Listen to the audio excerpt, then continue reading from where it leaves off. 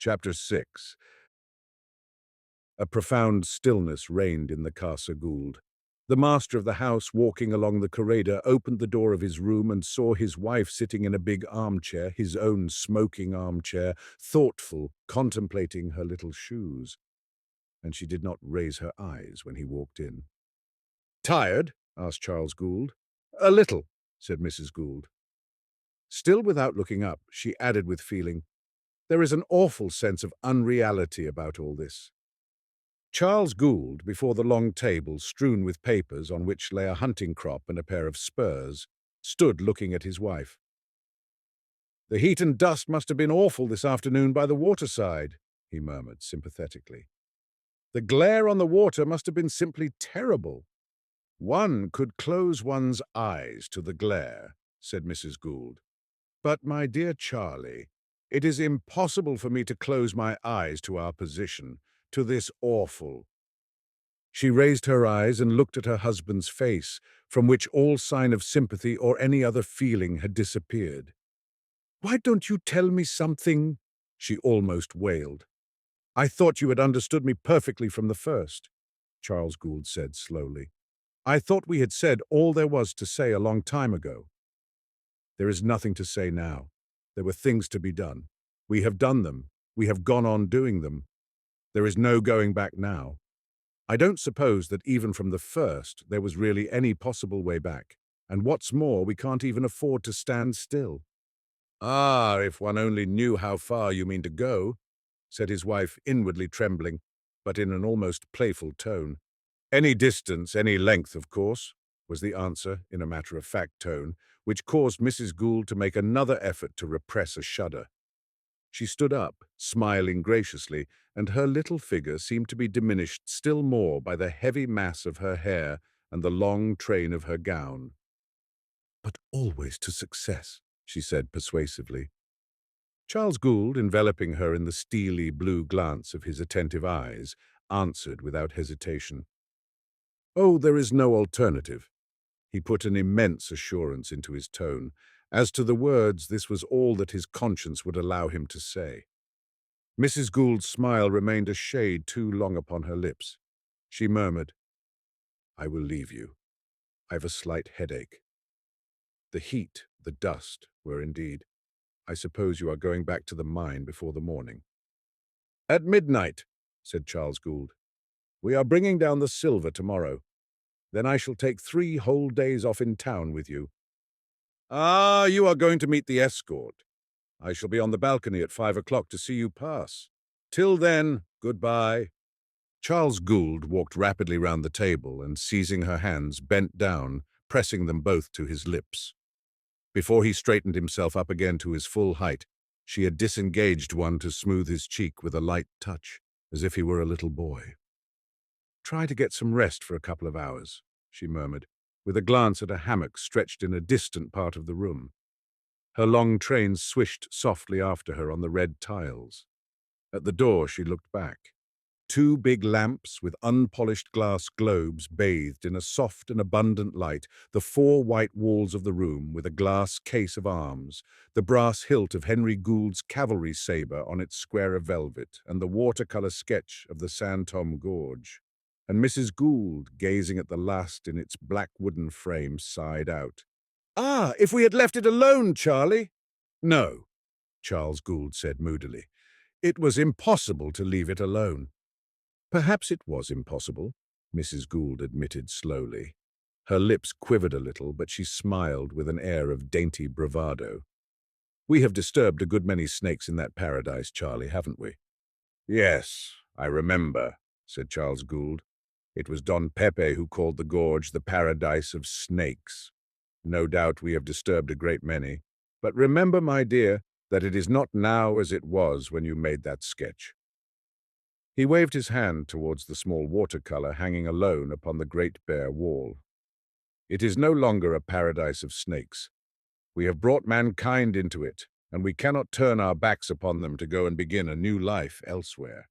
He confronted his wife with a firm, concentrated gaze, which Mrs. Gould returned with a brave assumption of fearlessness before she went out, closing the door gently after her. In contrast with the white, glaring room, the dimly lit corridor had a restful mysteriousness of a forest glade, suggested by the stems and the leaves of the plants ranged along the balustrade of the open side. In the streaks of light falling through the open doors of the reception rooms, the blossoms, white and red and pale lilac, came out vivid with the brilliance of flowers in a stream of sunshine, and Mrs. Gould passing on had the vividness of a figure seen in the clear patches of sun that checker the gloom of open glades in the woods. The stones in the rings upon her hand pressed to her forehead glittered in the lamplight abreast of the door of the sala. "Who's there?" she asked in a startled voice. "Is that you, Basilio?" She looked in and saw Martin Decoud walking about with an air of having lost something amongst the chairs and tables. "Antonia has forgotten her fan in here," said Decoud with a strange air of distraction, "so I entered to see." But even as he said this, he had obviously given up his search and walked straight towards Mrs. Gould, who looked at him with doubtful surprise. "Senora," he began in a low voice. "What is it, Don Martin?"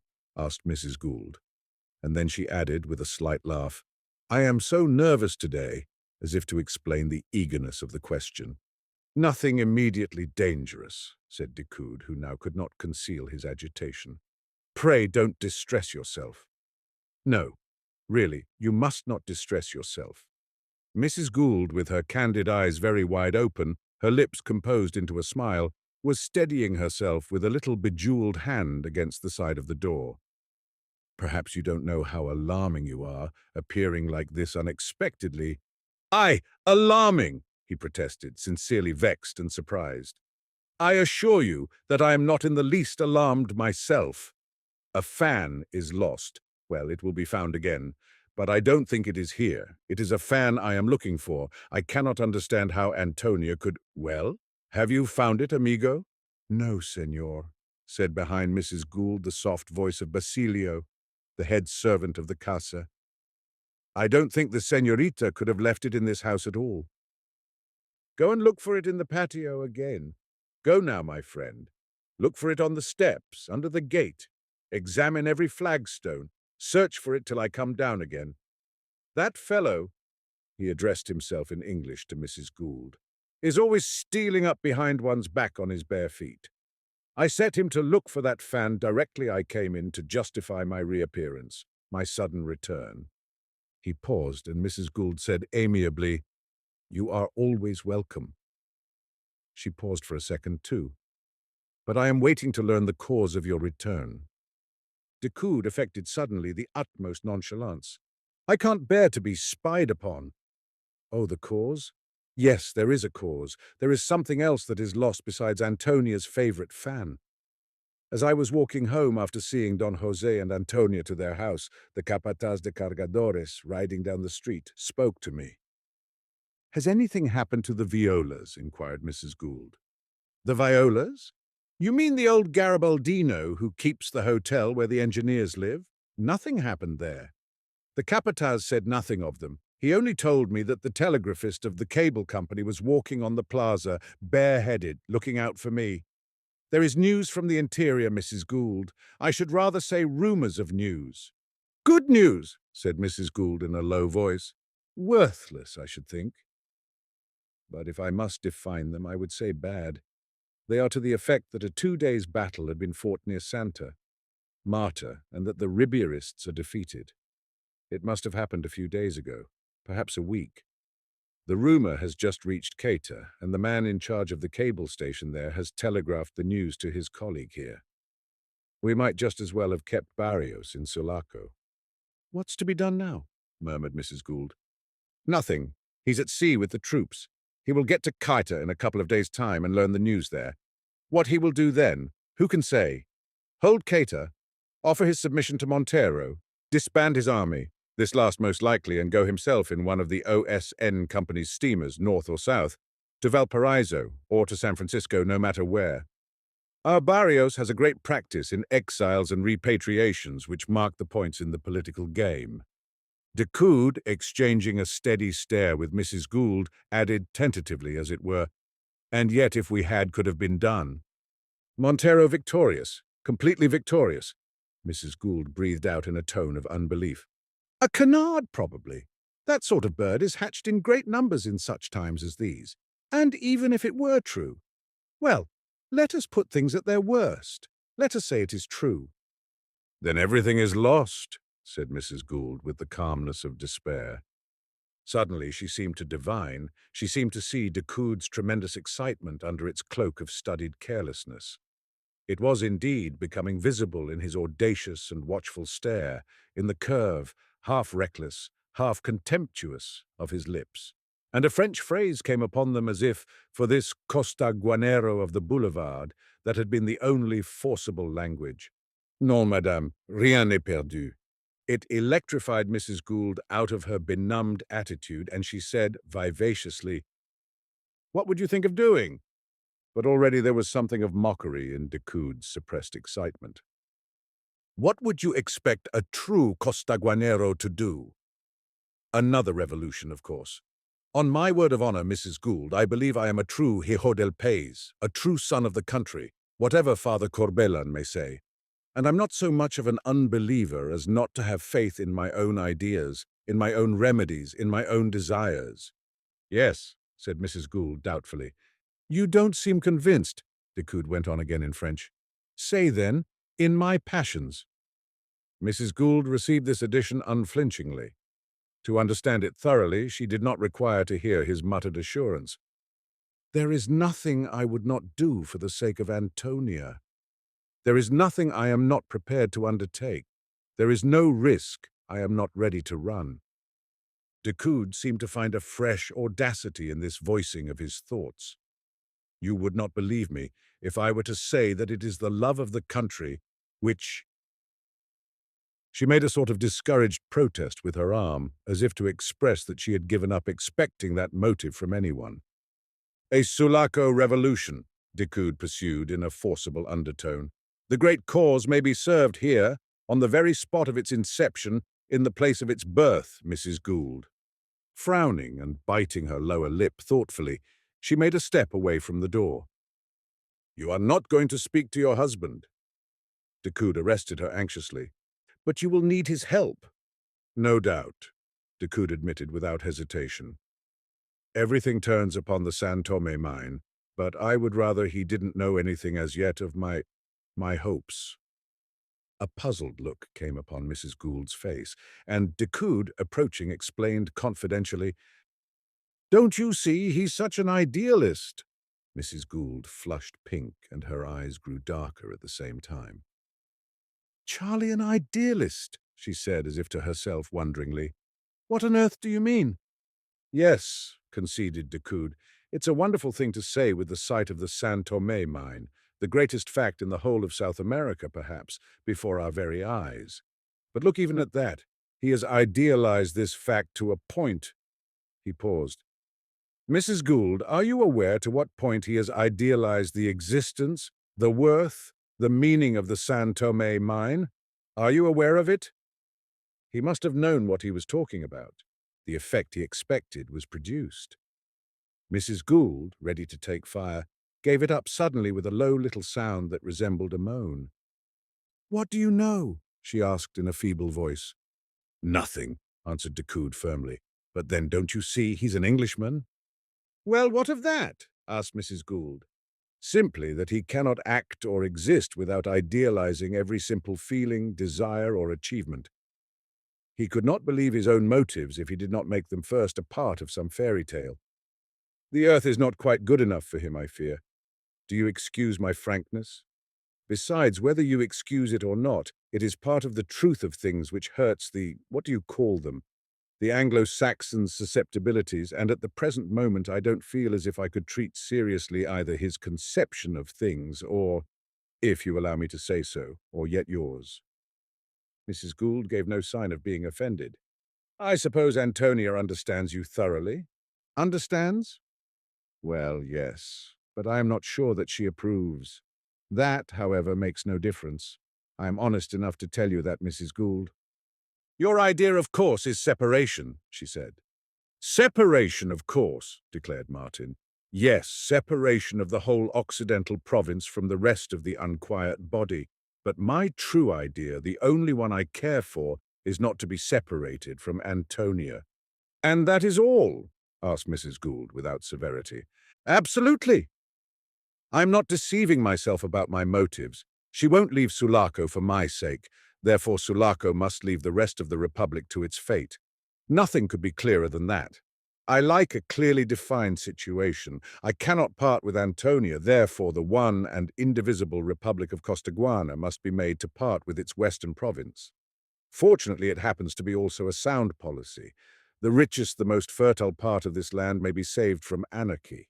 Personally, I care little, very little, but it's a fact that the establishment of Montero in power would mean death to me. In all the proclamations of general pardon which I have seen, my name, with a few others, is specially accepted. The brothers hate me, as you know very well, Mrs. Gould, and behold, here is the rumor of them having won a battle. You say that supposing it is true, I have plenty of time to run away. The slight protesting murmur on the part of Mrs. Gould made him pause for a moment, while he looked at her with a sombre and resolute glance. Ah, but I would, Mrs. Gould. I would run away if it served that which at present is my only desire. I am courageous enough to say that, and to do it too. But women, even our women, are idealists. It is Antonia that won't run away. A novel sort of vanity. You call it vanity, said Mrs. Gould in a shocked voice. Say pride, then, which Father Corbelan would tell you is a mortal sin. But I am not proud. I am simply too much in love to run away. At the same time, I want to live. There is no love for a dead man. Therefore, it is necessary that Sulaco should not recognize the victorious Montero. And you think my husband will give you his support? I think he can be drawn into it like all idealists when he once sees a sentimental basis for his action. But I wouldn't talk to him. Mere clear facts won't appeal to his sentiment. It is much better for him to convince himself in his own way. And frankly, I could not perhaps just now pay sufficient respect to either his motives or even, perhaps, to yours, Mrs. Gould. It was evident that Mrs. Gould was very determined not to be offended. She smiled vaguely while she seemed to think the matter over. As far as she could judge from the girl's half-confidences, Antonia understood that young man. Obviously, there was promise of safety in his plan, or rather in his idea. Moreover, right or wrong, the idea could do no harm, and it was quite possible also that the rumor was false. You have some sort of a plan, she said, simplicity itself. Barrios has started. Let him go on, then. He will hold Caita, which is the door of the sea route to Sulaco. They cannot send a sufficient force over the mountains. No, not even to cope with the band of Hernandez.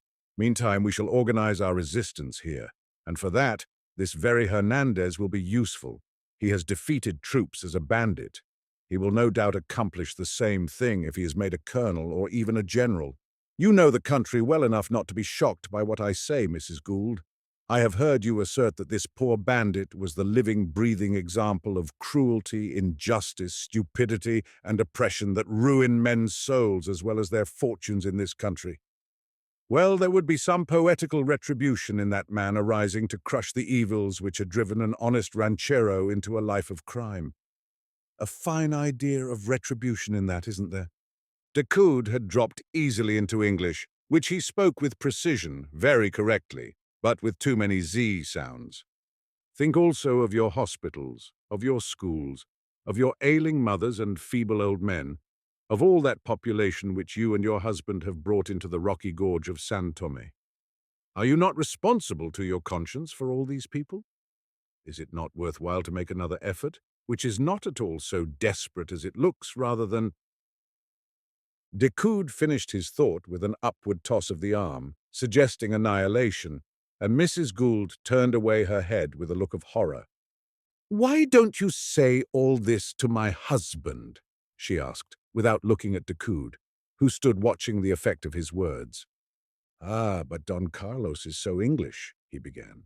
Mrs. Gould interrupted. "Leave that alone, Don Martin. He's as much a Costaguanero. No, he's more of a Costaguanero than yourself." Sentimentalist, Decoud almost cooed, in a tone of gentle and soothing deference.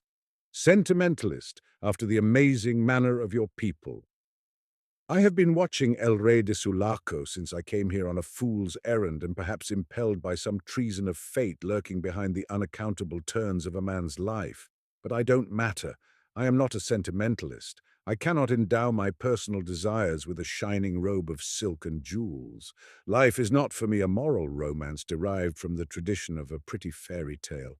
No, Mrs. Gould, I am practical. I am not afraid of my motives, but pardon me, I have been rather carried away. What I wish to say is that I have been observing. I won't tell you what I have discovered. No, that is unnecessary, whispered Mrs. Gould, once more averting her head. It is. Except one little fact, that your husband does not like me. It's a small matter which, in the circumstances, seems to acquire a perfectly ridiculous importance. Ridiculous and immense, for clearly money is required for my plan, he reflected. Then added meaningly, and we have two sentimentalists to deal with. I don't know that I understand you, Don Martin, said Mrs. Gould coldly, preserving the low key of their conversation. But speaking as if I did, who is the other? The great Holroyd in San Francisco, of course, Decoud whispered lightly. I think you understand me very well. Women are idealists, but then they are so perspicacious. But whatever was the reason of that remark, disparaging and complimentary at the same time, Mrs. Gould seemed not to pay attention to it. The name of Holroyd had given a new tone to her anxiety. The Silver Escort is coming down to the harbour tomorrow. A whole 6 months' working, Don Martin, she cried in dismay. Let it come down, then, breathed out Decoud earnestly, almost into her ear. But if the rumour should get about, and especially if it turned out true, troubles might break out in the town, objected Mrs. Gould. Decoud admitted that it was possible. He knew well the town children of the Sulaco Campo, sullen, thievish, vindictive and bloodthirsty, whatever great qualities their brothers of the plain might have had. But then there was that other sentimentalist, who attached a strangely idealistic meaning to concrete facts. This stream of silver must be kept flowing north to return in the form of financial backing from the great house of Holroyd. Up at the mountain, in the strong room of the mine, the silver bars were worth less for his purpose than so much lead, from which at least bullets may be run. Let it come down to the harbour, ready for shipment. The next north-going steamer would carry it off for the very salvation of the San Tomé mine, which had produced so much treasure. And moreover, the rumour was probably false, he remarked, with much conviction in his hurried tone. Besides, Senora, concluded Decoud, we may suppress it for many days. I have been talking with the telegraphist in the middle of the Plaza Mayor. Thus I am certain that we could not have been overheard. There was not even a bird in the air near us. And also let me tell you something more.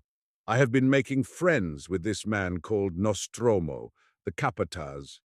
We had a conversation this very evening, I walking by the side of his horse as he rode slowly out of the town just now. He promised me that if a riot took place for any reason, even for the most political of reasons, you understand, his cargadores, an important part of the populace, you will admit, should be found on the side of the Europeans. He has promised you that? Mrs. Gould inquired with interest. What made him make that promise to you? Upon my word, I don't know, declared Decoud in a slightly surprised tone. He certainly promised me that, but now you ask me why, I could not tell you his reasons. He talked with his usual carelessness, which, if he had been anything else but a common sailor, I would call a pose or an affectation. Decoud, interrupting himself, looked at Mrs. Gould curiously. Upon the whole, he continued, I suppose he expects something to his advantage from it. You mustn't forget that he does not exercise his extraordinary power over the lower classes without a certain amount of personal risk and without a great profusion in spending his money. One must pay in some way or other for such a solid thing as individual prestige. He told me after we made friends at a dance in a posada kept by a Mexican just outside the walls that he had come here to make his fortune. I suppose he looks upon his prestige as a sort of investment. Perhaps he prizes it for its own sake, Mrs. Gould said in a tone as if she were repelling an undeserved aspersion. Viola, the Garibaldino, with whom he has lived for some years, calls him the Incorruptible.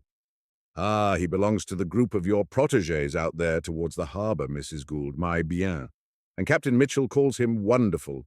I have heard no end of tales of his strength, his audacity, his fidelity. No end of fine things, Incorruptible.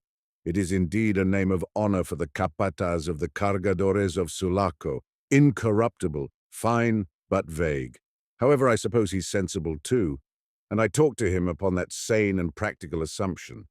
I prefer to think him disinterested, and therefore trustworthy, Mrs. Gould said, with the nearest approach to curtness it was in her nature to assume. Well, if so, then the silver will be still more safe. Let it come down, Signora. Let it come down, so that it may go north and return to us in the shape of credit. Mrs. Gould glanced along the corridor towards the door of her husband's room. Decoud, watching her as if she had his fate in her hands, detected an almost imperceptible nod of assent. He bowed with a smile and, putting his hand into the breast pocket of his coat, pulled out a fan of light feathers set upon painted leaves of sandalwood. I had it in my pocket, he murmured triumphantly, for a plausible pretext. He bowed again. Good night, Signora. Mrs. Gould continued along the corridor away from her husband's room. The fate of the San Tomé mine was lying heavy upon her heart. It was a long time now since she had begun to fear it. It had been an idea. She had watched it with misgivings turning into a fetish, and now the fetish had grown into a monstrous and crushing weight. It was as if the inspiration of their early years had left her heart to turn into a wall of silver bricks, erected by the silent work of evil spirits between her and her husband. He seemed to dwell alone within a circumvallation of precious metal, leaving her outside with her school, her hospital, the sick mothers and the feeble old men, mere insignificant vestiges of the initial inspiration. Those poor people, she murmured to herself. Below, she heard the voice of Martin Decoud in the patio speaking loudly. I have found Donna Antonia's fan, Basilio. Look, here it is. Chapter 7. It was part of what Decoud would have called his sane materialism that he did not believe in the possibility of friendship between man and woman. The one exception he allowed confirmed, he maintained, that absolute rule.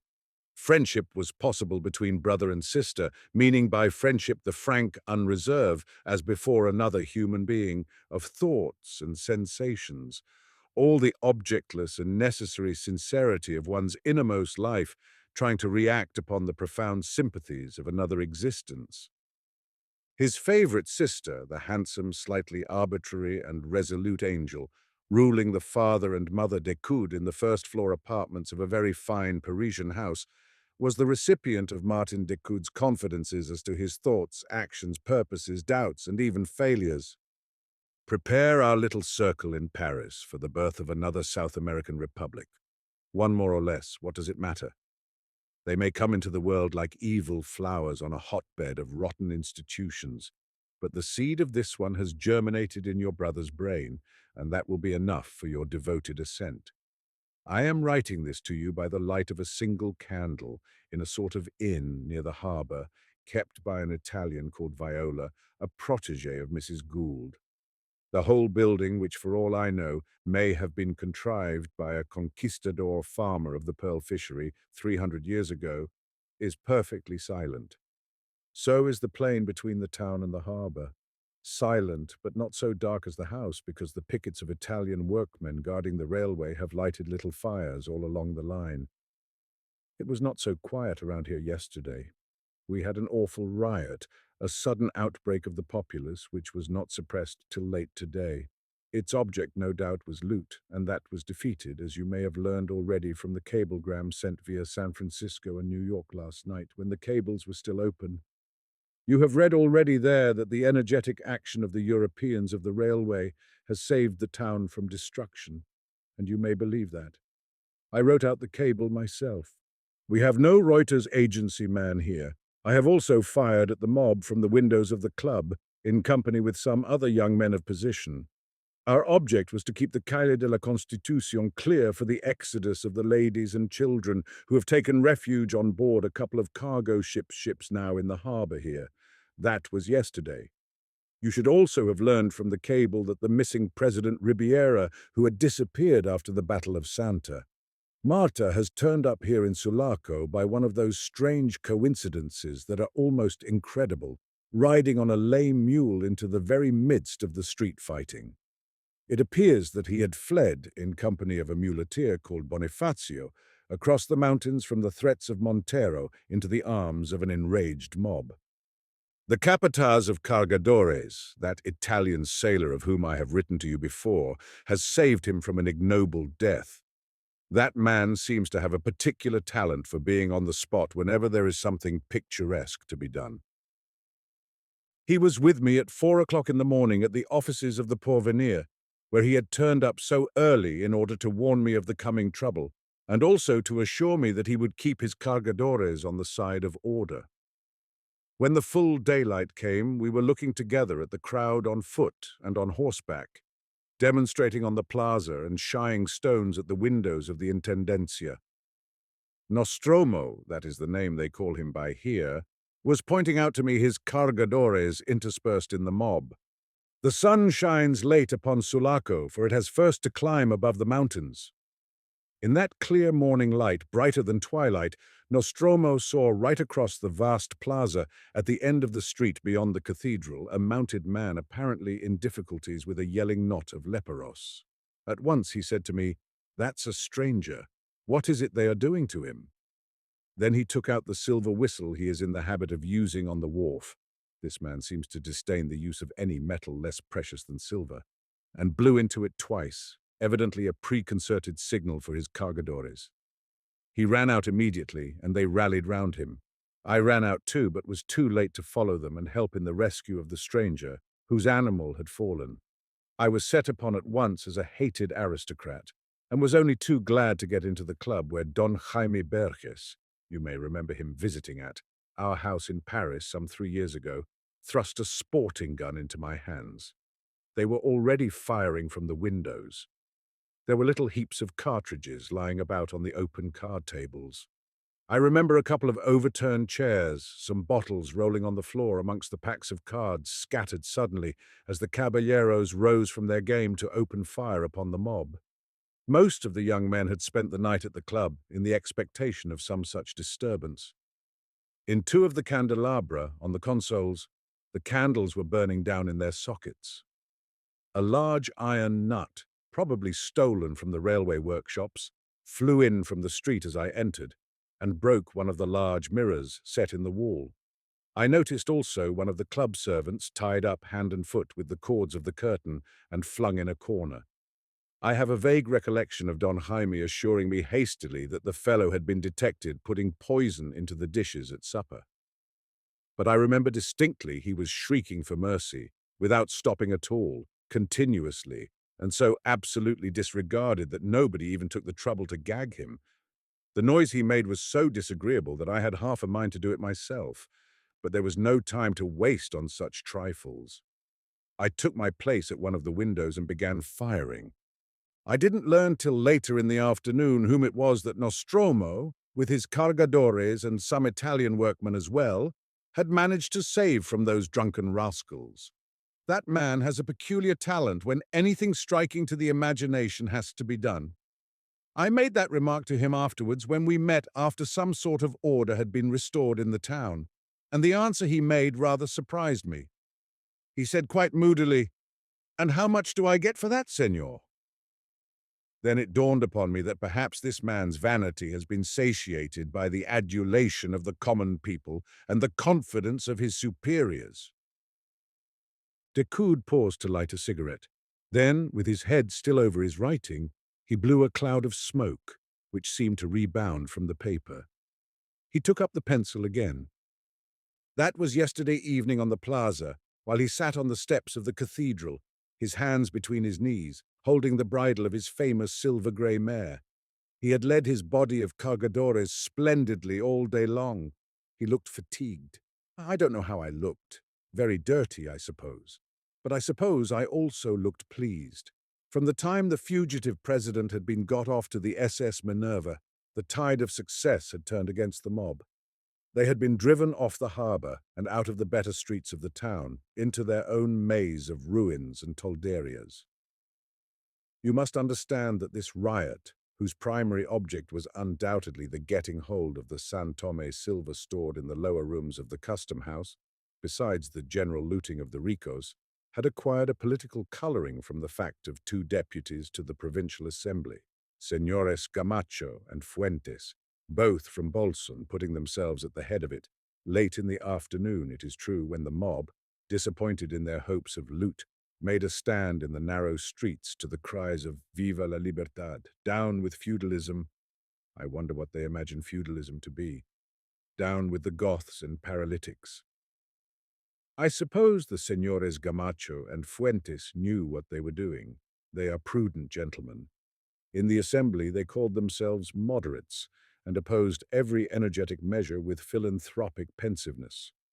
At the first rumors of Montero's victory, they showed a subtle change of the pensive temper and began to defy poor Don Juste Lopez in his presidential tribune, with an effrontery to which the poor man could only respond by a dazed smoothing of his beard and the ringing of the presidential bell. Then, when the downfall of the Ribierist cause became confirmed beyond the shadow of a doubt, they have blossomed into convinced liberals, acting together as if they were Siamese twins, and ultimately taking charge, as it were, of the riot in the name of Monterist principles. Their last move of 8 o'clock last night was to organize themselves into a Monterist committee, which sits, as far as I know, in a posada kept by a retired Mexican bullfighter, a great politician too, whose name I have forgotten. Thence they have issued a communication to us, the Goths and Paralytics of the Amarilla Club, who have our own committee, inviting us to come to some provisional understanding for a truce in order, they have the impudence to say, that the noble cause of liberty should not be stained by the criminal excesses of conservative selfishness. As I came out to sit with Nostromo on the cathedral steps, the club was busy considering a proper reply in the principal room, littered with exploded cartridges, with a lot of broken glass, blood smears, candlesticks, and all sorts of wreckage on the floor. But all this is nonsense. Nobody in the town has any real power except the railway engineers, whose men occupy the dismantled houses acquired by the company for their town station on one side of the plaza, and Nostromo, whose cargadores were sleeping under the arcades along the front of Anzani's shops. A fire of broken furniture out of the Intendencia saloons, mostly gilt, was burning on the plaza, in a high flame swaying right upon the statue of Charles IV. The dead body of a man was lying on the steps of the pedestal, his arms thrown wide open and his sombrero covering his face, the attention of some friend, perhaps. The light of the flames touched the foliage of the first trees on the Alameda and played on the end of a side street nearby, blocked up by a jumble of ox carts and dead bullocks. Sitting on one of the carcasses, a lepero, muffled up, smoked a cigarette. It was a truce, you understand. The only other living being on the plaza besides ourselves was a cargador walking to and fro, with a long bare knife in his hand, like a sentry before the arcades where his friends were sleeping.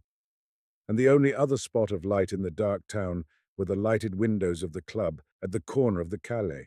After having written so far, Don Martin de Coude, the exotic dandy of the Parisian boulevard, got up and walked across the sanded floor of the cafe at one end of the Albergo of United Italy, kept by Giorgio Viola, the old companion of Garibaldi.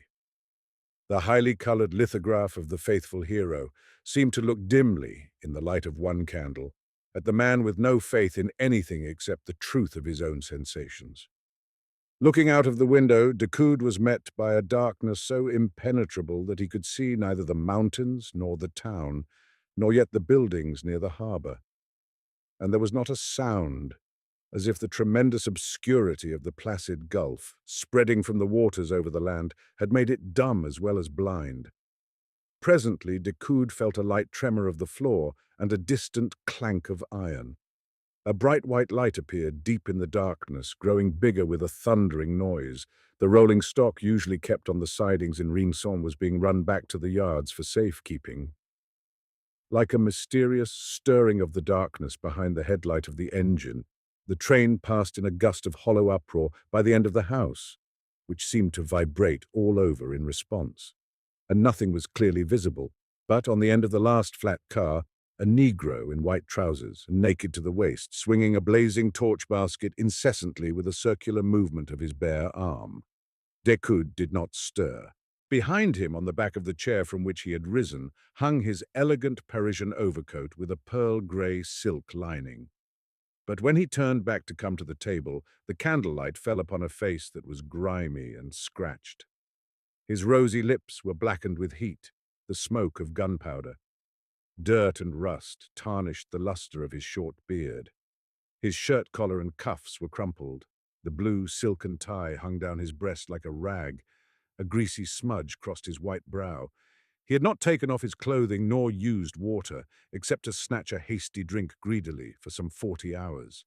An awful restlessness had made him its own, had marked him with all the signs of desperate strife and put a dry, sleepless stare into his eyes. He murmured to himself in a hoarse voice, "I wonder if there's any bread here," looked vaguely about him, then dropped into the chair and took the pencil up again. He became aware he had not eaten anything for many hours. It occurred to him that no one could understand him so well as his sister. In the most skeptical heart there lurks at such moments, when the chances of existence are involved, a desire to leave a correct impression of the feelings like a light by which the action may be seen when personality is gone, gone where no light of investigation can ever reach the truth which every death takes out of the world. Therefore, instead of looking for something to eat or trying to snatch an hour or so of sleep, Decoud was filling the pages of a large pocketbook with a letter to his sister. In the intimacy of that intercourse, he could not keep out his weariness, his great fatigue, the close touch of his bodily sensations. He began again as if he were talking to her. With almost an illusion of her presence, he wrote the phrase, "I am very hungry." "I have the feeling of a great solitude around me," he continued. "Is it perhaps because I am the only man with a definite idea in his head, in the complete collapse of every resolve, intention, and hope about me? But the solitude is also very real. All the engineers are out, and have been for 2 days, looking after the property of the National Central Railway, of that great Costaguana undertaking which is to put money into the pockets of Englishmen, Frenchmen, Americans, Germans, and God knows who else. The silence about me is ominous. There is above the middle part of this house a sort of first floor, with narrow openings like loopholes for windows, probably used in old times for the better defense against the savages, when the persistent barbarism of our native continent did not wear the black coats of politicians, but went about yelling, half naked, with bows and arrows in its hands. The woman of the house is dying up there, I believe, all alone with her old husband. There is a narrow staircase, the sort of staircase one man could easily defend against a mob, leading up there, and I have just heard, through the thickness of the wall, the old fellow going down into their kitchen for something or other. It was a sort of noise a mouse might make behind the plaster of a wall. All the servants, they had ran away yesterday and have not returned yet, if ever they do. For the rest, there are only 2 children here, 2 girls.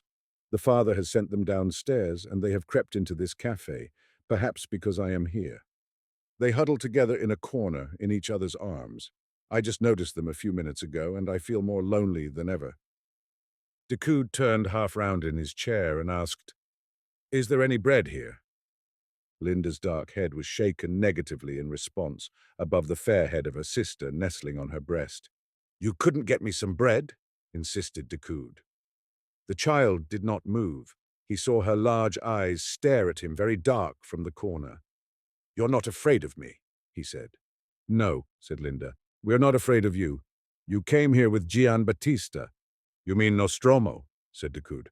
"The English call him so, but that is no name either for man or beast," said the girl, passing her hand gently over her sister's hair. "But he lets people call him so," remarked Decoud. "Not in this house," retorted the child. "Ah, well, I shall call him the Capataz then." Decoud gave up the point. and after writing steadily for a while turned round again. "When do you expect him back?" he asked. "After he brought you here, he rode off to fetch the Senor Doctor from the town for Mother. He will be back soon."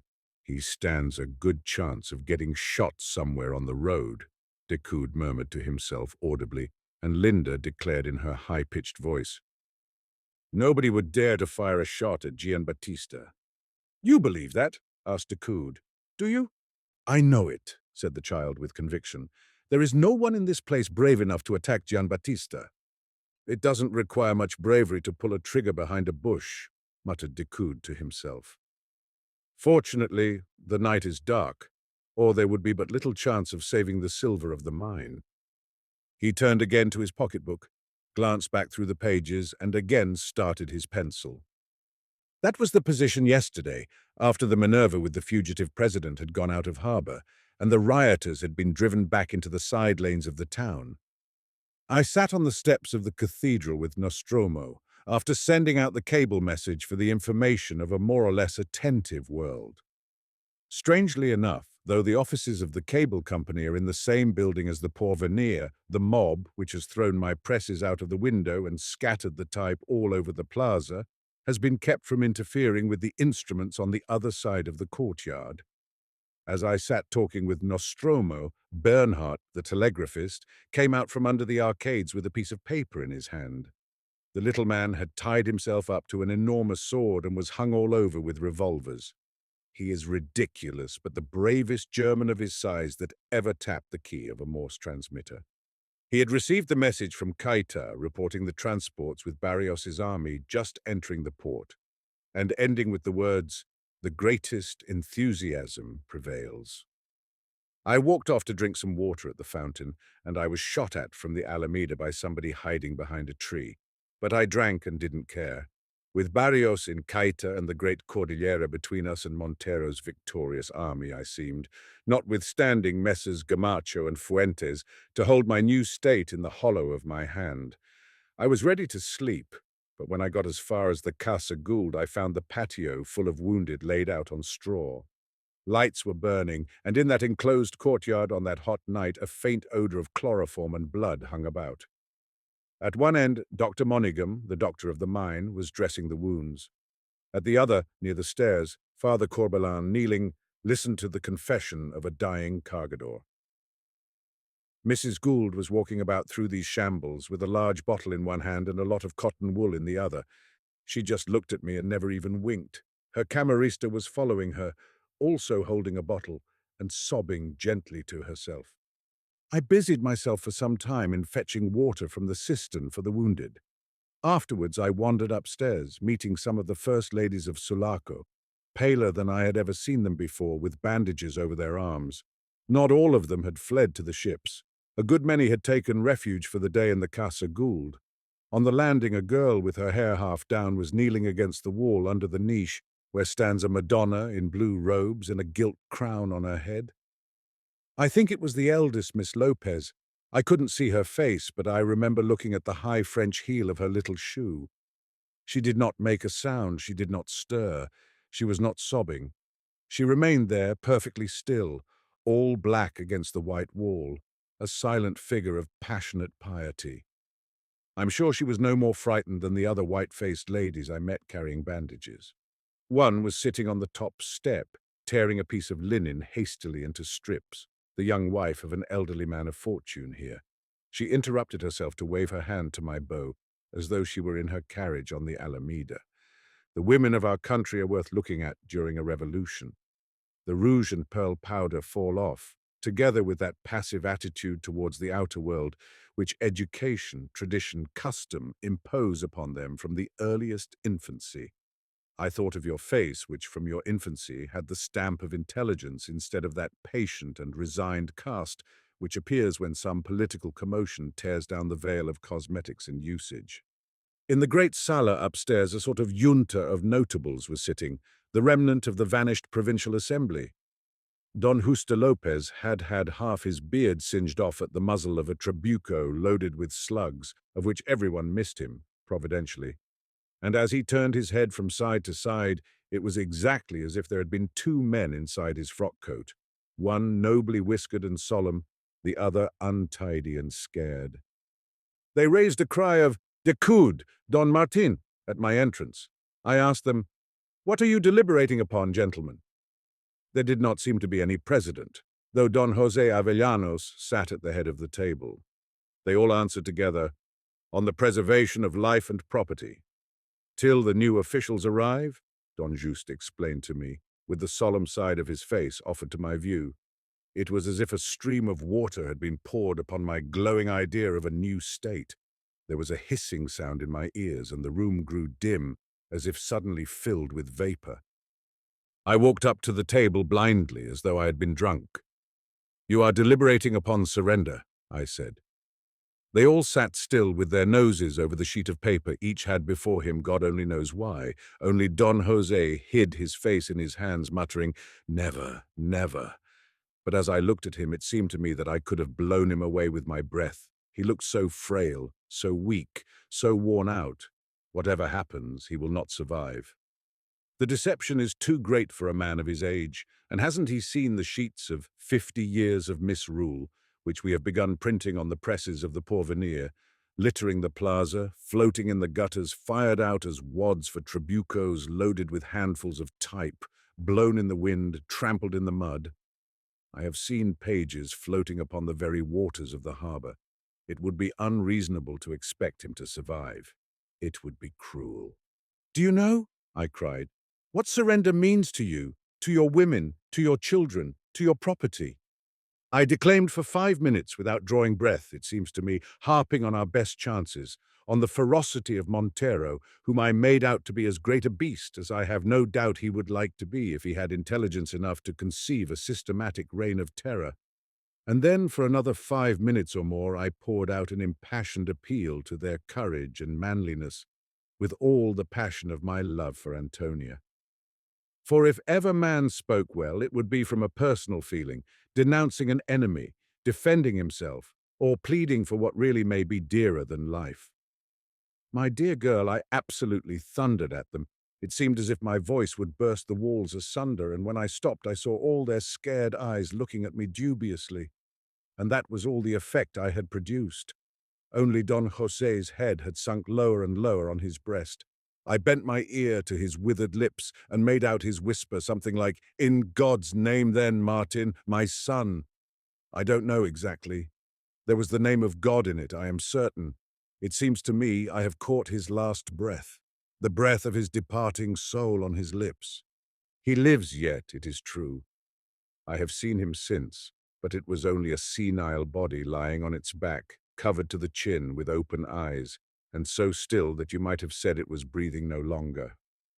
I left him thus, with Antonia kneeling by the side of the bed, just before I came to this Italian's posada, where the ubiquitous death is also waiting. But I know that Don Jose has really died there in the Casa Gould, with that whisper urging me to attempt what no doubt his soul, wrapped up in the sanctity of diplomatic treaties and solemn declarations, must have abhorred. I had exclaimed very loud, "There is never any God in a country where men will not help themselves." Meanwhile, Don Juste had begun a pondered oration whose solemn effect was spoiled by the ridiculous disaster to his beard. I did not wait to make it out. He seemed to argue that Montero's, he called him the general intentions, were probably not evil, though, he went on. That distinguished man, only a week ago we used to call him a gran bestia, was perhaps mistaken as to the true means. As you may imagine, I didn't stay to hear the rest. I know the intentions of Montero's brother Pedrito, the guerrillero, whom I exposed in Paris some years ago in a café frequented by South American students, where he tried to pass himself off for a secretary of legation. He used to come in and talk for hours, twisting his felt hat in his hairy paws, and his ambition seemed to become a sort of Duc de Morny to a sort of Napoleon. Already then he used to talk of his brother in inflated terms. He seemed fairly safe from being found out because the students, all of the Blanco families, did not, as you may imagine, frequent the legation. It was only Decode, a man without faith and principles, as they used to say, that went in there sometimes for the sake of the fun, as it were to an assembly of trained monkeys. I know his intentions. I have seen him change the plates at table, Whoever is allowed to live on in terror, I must die the death. No, I didn't stay to the end to hear Don Justo Lopez trying to persuade himself in a grave oration of the clemency and justice and honesty and purity of the brothers Montero. I went out abruptly to seek Antonia. I saw her in the gallery. As I opened the door, she extended to me her clasped hands. "What are they doing in there?" she asked. "Talking," I said, with my eyes looking into hers. Yes, yes, but—" "Empty speeches," I interrupted her, "hiding their fears behind imbecile hopes. They are all great parliamentarians there, on the English model, as you know." I was so furious that I could hardly speak. She made a gesture of despair. Through the door I held a little ajar behind me. We heard Dun Juste's measured mouthing monotone go on from phrase to phrase, like a sort of awful and solemn madness. "After all, the democratic aspirations have perhaps their legitimacy.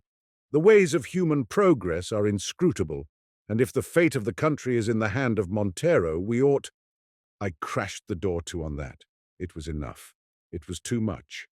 There was never a beautiful face expressing more horror and despair than the face of Antonia. I couldn't bear it. I seized her wrists.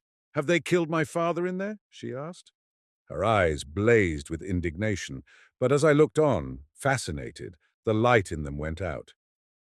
"It is a surrender," I said, and I remember I was shaking her wrists I held apart in my hands. "But it's more than talk. Your father told me to go on in God's name." "My dear girl, there is that in Antonia which would make me believe in the feasibility of anything. One look at her face is enough to set my brain on fire, and yet I love her as any other man would, with the heart and with that alone. She is more to me than his church to Father Corbelan. The Grand Vicar disappeared last night from the town, perhaps gone to join the band of Hernandez. She is more to me than his precious mind to that sentimental Englishman. I won't speak of his wife. She may have been sentimental once. The San Tomé mine stands now between those two people. Your father himself, Antonia," I repeated. "Your father, do you understand, has told me to go on."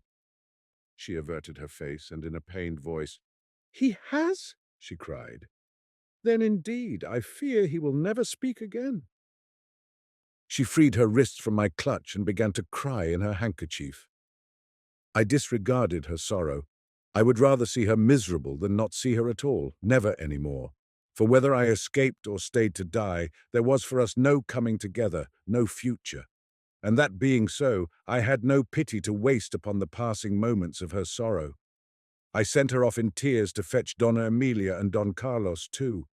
Their sentiment was necessary to the very life of my plan. The sentimentalism of the people that will never do anything for the sake of their passionate desire, unless it comes to them clothed in the fair robes of an idea. Late at night we formed a small junta of 4, the 2 women, Don Carlos and myself, in Mrs. Gould's blue and white boudoir. El Rey de Sulaco thinks himself no doubt a very honest man.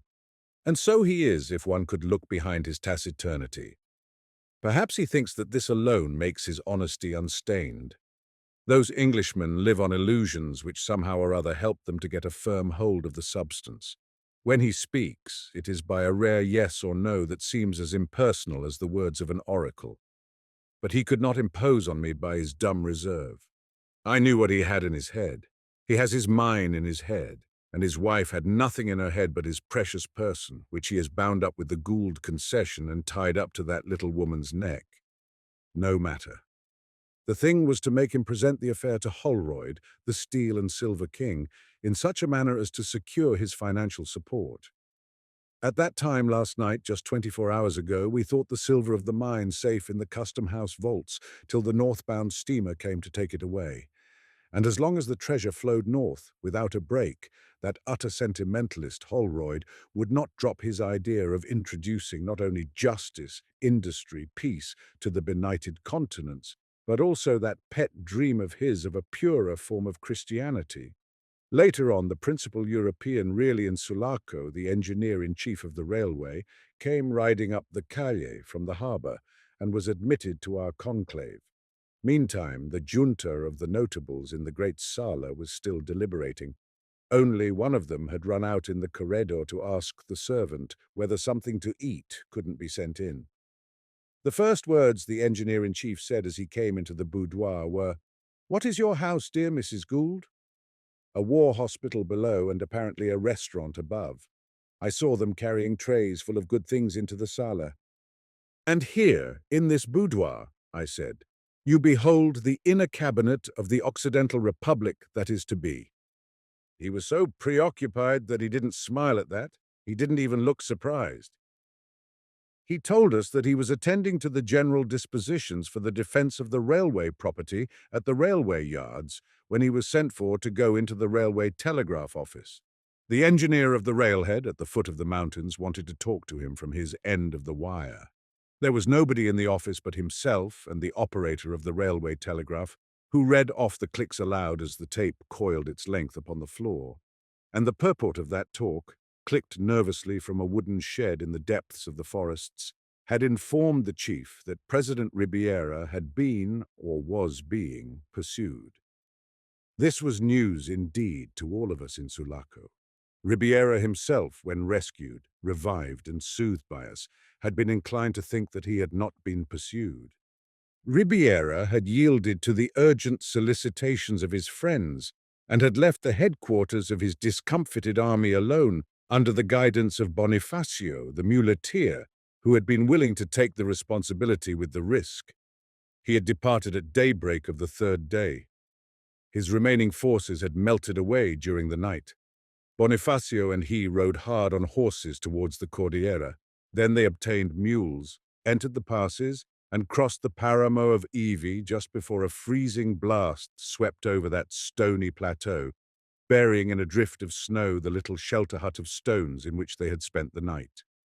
Afterwards, poor Ribiera had many adventures, got separated from his guide, lost his mount, struggled down to the campo on foot, and if he had not thrown himself on the mercy of a ranchero, would have perished a long way from Sulaco. That man, who, as a matter of fact, recognized him at once, let him have a fresh mule which the fugitive, heavy and unskillful, had ridden to death. And it was true he had been pursued by a party commanded by no less a person than Pedro Montero, the brother of the general. The cold wind of the paramo luckily caught the pursuers on the top of the pass. Some few men and all the animals perished in the icy blast. The stragglers died, but the main body kept on. They found poor Bonifacio lying half dead at the foot of a snow slope and bayoneted him promptly in the true Civil War style. They would have had Ribiera too if they had not, for some reason or other, turned off the track of the old Camino Real, only to lose their way in the forests at the foot of the lower slopes. And there they were at last, having stumbled in unexpectedly upon the construction camp. The engineer at the railhead told his chief by wire that he had Pedro Montero absolutely there, in the very office, listening to the clicks. He was going to take possession of Sulaco in the name of the democracy. He was very overbearing. His men slaughtered some of the railway company's cattle without asking leave, and went to work broiling the meat on the embers. Pedrito made many pointed inquiries as to the silver mine, and what had become of the product of the last 6 months' working. He had said peremptorily, "Ask your chief up there by wire. He ought to know. Tell him that Don Pedro Montero, chief of the Campo and minister of the Interior of the new government, desires to be correctly informed." He had his feet wrapped up in blood-stained rags, a lean, haggard face, ragged beard and hair, and had walked in limping with a crooked branch of a tree for a staff. His followers were perhaps in a worse plight, but apparently they had not thrown away their arms, and at any rate not all their ammunition. Their lean faces filled the door and the windows of the telegraph hut. As it was at the same time the bedroom of the engineer in charge there, Montero had thrown himself on his clean blankets and lay there shivering and dictating requisitions to be transmitted by wire to Sulaco. He demanded a train of cars to be sent down at once to transport his men up. To this I answered from my end, the engineer-in-chief related to us, that I dared not risk the rolling stock in the interior, as there had been attempts to wreck trains all along the line several times. "I did that for your sake, Gould," said the chief engineer. The answer to this was, in the words of my subordinate, The filthy brute on my bed said, "Suppose I were to have you shot." To which my subordinate, who, it appears, was himself operating, remarked that it would not bring the cars up. Upon that, the other, yawning, said, "Never mind, there is no lack of horses on the Campo," and turning over went to sleep on Harris's bed. This is why, my dear girl, I am a fugitive tonight. The last wire from Railhead says that Pedro Montero and his men left at daybreak after feeding on asado beef all night. They took all the horses. They will find more on the road. They'll be here in less than 30 hours. And thus Sulaco is no place either for me or the great store of silver belonging to the Gould concession. But that is not the worst. The garrison of Esmeralda has gone over to the victorious party. We have heard this by means of the telegraphist of the cable company, who came to the Casa Gould in the early morning with the news. In fact, it was so early that the day had not yet quite broken over Sulaco. His colleague in Esmeralda had called him up to say that the garrison, after shooting some of their officers, had taken possession of a government steamer laid up in the harbour. It is really a heavy blow for me. I thought I could depend on every man in this province. It was a mistake. It was a Monterist revolution in Esmeralda, just such as was attempted in Sulaco, only that one came off. The telegraphist was signalling to Bernhardt all the time, and his last transmitted words were, "They are bursting in the door and taking possession of the cable office. You are cut off, can do no more." But, as a matter of fact, he managed somehow to escape the vigilance of his captors, who had tried to stop the communication with the outer world. He did manage it. How it was done I don't know, but a few hours afterwards he called up Sulaco again, and what he said was, "The insurgent army has taken possession of the government transport in the bay and are filling her with troops, with the intention of going round the coast to Sulaco.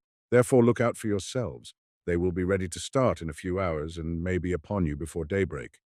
This is all he could say.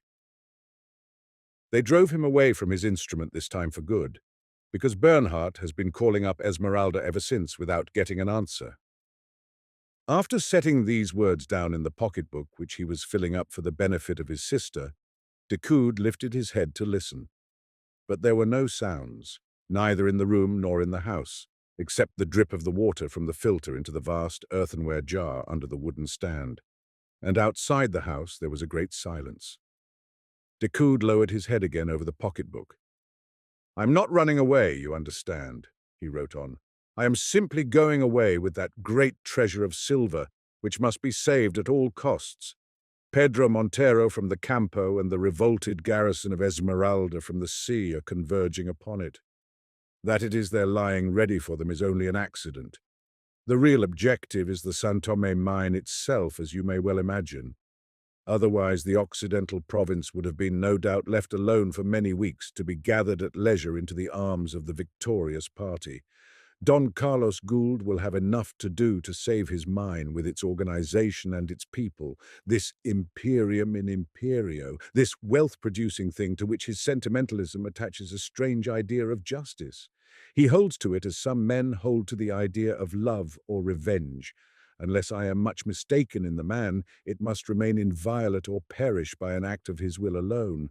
A passion has crept into his cold and idealistic life, a passion which I can only comprehend intellectually, a passion that is not like the passions we know, we men of another blood, but it is as dangerous as any of ours. His wife has understood it too. That is why she is such a good ally of mine. She seizes upon all my suggestions with a sure instinct that in the end they make for the safety of the Gould concession. And he defers to her because he trusts her, perhaps. But I fancy rather as if he wished to make up for some subtle wrong, for that sentimental unfaithfulness which surrenders her happiness, her life, to the seduction of an idea. The little woman has discovered that he lives for the mine rather than for her.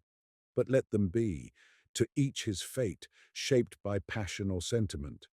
The principal thing is that she has backed up my advice to get the silver out of the town, out of the country, at once, at any cost, at any risk. Don Carlos's mission is to preserve unstained the fair fame of his mine. Mrs. Gould's mission is to save him from the effects of that cold and overmastering passion, which she dreads more than if it were an infatuation for another woman. Nostromo's mission is to save the silver. The plan is to load it into the largest of the company's lighters and send it across the Gulf to a small port out of Costaguana territory, just on the other side the Azuera, where the first northbound steamer will get orders to pick it up. The waters here are calm. We shall slip away into the darkness of the Gulf before the Esmeralda rebels arrive. And by the time the day breaks over the ocean, we shall be out of sight, invisible, hidden by Azuera, which itself looks from the Sulaco shore like a faint blue cloud on the horizon. The incorruptible capataz de cargadores is the man for that work, and I, the man with a passion but without a mission. I go with him to return, to play my part in the fast to the end, and, if successful, to receive my reward, which no one but Antonia can give me. I shall not see her again now before I depart. I left her, as I have said, by Don Jose's bedside. The street was dark, the houses shut up, and I walked out of the town in the night. Not a single street lamp had been lit for 2 days, and the archway of the gate was only a mass of darkness in the vague form of a tower, in which I heard low, dismal groans that seemed to answer the murmurs of a man's voice. I recognized something impassive and careless in its tone, characteristic of that Genoese sailor who, like me, has come casually here to be drawn into the events for which his skepticism, as well as mine, seems to entertain a sort of passive contempt. The only thing he seems to care for, as far as I have been able to discover, is to be well spoken of, an ambition fit for noble souls, but also a profitable one for an exceptionally intelligent scoundrel. Yes, his very words, to be well spoken of. Si, senor. He does not seem to make any difference between speaking and thinking. Is it sheer naiveness, or the practical point of view, I wonder? Exceptional individualities always interest me, because they are true to the general formula expressing the moral state of humanity. He joined me on the harbour road after I had passed them under the dark archway without stopping. It was a woman in trouble he had been talking to. Through discretion, I kept silent while he walked by my side. After a time, he began to talk himself. It was not what I expected. It was only an old woman, an old lace-maker in search of her son, one of the street sweepers employed by the municipality. Friends had come the day before at daybreak to the door of their hovel calling him out. He had gone with them, and she had not seen him since. So she had left the food she had been preparing half-cooked on the extinct embers, and had crawled out as far as the harbour, where she had heard that some town mozos had been killed on the morning of the riot. One of the cargadores guarding the custom house had brought out a lantern and had helped her to look at the few dead left lying about there. Now she was creeping back, having failed in her search. So she sat down on the stone seat under the arch, moaning because she was very tired. The capataz had questioned her, and after hearing her broken and groaning tale had advised her to go and look amongst the wounded in the patio of the Casa Gould. He had also given her $25, he mentioned carelessly. "Why did you do that?" I asked. "Do you know her?" "No, senor. I don't suppose I've ever seen her before. How should I? She has not probably been out in the streets for years. She is one of those old women that you find in this country at the back of huts, crouching over fireplaces, with a stick on the ground by their side, and almost too feeble to drive away the stray dogs from their cooking pots. Caramba! I could tell by her voice that death had forgotten her. But old or young, they like money, and will speak well of the man who gives it to them." He laughed a little. "Senor, you should have felt the clutch of her paw as I put the piece in her palm." He paused. "My last too," he added. I made no comment. He's known for his liberality and his bad luck at the game of Monte, which keeps him as poor as when he first came here. "I suppose, Don Martin," he began, in a thoughtful, speculative tone, "that the Señor Administrador of San Tomé will reward me some day if I save his silver." I said that it could not be otherwise, surely. He walked on, muttering to himself. Si, without doubt, without doubt. And look you, Señor Martin, what it is to be well spoken of. There is not another man that could have been even thought of for such a thing. I shall get something great for it some day, and let it come soon, he mumbled. Time passes in this country as quick as anywhere else. This, Sir Cherie, is my companion in the great escape for the sake of the great cause. He is more naive than shrewd, more masterful than crafty, more generous with his personality than the people who make use of him are with their money. At least that is what he thinks himself, with more pride than sentiment. I am glad I have made friends with him.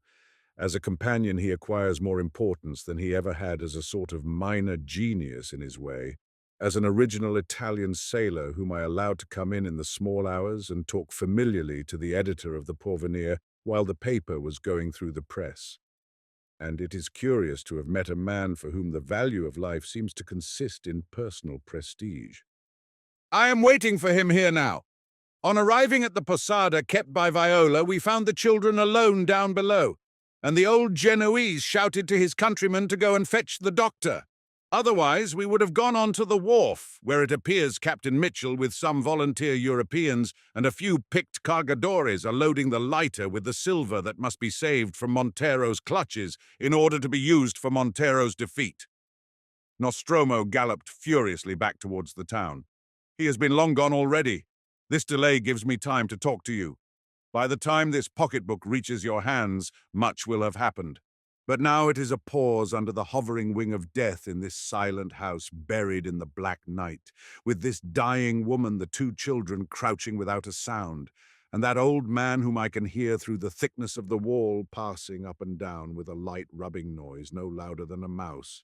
And I, the only other with them, don't really know whether to count myself with the living or with the dead. Quien sabe? As the people here are prone to say in answer to every question. But no, feeling for you is certainly not dead. And the whole thing, the house, the dark night, the silent children in this dim room, my very presence here, all this is life, must be life, since it is so much like a dream.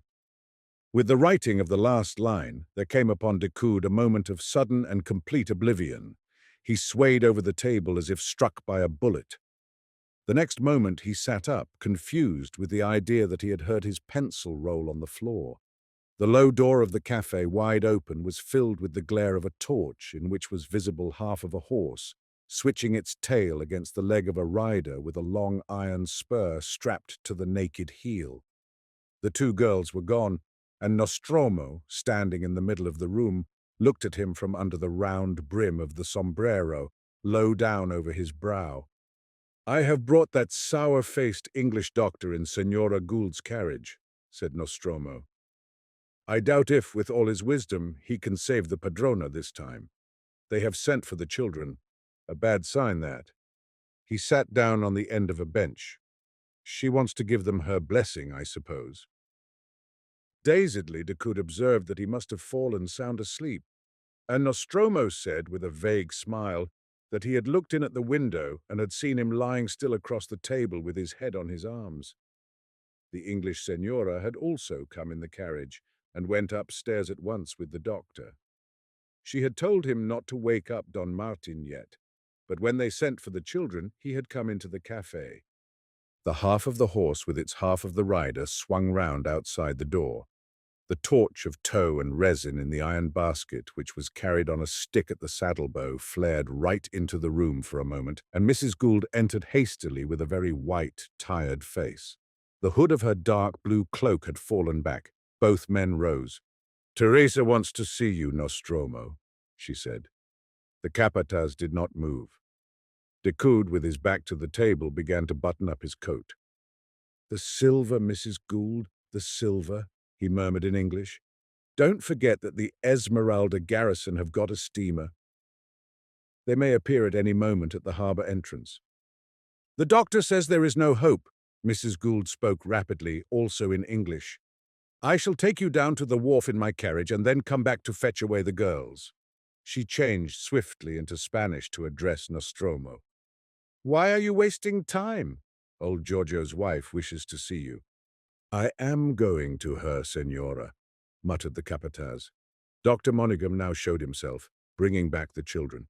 To Mrs. Gould's inquiring glance, he only shook his head and went outside at once, followed by Nostromo. The horse of the torchbearer, motionless, hung his head low, and the rider had dropped the reins to light a cigarette. The glare of the torch played on the front of the house, crossed by the big black letters of its inscription in which only the word Italia was lighted fully. The patch of wavering glare reached as far as Mrs. Gould's carriage waiting on the road, with the yellow-faced, portly Ignacio apparently dozing on the box. By his side, Basilio, dark and skinny, held a Winchester carbine in front of him with both hands and peered fearfully into the darkness. Nostromo touched lightly the doctor's shoulder. "Is she really dying, Senor Doctor?" "Yes," said the doctor, with a strange twitch of his scarred cheek. "And why she wants to see you, I cannot imagine." "She has been like that before," suggested Nostromo, looking away. "Well, Capataz, I can assure you she will never be like that again," snarled Dr. Monaghan. "You may go to her or stay away." There is very little to be got from talking to the dying.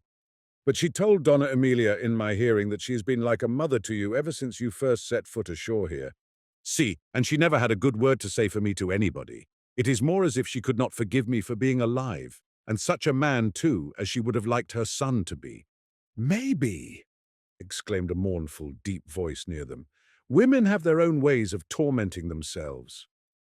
Giorgio Viola had come out of the house. He threw a heavy black shadow in the torchlight, and the glare fell on his big face, on the great bushy head of white hair. He motioned the Capataz indoors with his extended arm. Dr. Monaghan, after busying himself with a little medicament box of polished wood on the seat of the landau, turned to old Giorgio and thrust into his big, trembling hand one of the glass-stoppered bottles out of the case. "Give her a spoonful of this now and then in water," he said. "It will make her easier." "And there is nothing more for her?" asked the old man patiently. "No, not on earth," said the doctor with his back to him, clicking the lock of the medicine case. Nostromo slowly crossed the large kitchen, all dark but for the glow of a heap of charcoal under the heavy mantel of the cooking range, where water was boiling in an iron pot with a loud bubbling sound. Between the two walls of a narrow staircase, a bright light streamed from the sick-room above, and the magnificent Capataz de Cargadores, stepping noiselessly in soft leather sandals, bushy-whiskered, his muscular neck and bronzed chest bare in the open check shirt, resembled a Mediterranean sailor just come ashore from some wine or fruit-laden felucca. At the top he paused, broad-shouldered, narrow-hipped and supple, looking at the large bed, like a white couch of state, with a profusion of snowy linen, amongst which the padrona sat unpropped and bowed, her handsome, black-browed face bent over her chest. A mass of raven hair with only a few white threads in it covered her shoulders. One thick strand fallen forward half-veiled her cheek. Perfectly motionless in that pose, expressing physical anxiety and unrest, she turned her eyes alone towards Nostromo. The Capataz had a red sash wound many times round his waist, and a heavy silver ring on the forefinger of the hand he raised to give a twist to his moustache. "They're revolutions! They're revolutions!" gasped Senora Teresa. "Look, Gianbattista, it has killed me at last!" Nostromo said nothing, and the sick woman with an upward glance insisted. "Look, this one has killed me, while you were away fighting for what did not concern you, foolish man." "Why talk like this?" mumbled the Capataz between his teeth. "Will you never believe in my good sense? It concerns me to keep on being what I am, every day alike." "You never change indeed," she said bitterly. "Always thinking of yourself and taking your payout in fine words from those who care nothing for you." There was between them an intimacy of antagonism as close in its way as the intimacy of accord and affection. He had not walked along the way of Teresa's expectations. It was she who had encouraged him to leave his ship, in the hope of securing a friend and defender for the girls. The wife of old Giorgio was aware of her precarious health, and was haunted by the fear of her aged husband's loneliness and the unprotected state of the children. She had wanted to annex that apparently quiet and steady young man, affectionate and pliable, an orphan from his tenderest age, as he had told her, with no ties in Italy except an uncle, owner and master of a felucca, from whose ill usage he had run away before he was 14. He had seemed to her courageous, a hard worker, determined to make his way in the world. From gratitude and the ties of habit, he would become like a son to herself and Giorgio, and then who knows when Linda had grown up. 10 years difference between husband and wife was not so much. Her own great man was nearly 20 years older than herself. Gian Battista was an attractive young fellow besides, attractive to men, women, and children, just by that profound quietness of personality which, like a serene twilight, rendered more seductive the promise of his vigorous form and the resolution of his conduct. Old Giorgio, in profound ignorance of his wife's views and hopes, had a great regard for his young countryman. "A man ought not to be tame," he used to tell her, quoting the Spanish proverb in defense of the splendid capataz. She was growing jealous of his success. He was escaping from her, she feared. She was practical, and he seemed to her to be an absurd spendthrift of these qualities which made him so valuable. He got too little for them. He scattered them with both hands amongst too many people, she thought. He laid no money by. She railed at his poverty, his exploits, his adventures, his loves and his reputation, but in her heart she had never given him up, as though, indeed, he had been her son. Even now, ill as she was, ill enough to feel the chill, black breath of the approaching end, she had wished to see him. It was like putting out her benumbed hand to regain her hold. But she had presumed too much on her strength. She could not command her thoughts. They had become dim, like her vision. The words faltered on her lips, and only the paramount anxiety and desire of her life seemed to be too strong for death. The capataz said, "I have heard these things many times. You are unjust, but it does not hurt me. Only now you do not seem to have much strength to talk, and I have but little time to listen. I am engaged in a work of very great moment." She made an effort to ask him whether it was true that he had found time to go and fetch a doctor for her. Nostromo nodded affirmatively. She was pleased. It relieved her sufferings to know that the man had condescended to do so much for those who really wanted his help. It was a proof of his friendship. Her voice became stronger. "I want a priest more than a doctor," she said, pathetically. She did not move her head, only her eyes ran into the corners to watch the capataz standing by the side of her bed. "Would you go to fetch a priest for me now? Think! A dying woman asks you!" Nostromo shook his head resolutely. He did not believe in priests in their sacerdotal character. A doctor was an efficacious person, but a priest as priest was nothing, incapable of doing either good or harm. Nostromo did not even dislike the sight of them as old Giorgio did. The utter uselessness of the errand was what struck him most. "Padrona," he said, "you have been like this before and got better after a few days. I have given you already the very last moments I can spare. Ask Senora Gould to send you one." He was feeling uneasy at the impiety of this refusal. The padrona believed in priests and confessed herself to them. But all women did that. It could not be of much consequence. And yet his heart felt oppressed for a moment, at the thought what absolution would mean to her if she believed in it only ever so little. No matter. It was quite true that he had given her already the very last moment he could spare. "You refuse to go?" she gasped. "Ah, you are always yourself indeed." "Listen to reason, Padrona," he said. "I am needed to save the silver of the mine. Do you hear? A greater treasure than the one which they say is guarded by ghosts and devils on Azuera. It is true. I am resolved to make this the most desperate affair I was ever engaged on in my whole life." She felt a despairing indignation. The supreme test had failed. Standing above her, Nostromo did not see the distorted features of her face, distorted by a paroxysm of pain and anger. Only she began to tremble all over. Her bowed head shook. The broad shoulders quivered. "Then God, perhaps, will have mercy upon me.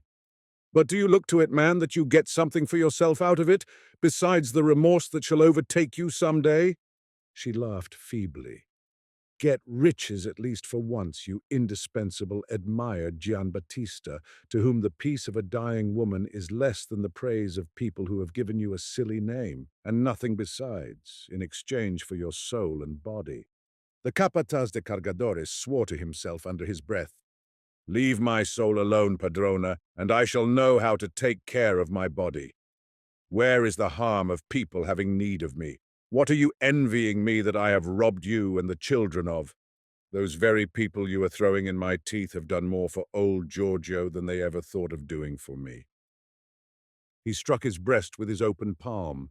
His voice had remained low, though he had spoken in a forcible tone. He twisted his moustaches one after another, and his eyes wandered a little about the room.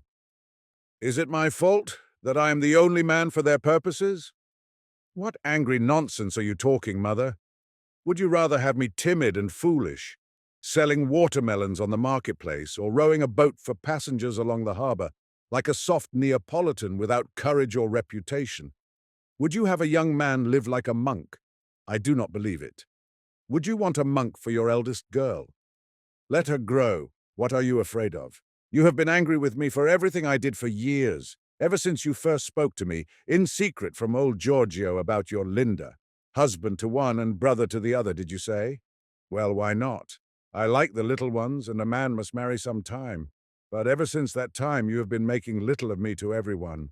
Why? Did you think you could put a collar and chain on me as if I were one of the watchdogs they keep over there in the railway yards? Look here, Padrona.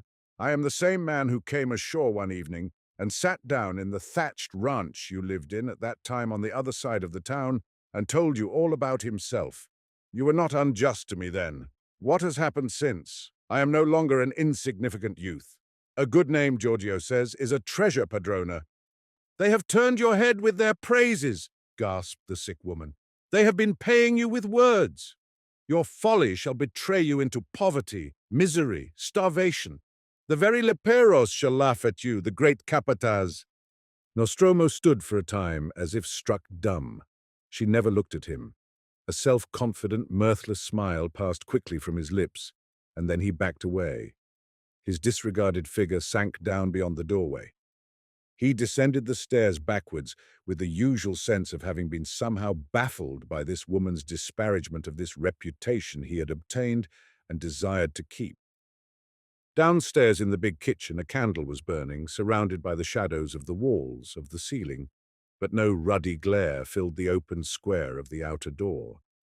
The carriage with Mrs. Gould and Don Martin, preceded by the horseman bearing the torch, had gone on to the jetty.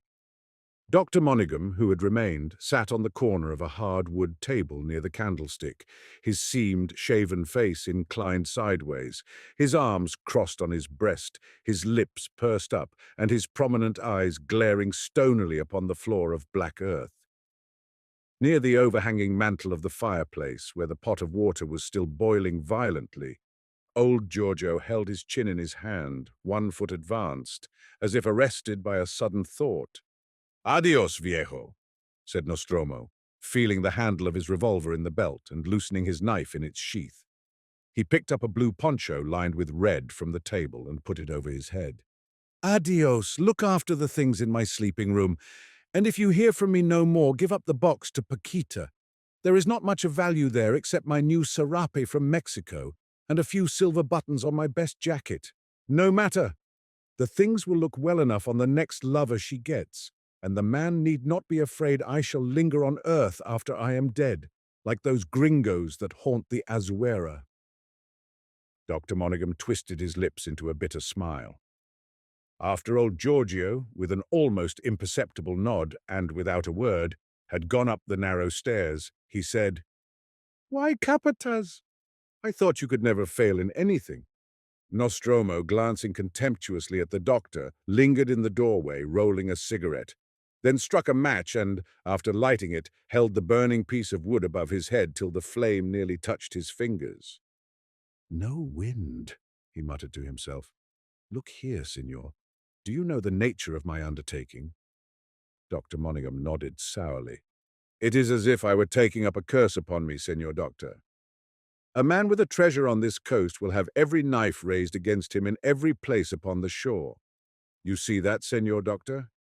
I shall float along with a spell upon my life till I meet somewhere the northbound steamer of the company, and then indeed they will talk about the capataz of the Sulaco Cargadores from one end of America to another."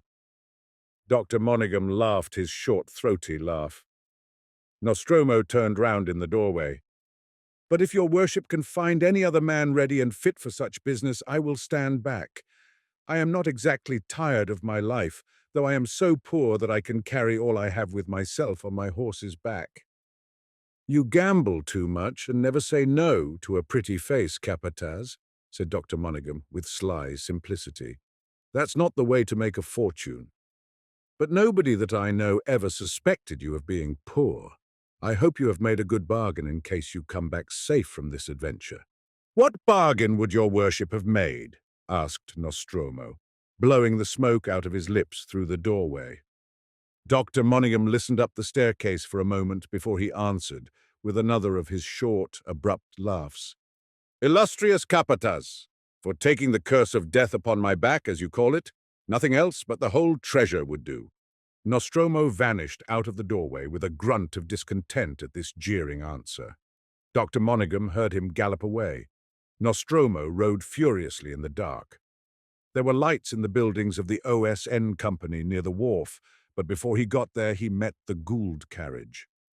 The horseman preceded it with the torch, whose light showed the white mules trotting, the portly Ignacio driving, and Basilio with the carbine on the box.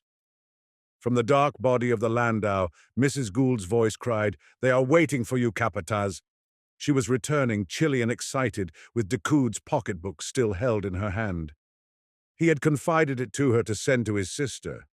"Perhaps my last words to her," he had said, pressing Mrs. Gould's hand. The Capataz never checked his speed. At the head of the wharf, vague figures with rifles leapt to the head of his horse. Others closed upon him, cargadores of the company posted by Captain Mitchell on the watch. At a word from him they fell back with subservient murmurs, recognizing his voice. At the other end of the jetty, near a cargo crane, in a dark group with glowing cigars, his name was pronounced in a tone of relief. Most of the Europeans in Sulaco were there, rallied round Charles Gould, as if the silver of the mine had been the emblem of a common cause, the symbol of the supreme importance of material interests. They had loaded it into the lighter with their own hands. Nostromo recognized Don Carlos Gould, a thin, tall shape standing a little apart and silent, to whom another tall shape, the engineer-in-chief, said aloud, "If it must be lost, it is 1,000,000 times better that it should go to the bottom of the sea." Martin Decoud called out from the lighter, "Au revoir, monsieur, till we clasp hands again over the newborn Occidental Republic." Only a subdued murmur responded to his clear, ringing tones, and then it seemed to him that the wharf was floating away into the night. But it was Nostromo, who was already pushing against a pile with one of the heavy sweeps. Decoud did not move. The effect was that of being launched into space. After a splash or two, there was not a sound but the thud of Nostromo's feet leaping about the boat. He hoisted the big sail. A breath of wind fanned Decoud's cheek. Everything had vanished but the light of the lantern Captain Mitchell had hoisted upon the post at the end of the jetty to guide Nostromo out of the harbor. The two men, unable to see each other, kept silent till the lighter, slipping before the fitful breeze, passed out between almost invisible headlands into the still deeper darkness of the Gulf. For a time the lantern on the jetty shone after them. The wind failed, then fanned up again, but so faintly that the big half-decked boat slipped along with no more noise than if she had been suspended in the air. "We are out in the Gulf now," said the calm voice of Nostromo. A moment after he added, "Senor Mitchell has lowered the light." "Yes," said Decoud, "nobody can find us now." A great recrudescence of obscurity embraced the boat. The sea in the Gulf was as black as the clouds above. Nostromo, after striking a couple of matches to get a glimpse of the boat compass he had with him in the lighter, steered by the feel of the wind on his cheek. It was a new experience for Decoud, this mysteriousness of the great waters spread out strangely smooth, as if their restlessness had been crushed by the weight of that dense night. The Placido was sleeping profoundly under its black poncho. The main thing now for success was to get away from the coast and gain the middle of the Gulf before day broke. The Isabels were somewhere at hand. "On your left as you look forward, senor," said Nostromo suddenly. When his voice ceased, The enormous stillness without light or sound seemed to affect Decoud's senses like a powerful drug.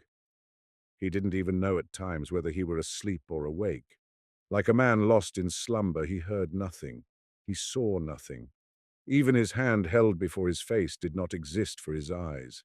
The change from the agitation, the passions, and the dangers from the sights and sounds of the shore was so complete that it would have resembled death had it not been for the survival of his thoughts.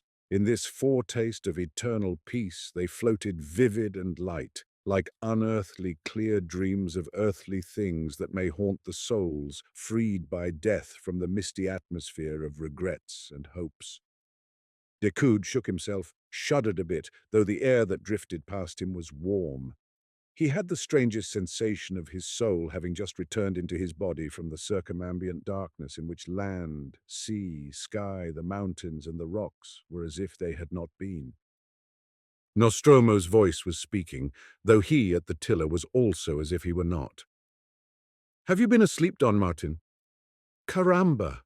If it were possible, I would think that I too have dozed off.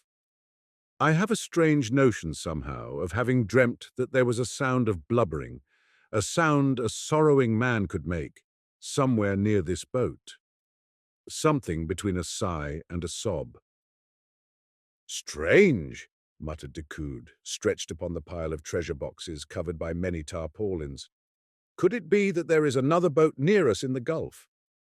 "We could not see it, you know." Nostromo laughed a little at the absurdity of the idea. They dismissed it from their minds. The solitude could almost be felt, and when the breeze ceased, the blackness seemed to weigh upon Decoud like a stone. "This is overpowering," he muttered. "Do we move at all, Capataz?" "Not so fast as a crawling beetle tangled in the grass," answered Nostromo, and his voice seemed deadened by the thick veil of obscurity that felt warm and hopeless all about them. There were long periods when he made no sound, invisible and inaudible as if he had mysteriously stepped out of the lighter. In the featureless night, Nostromo was not even certain which way the lighter headed after the wind had completely died out. He peered for the islands. There was not a hint of them to be seen, as if they had sunk to the bottom of the gulf. He threw himself down by the side of Decoud at last, and whispered into his ear that if daylight caught them near the Sulaco shore through want of wind, it would be possible to sweep the lighter behind the cliff at the high end of the Great Isabel, where she would lie concealed. Decoud was surprised at the grimness of his anxiety. To him, the removal of the treasure was a political move. It was necessary for several reasons that it should not fall into the hands of Montero. But here was a man who took another view of this enterprise. The caballeros over there did not seem to have the slightest idea of what they had given him to do. Nostromo, as if affected by the gloom around, seemed nervously resentful. Decoud was surprised. The capataz, indifferent to those dangers that seemed obvious to his companion, allowed himself to become scornfully exasperated by the deadly nature of the trust put, as a matter of course, into his hands. It was more dangerous, Nostromo said with a laugh and a curse, than sending a man to get the treasure that people said was guarded by devils and ghosts in the deep ravines of Azuera. "Senor," he said, "we must catch the steamer at sea. We must keep out in the open looking for her till we have eaten and drunk all that has been put on board here. And if we miss her by some mischance, we must keep away from the land till we grow weak, and perhaps mad, and die and drift dead, until one or another of the steamers of the Campania comes upon the boat with the 2 dead men who have saved the treasure. That, senor, is the only way to save it. For don't you see, for us to come to the land anywhere in 100 miles along this coast with this silver in our possession is to run the naked breast against the point of a knife. This thing has been given to me like a deadly disease. If men discover it, I am dead, and you too, senor, since you would come with me. There is enough silver to make a whole province rich, let alone a seaboard pueblo inhabited by thieves and vagabonds. Senor, they would think that heaven itself sent these riches into their hands and would cut our throats without hesitation. I would trust no fair words from the best man around the shores of this wild gulf." Reflect that even by giving up the treasure at the first demand, we would not be able to save our lives. Do you understand this, or must I explain? No, you needn't explain, said Decoud, a little listlessly. I can see it well enough myself that the possession of this treasure is very much like a deadly disease for men situated as we are. But it had to be removed from Sulaco, and you were the man for the task. I was, but I cannot believe, said Nostromo, that its loss would have impoverished Don Carlos Gould very much. There is more wealth in the mountain. I have heard it rolling down the chutes on quiet nights when I used to ride to Rinçon to see a certain girl after my work at the harbour was done. For years the rich rocks have been pouring down with a noise like thunder, and the miners say that there is enough at the heart of the mountain to thunder on for years and years to come. And yet the day before yesterday we have been fighting to save it from the mob, and tonight I'm sent out with it into this darkness, where there is no wind to get away with, as if it were the last lot of silver on earth to get bread for the hungry with. Ha! Well, I am going to make it the most famous and desperate affair of my life, wind or no wind. It shall be talked about when the little children are grown up and the grown men are old. Aha! The Monterists must not get hold of it, I am told, whatever happens to Nostromo the Capataz, and they shall not have it, I tell you, since it has been tied for safety round Nostromo's neck. I see it, murmured Decoud. He saw indeed that his companion had his own peculiar view of this enterprise. Nostromo interrupted his reflections upon the way men's qualities are made use of, without any fundamental knowledge of their nature, by the proposal they should slip the long oars out and sweep the lighter in the direction of the Isabels. It wouldn't do for daylight to reveal the treasure floating within a mile or so of the harbour entrance. The denser the darkness generally, the smarter were the puffs of wind on which he had reckoned to make his way. But tonight the gulf, under its poncho of clouds, remained breathless, as if dead rather than asleep. Don Martin's soft hands suffered cruelly, tugging at the thick handle of the enormous oar. He stuck to it manfully, setting his teeth. He, too, was in the toils of an imaginative existence, and that strange work of pulling a lighter seemed to belong naturally to the inception of a new state, acquired an ideal meaning from his love for Antonia. For all their efforts, the heavily laden lighter hardly moved. Nostromo could be heard swearing to himself between the regular splashes of the sweeps. "We are making a crooked path," he muttered to himself. "I wish I could see the islands." In his unskillfulness, Don Martin overexerted himself. Now and then a sort of muscular faintness would run from the tips of his aching fingers through every fibre of his body and pass off in a flush of heat. He had fought, talked, suffered mentally and physically, exerting his mind and body for the last 48 hours without intermission. He had had no rest, very little food, no pause in the stress of his thoughts and his feelings. Even his love for Antonia, whence he drew his strength and his inspiration, had reached the point of tragic tension during their hurried interview by Don José's bedside. And now, suddenly, he was thrown out of all this into a dark gulf, whose very gloom, silence, and breathless peace added a torment to the necessity for physical exertion. He imagined the lighter sinking to the bottom with an extraordinary shudder of delight. "I am on the verge of delirium," he thought. He mastered the trembling of all his limbs, of his breast, the inward trembling of all his body, exhausted of its nervous force. "Shall we rest, Capataz?" he proposed in a careless tone. "There are many hours of night yet before us." "True. It is but a mile or so, I suppose." "Rest your arms, senor, if that is what you mean. You will find no other sort of rest, I can promise you, since you let yourself be bound to this treasure whose loss would make no poor man poorer. No, senor, there is no rest till we find a northbound steamer, or else some ship finds us drifting about stretched out dead upon the Englishman's silver, or rather, no. Por Dios, I shall cut down the gunwale with the axe right to the water's edge before thirst and hunger rob me of my strength. By all the saints and devils, I shall let the sea have the treasure rather than give it up to any stranger. Since it was the good pleasure of the caballeros to send me off on such an errand, they shall learn I am just the man they take me for." Decoud lay on the silver boxes, panting. All his active sensations and feelings from as far back as he could remember seemed to him the maddest of dreams. Even his passionate devotion to Antonia, into which he had worked himself up out of the depths of his skepticism, had lost all appearance of reality. For a moment, he was the prey of an extremely languid, but not unpleasant indifference.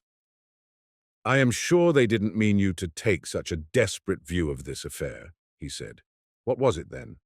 "A joke?" snarled the man, who on the pay sheets of the OSN Company's establishment in Sulaco was described as foreman of the wharf against the figure of his wages. "Was it for a joke they woke me up from my sleep after 2 days of street fighting to make me stake my life upon a bad card? Everybody knows, too, that I am not a lucky gambler." "Yes, everybody knows of your good luck with women, Capataz." Decoud propitiated his companion in a weary drawl.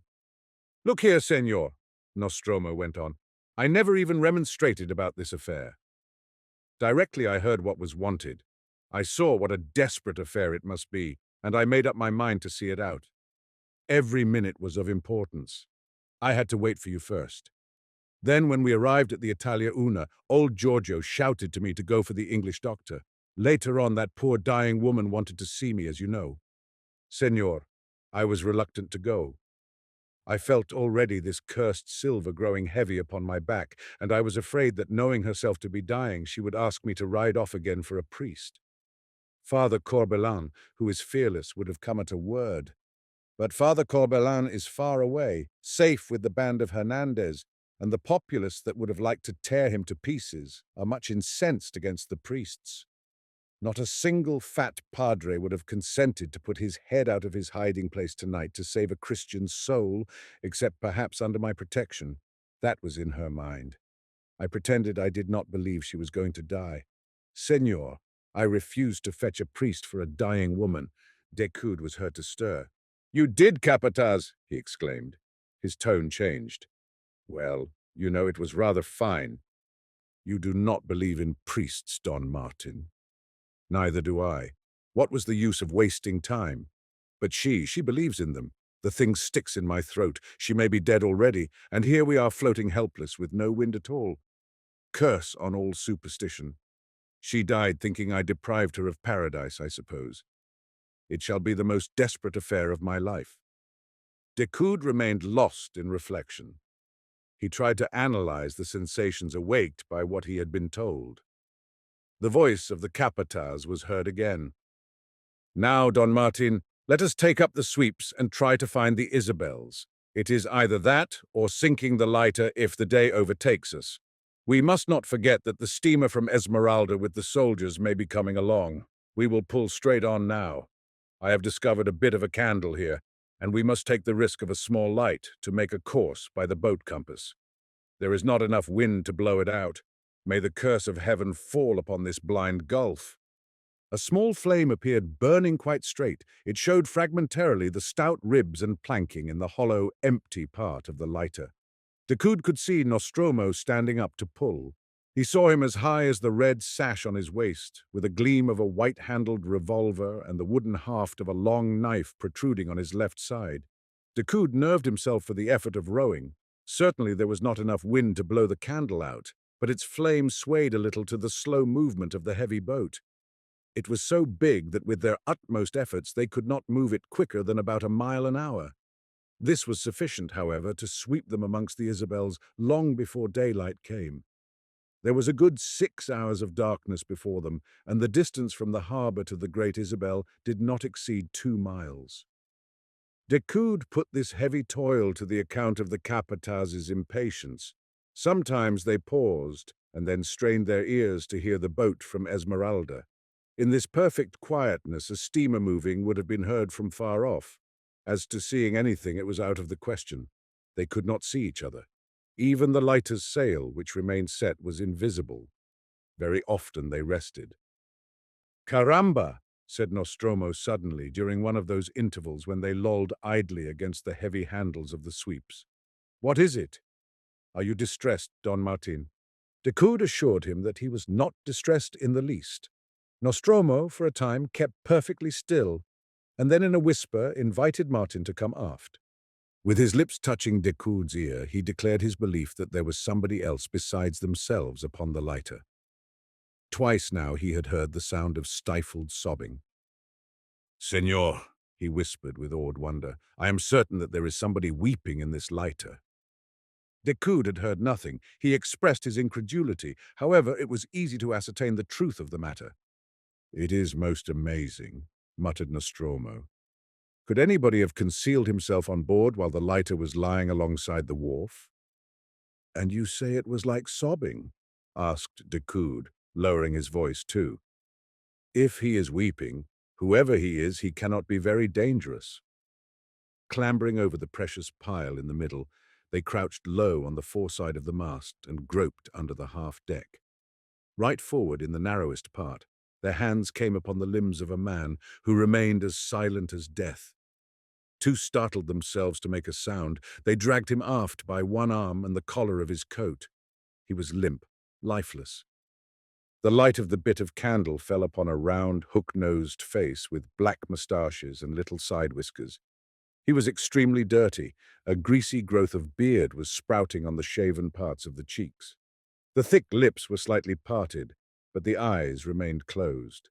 Decoud, to his immense astonishment, recognized Senor Hirsch, the hide merchant from Esmeralda.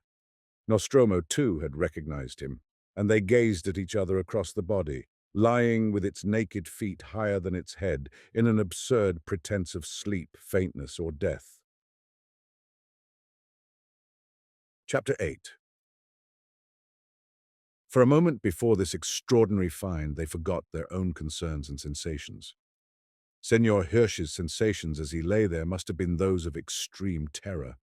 For a long time he refused to give a sign of life, till at last Decoud's objurgations, and perhaps more, Nostromo's impatient suggestion that he should be thrown overboard, as he seemed to be dead, induced him to raise one eyelid first, and then the other. It appeared that he had never found a safe opportunity to leave Sulaco. He lodged with Anzani, the universal storekeeper, on the Plaza Mayor. But when the riot broke out, he had made his escape from his host's house before daylight, and in such a hurry that he had forgotten to put on his shoes. He had run out impulsively in his socks, and with his hat in his hand, into the garden of Anzani's house. Fear gave him the necessary agility to climb over several low walls, and afterwards he blundered into the overgrown cloisters of the ruined Franciscan convent in one of the by-streets. He forced himself into the midst of matted bushes with the recklessness of desperation, and this accounted for his scratched body and his torn clothing. He lay hidden there all day, his tongue cleaving to the roof of his mouth with all the intensity of thirst engendered by heat and fear. 3 times different bands of men invaded the place with shouts and imprecations, looking for Father Corbelin. But towards the evening, still lying on his face in the bushes, he thought he would die from the fear of silence. He was not very clear as to what had induced him to leave the place, but evidently he had got out and slunk successfully out of town along the deserted back lanes. He wandered in the darkness near the railway, so maddened by apprehension that he dared not even approach the fires of the pickets of Italian workmen guarding the line. He had a vague idea, evidently, of finding refuge in the railway yards, but the dogs rushed upon him, barking. Men began to shout. A shot was fired at random. He fled away from the gates. By the merest accident, as it happened, he took the direction of the OSN Company's offices. Twice he stumbled upon the bodies of men killed during the day, but everything living frightened him much more. He crouched, crept, crawled, made dashes, guided by a sort of animal instinct, keeping away from every light and from every sound of voices. His idea was to throw himself at the feet of Captain Mitchell and beg for shelter in the company's offices. It was all dark there as he approached on his hands and knees, but suddenly someone on guard challenged loudly, "Quien vive?" There were more dead men lying about, and he flattened himself down at once by the side of a cold corpse. He heard a voice saying, "Here is one of those wounded rascals crawling about.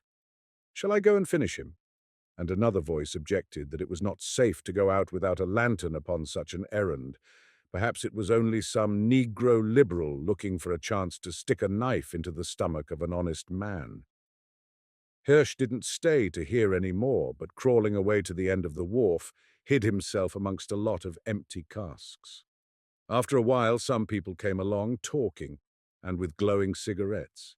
He did not stop to ask himself whether they would be likely to do him any harm, but bolted incontinently along the jetty, saw a lighter lying moored at the end, and threw himself into it.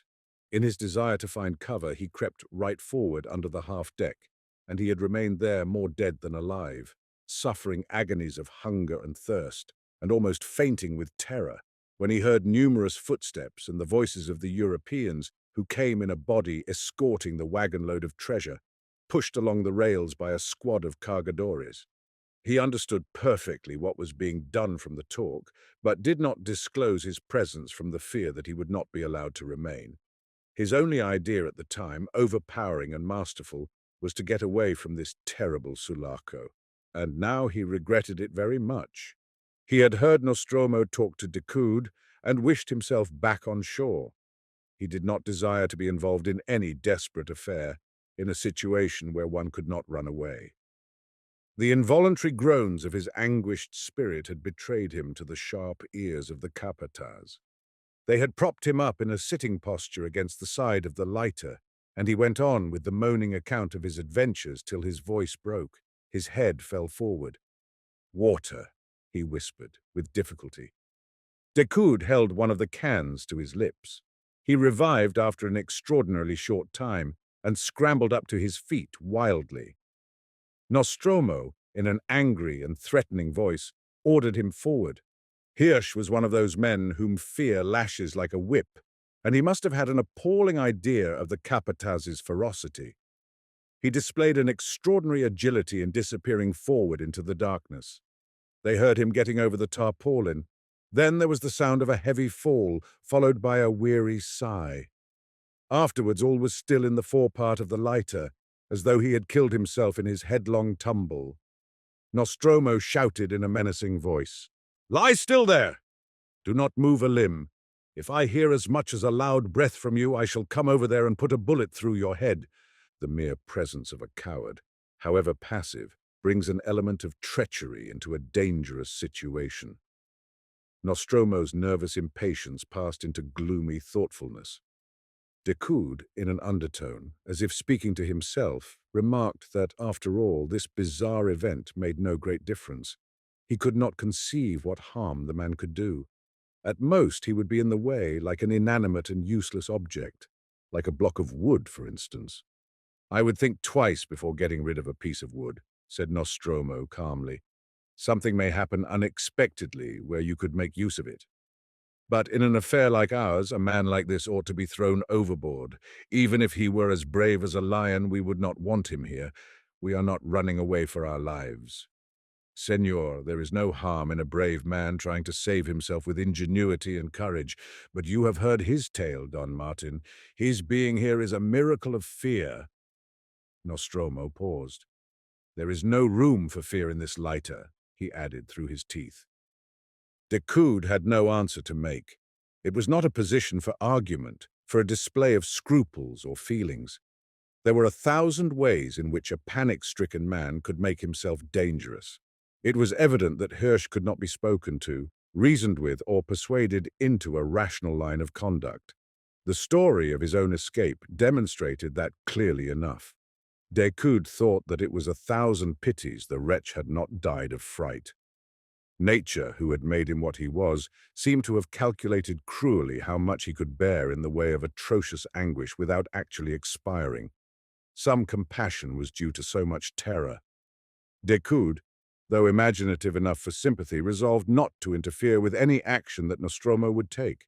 But Nostromo did nothing, and the fate of Senor Hirsch remained suspended in the darkness of the gulf at the mercy of events which could not be foreseen. The capataz, extending his hand, put out the candle suddenly. It was to Decoud as if his companion had destroyed by a single touch the world of affairs, of loves, of revolution, where his complacent superiority analyzed fearlessly all motives and all passions, including his own. He gasped a little. Decoud was affected by the novelty of his position. Intellectually self-confident, he suffered from being deprived of the only weapon he could use with effect. No intelligence could penetrate the darkness of the placid gulf. There remained only one thing he was certain of, and that was the overweening vanity of his companion. It was direct, uncomplicated, naive, and effectual. Decoud, who had been making use of him, had tried to understand his man thoroughly. He had discovered a complete singleness of motive behind the varied manifestations of a consistent character. This was why the man remained so astonishingly simple in the jealous greatness of his conceit. And now there was a complication. It was evident that he resented having been given a task in which there were so many chances of failure. I wonder, thought Decoud, how he would behave if I were not here. He heard Nostromo mutter again, "No, there is no room for fear on this lighter. Courage itself does not seem good enough.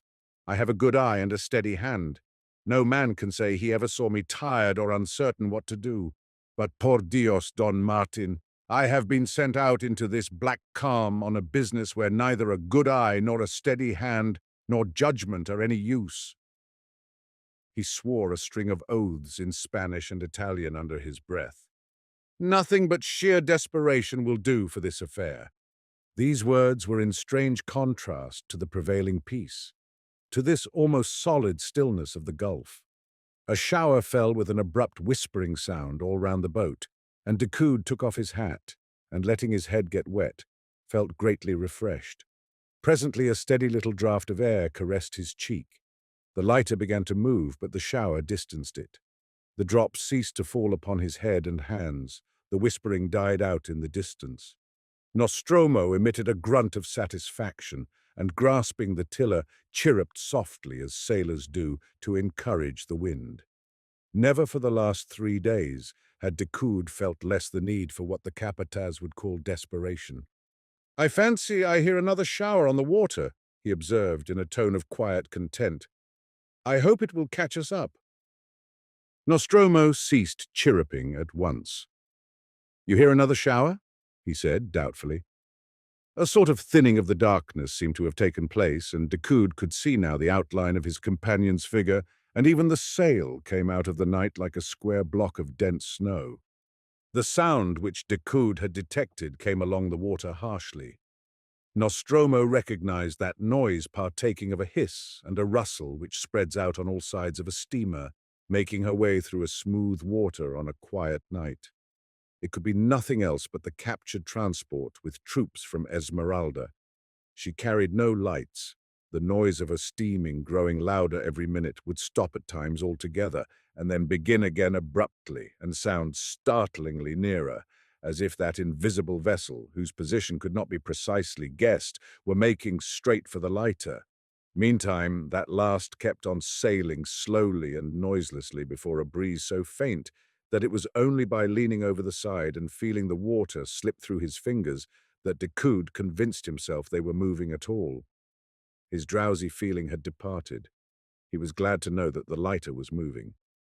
After so much stillness, the noise of the steamer seemed uproarious and distracting. There was a weirdness in not being able to see her. Suddenly all was still. She had stopped, but so close to them that the steam, blowing off, sent its rumbling vibration right over their heads. "They are trying to make out where they are," said Decoud in a whisper. Again he leaned over and put his fingers into the water. "We are moving quite smartly," he informed Nostromo. "We seem to be crossing her bows," said the capataz in a cautious tone. "But this is a blind game with death. Moving on is of no use. We mustn't be seen or heard." His whisper was hoarse with excitement.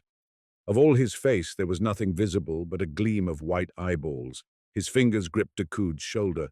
"That is the only way to save this treasure from this steamer full of soldiers. Any other would have carried lights, but you observe there is not a gleam to show us where she is." Decoud stood as if paralyzed. Only his thoughts were wildly active. In the space of a second, he remembered the desolate glance of Antonia as he left her at the bedside of her father in the gloomy house of Avellanos with shuttered windows, but all the doors standing open and deserted by all the servants except an old Negro at the gate. He remembered the Casa Gould on his last visit, the arguments, the tones of his voice, the impenetrable attitude of Charles. Mrs. Gould's face so blanched with anxiety and fatigue that her eyes seemed to have changed color, appearing nearly black by contrast. Even whole sentences of the proclamation which he meant to make Barrios issue from his headquarters at Cayta as soon as he got there passed through his mind. The very germ of the new state, the separationist proclamation which he had tried before he left to read hurriedly to Don Jose, stretched out on his bed under the fixed gaze of his daughter. God knows whether the old statesman had understood it. He was unable to speak, but he had certainly lifted his arm off the coverlet. His hand had moved as if to make the sign of the cross in the air, a gesture of blessing, of consent. Decoud had that very draft in his pocket, written in pencil on several loose sheets of paper, with the heavily printed heading, Administration of the San Tomé Silver Mine. Sulaco, Republic of Costaguana. He had written it furiously, snatching page after page on Charles Gould's table.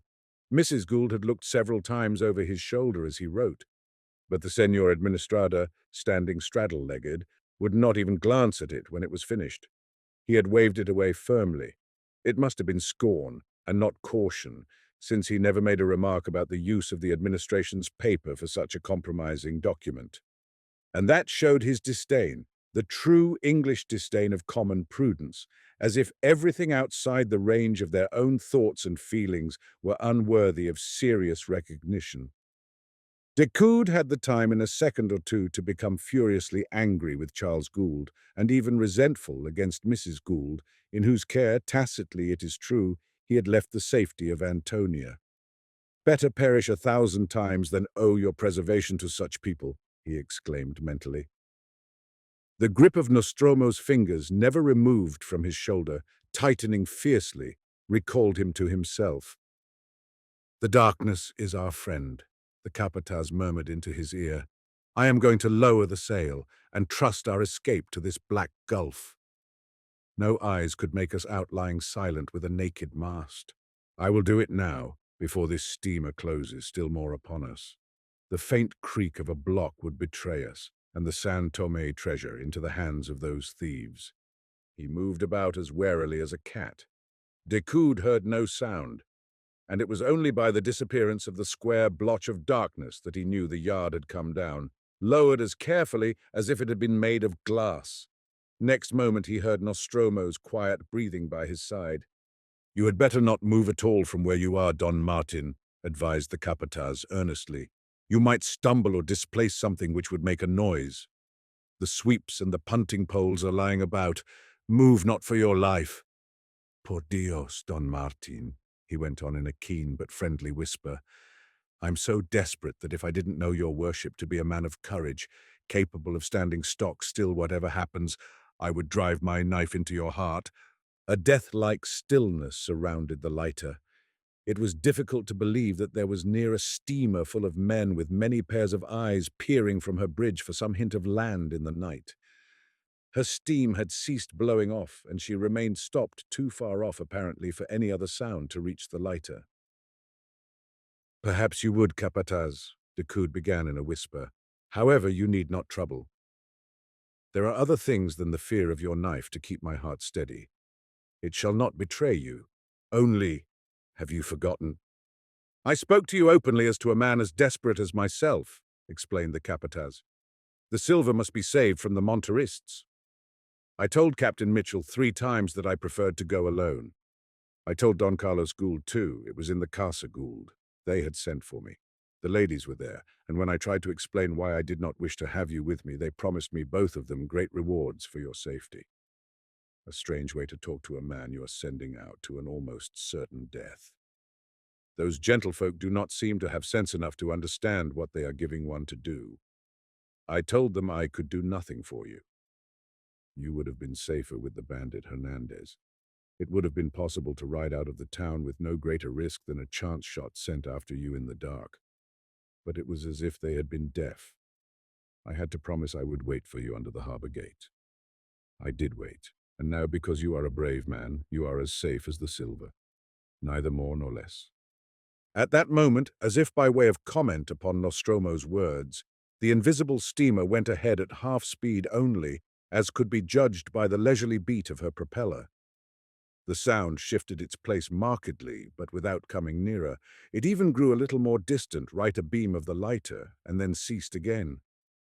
"They are trying for a sight of the Isabels," muttered Nostromo, "in order to make for the harbor in a straight line and seize the custom house with the treasure in it. Have you ever seen the Commandant of Esmeralda, Sotillo? A handsome fellow with a soft voice. When I first came here, I used to see him in the calle talking to the señoritas at the windows of the houses and showing his white teeth all the time. But one of my cargadores, who had been a soldier, told me that he had once ordered a man to be flayed alive in the remote campo, where he was sent recruiting amongst the people of the estancias. It has never entered his head that the Compania had a man capable of baffling his game. The murmuring loquacity of the capataz disturbed Decoud like a hint of weakness.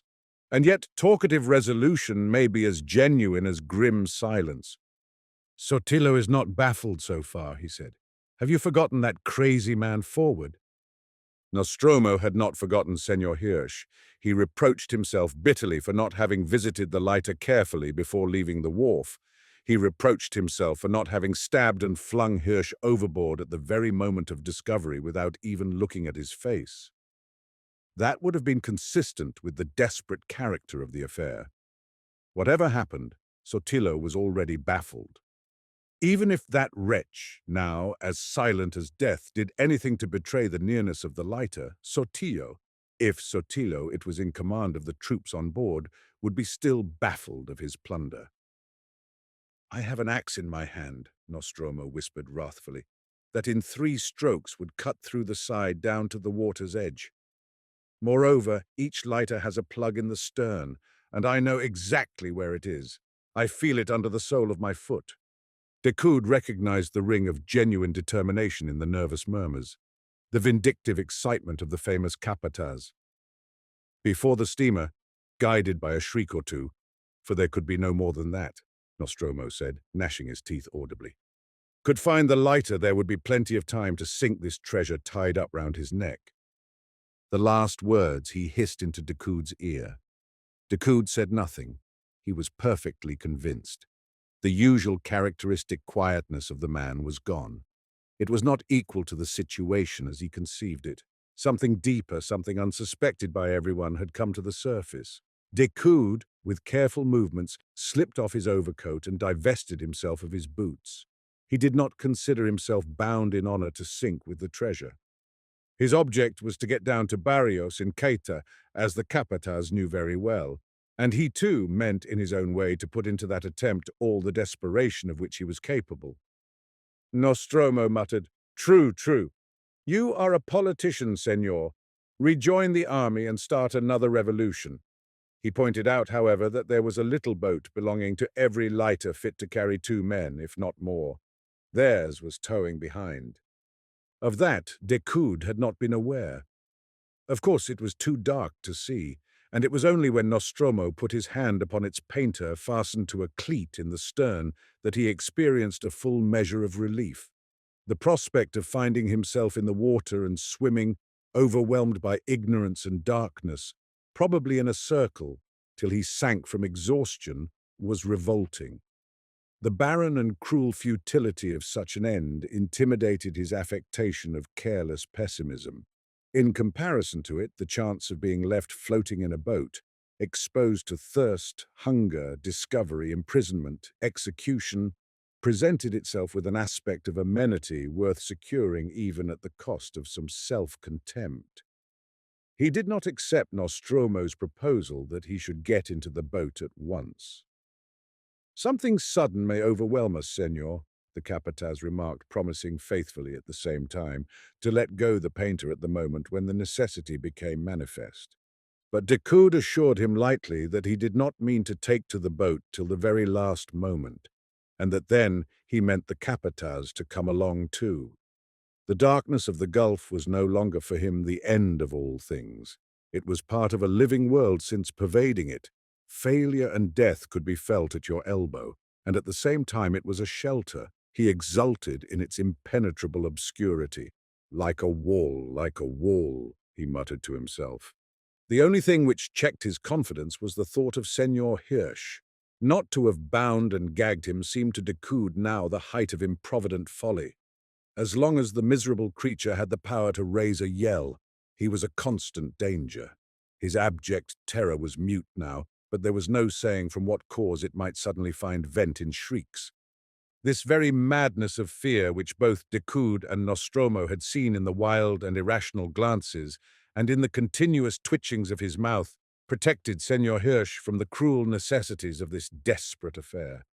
The moment of silencing him forever had passed. As Nostromo remarked in answer to Decoud's regrets, it was too late. It could not be done without noise, especially in the ignorance of the man's exact position. Wherever he had elected to crouch and tremble, it was too hazardous to go near him. He would begin probably to yell for mercy. It was much better to leave him quite alone, since he was keeping so still. But to trust to his silence became every moment a greater strain upon Decoud's composure. "I wish, Capataz, you had not let the right moment pass," he murmured. "What? To silence him forever? I thought it good to hear first how he came to be here. It was too strange.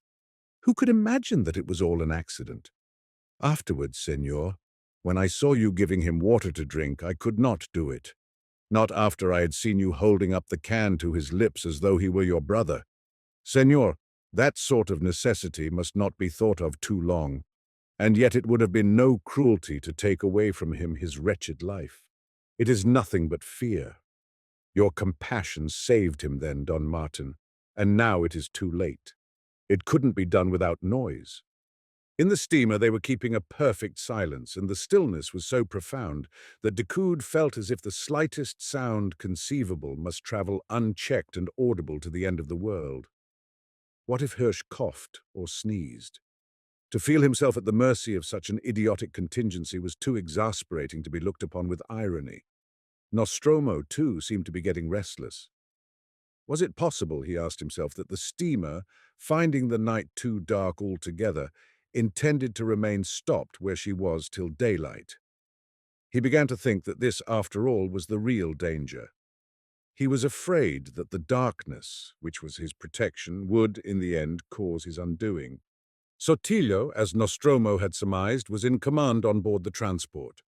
The events of the last 48 hours in Sulaco were not known to him.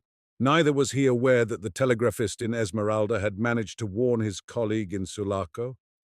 Like a good many officers of the troops garrisoning the province, Sotillo had been influenced in his adoption of the Ribierist cause by the belief that it had the enormous wealth of the Gould concession on its side.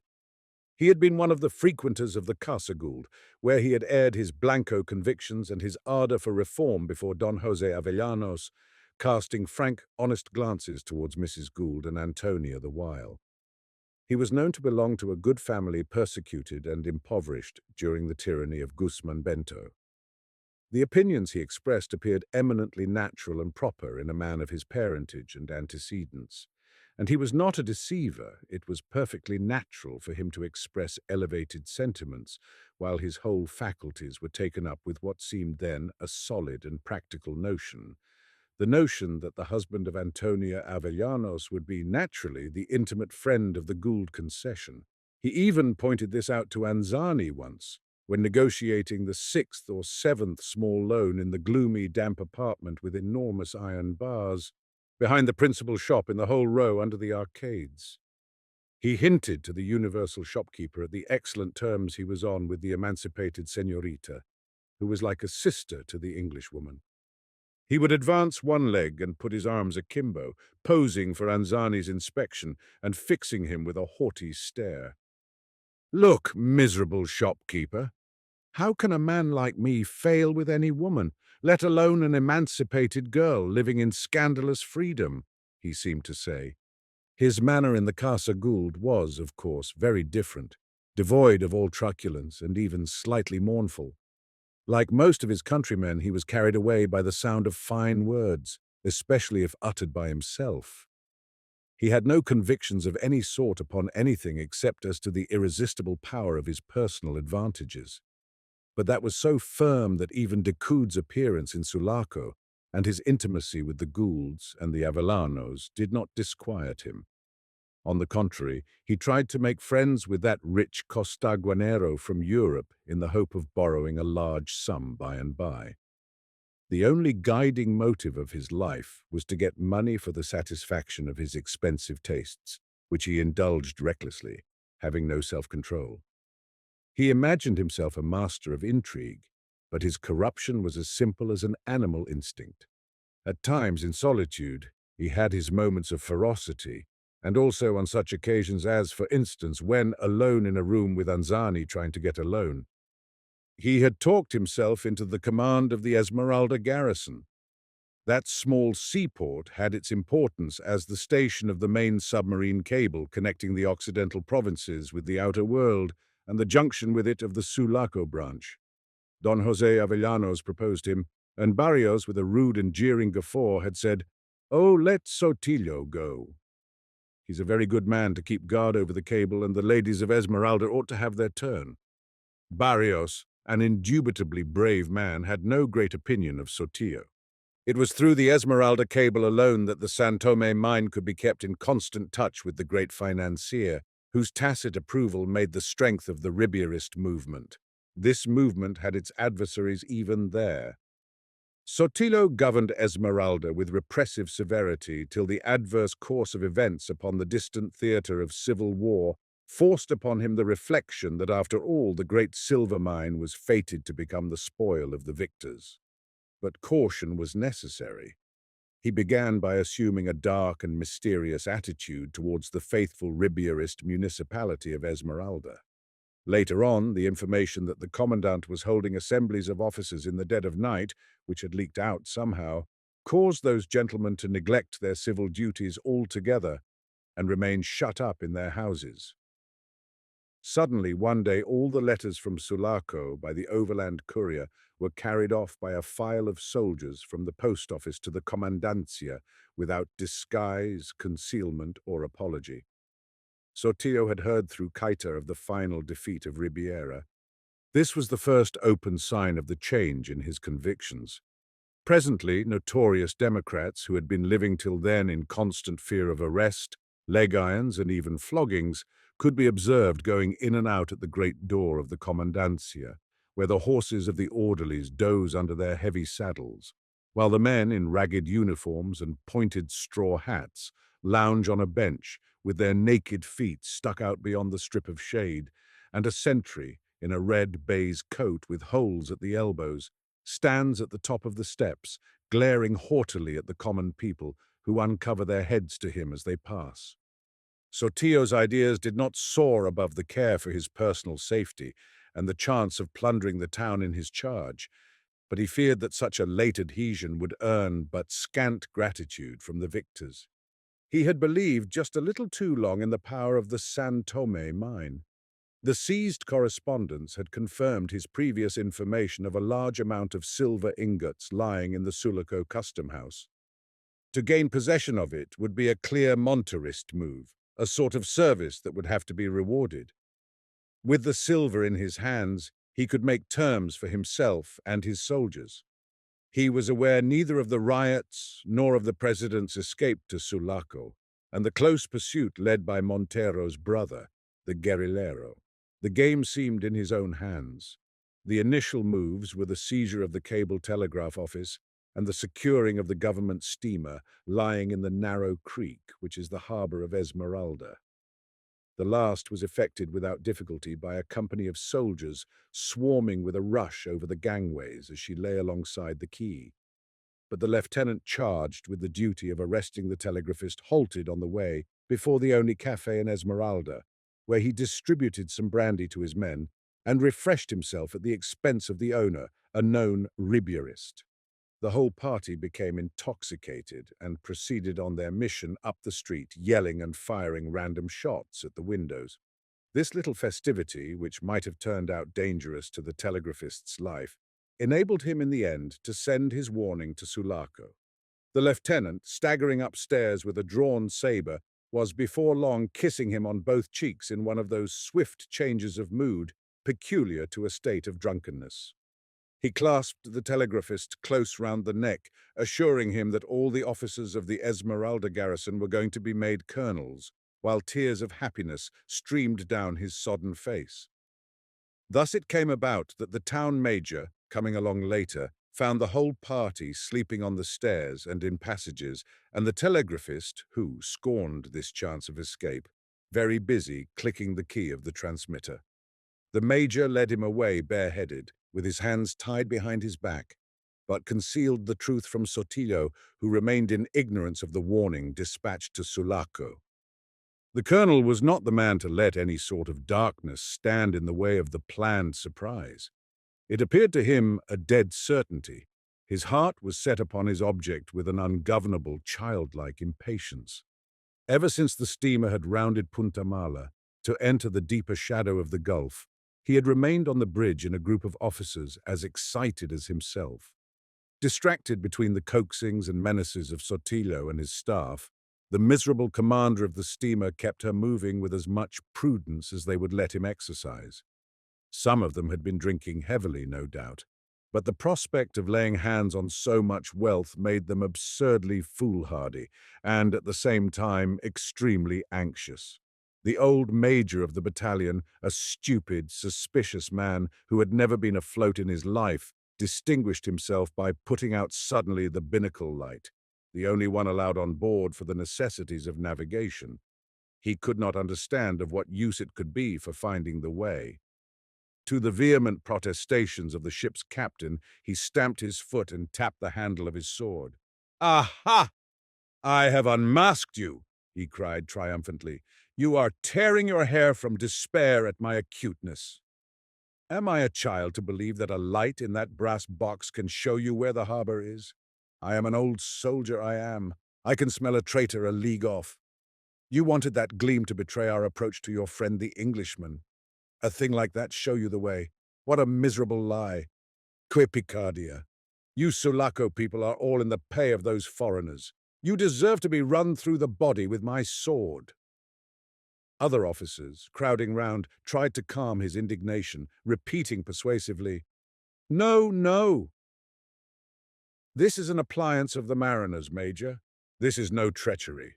The captain of the transport flung himself face downwards on the bridge and refused to rise. "Put an end to me at once," he repeated in a stifled voice. Sotillo had to interfere.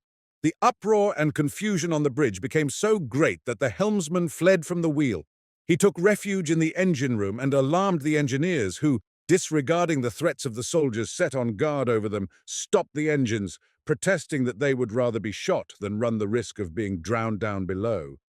This was the first time Nostromo and Decoud heard the steamer stop. After order had been restored and the binnacle lamp relighted, she went ahead again, passing wide of the lighter in her search for the Isabels. The group could not be made out, and at the pitiful entreaties of the captain, Sotillo allowed the engines to be stopped again to wait for one of those periodical lightnings of darkness caused by the shifting of the cloud canopy spread above the waters of the Gulf. Sotillo, on the bridge, muttered from time to time angrily to the captain. The other, in an apologetic and cringing tone, begged Su Merced the colonel to take into consideration the limitations put upon human faculties by the darkness of the night. Sotillo swelled with rage and impatience. It was the chance of a lifetime. "If your eyes are of no more use to you than this, I shall have them put out," he yelled. The captain of the steamer made no answer, for just then the mass of the Great Isabel loomed up darkly after a passing shower, then vanished, as if swept away by a wave of greater obscurity preceding another downpour. This was enough for him. In the voice of a man come back to life again, he informed Sotillo that in an hour he would be alongside the Sulaco wharf. The ship was put then full speed on the course, and a great bustle of preparation for landing arose among the soldiers on her deck. It was heard distinctly by Decoud and Nostromo. The capataz understood its meaning. They had made out the Isabels and were going on now in a straight line for Sulaco. He judged that they would pass close, but believed that lying still like this, with the sail lowered, the lighter could not be seen. "No, not even if they rubbed sides with us," he muttered. The rain began to fall again, First like a wet mist, then with a heavier touch, thickening into a smart perpendicular downpour, and the hiss and thump of the approaching steamer was coming extremely near. Decoud, with his eyes full of water and lowered head, asked himself how long it would be before she drew past, when unexpectedly he felt a lurch.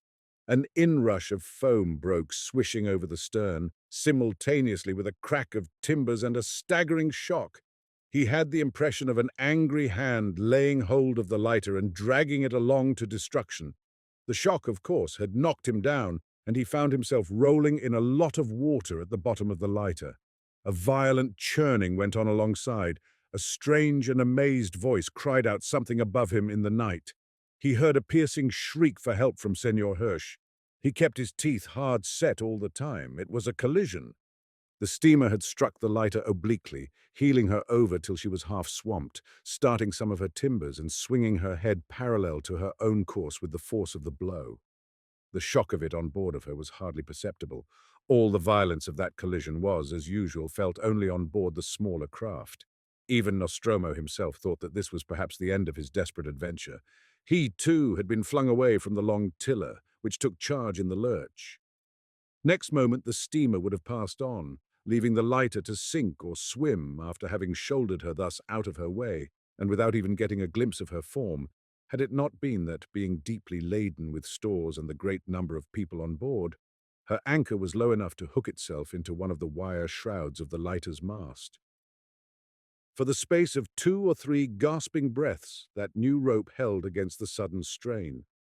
It was this that gave Decoud the sensation of the snatching pull, dragging the lighter away to destruction. The cause of it, of course, was inexplicable to him. The whole thing was so sudden that he had no time to think. But all his sensations were perfectly clear. He had kept complete possession of himself. In fact, he was even pleasantly aware of that calmness at the very moment of being pitched head first over the transom, to struggle on his back in a lot of water. Senor Hirsch's shriek he had heard and recognized while he was regaining his feet, always with that mysterious sensation of being dragged headlong through the darkness. Not a word, not a cry escaped him. He had no time to see anything, and following upon the despairing screams for help, the dragging motion ceased so suddenly that he staggered forward with open arms and fell against the pile of the treasure boxes. He clung to them instinctively, in the vague apprehension of being flung about again, and immediately he heard another lot of shrieks for help, prolonged and despairing, not near him at all, but unaccountably in the distance, away from the lighter altogether, as if some spirit in the night were mocking at Senor Hirsch's terror and despair. Then all was still as when you wake up in your bed in a dark room from a bizarre and agitated dream. The lighter rocked slightly. The rain was still falling. 2 groping hands took hold of his bruised sides from behind, and the capataz's voice whispered in his ear, "Silence, for your life. Silence. The steamer has stopped." Decoud listened.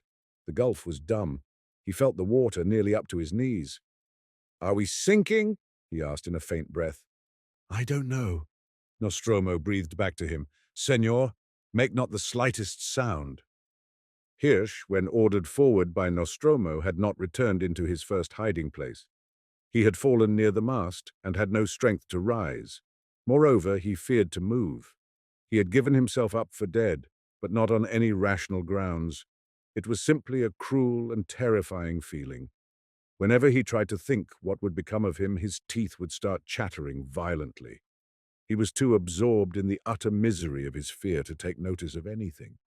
Though he was stifling under the lighter's sail, which Nostromo had unwittingly lowered on top of him, he did not even dare to put out his head till the very moment of the steamer striking.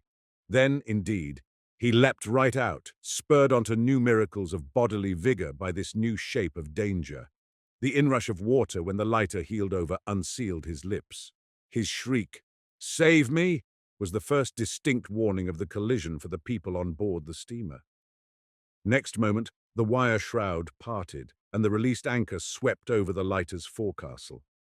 It came against the breast of Senor Hirsch, who simply seized hold of it, without in the least knowing what it was, but curling his arms and legs upon the part above the fluke, with an invincible, unreasonable tenacity. The lighter yawed off wide, and the steamer, moving on, carried him away, clinging hard and shouting for help. It was some time, however, after the steamer had stopped that his position was discovered. His sustained yelping for help seemed to come from somebody swimming in the water. At last a couple of men went over the bows and hauled him on board. He was carried straight off to Sotillo on the bridge. His examination confirmed the impression that some craft had been run over and sunk, but it was impracticable on such a dark night to look for the positive proof of floating wreckage. Sotillo was more anxious than ever now to enter the harbour without loss of time. The idea that he had destroyed the principal object of his expedition was too intolerable to be accepted. This feeling made the story he had heard appear the more incredible.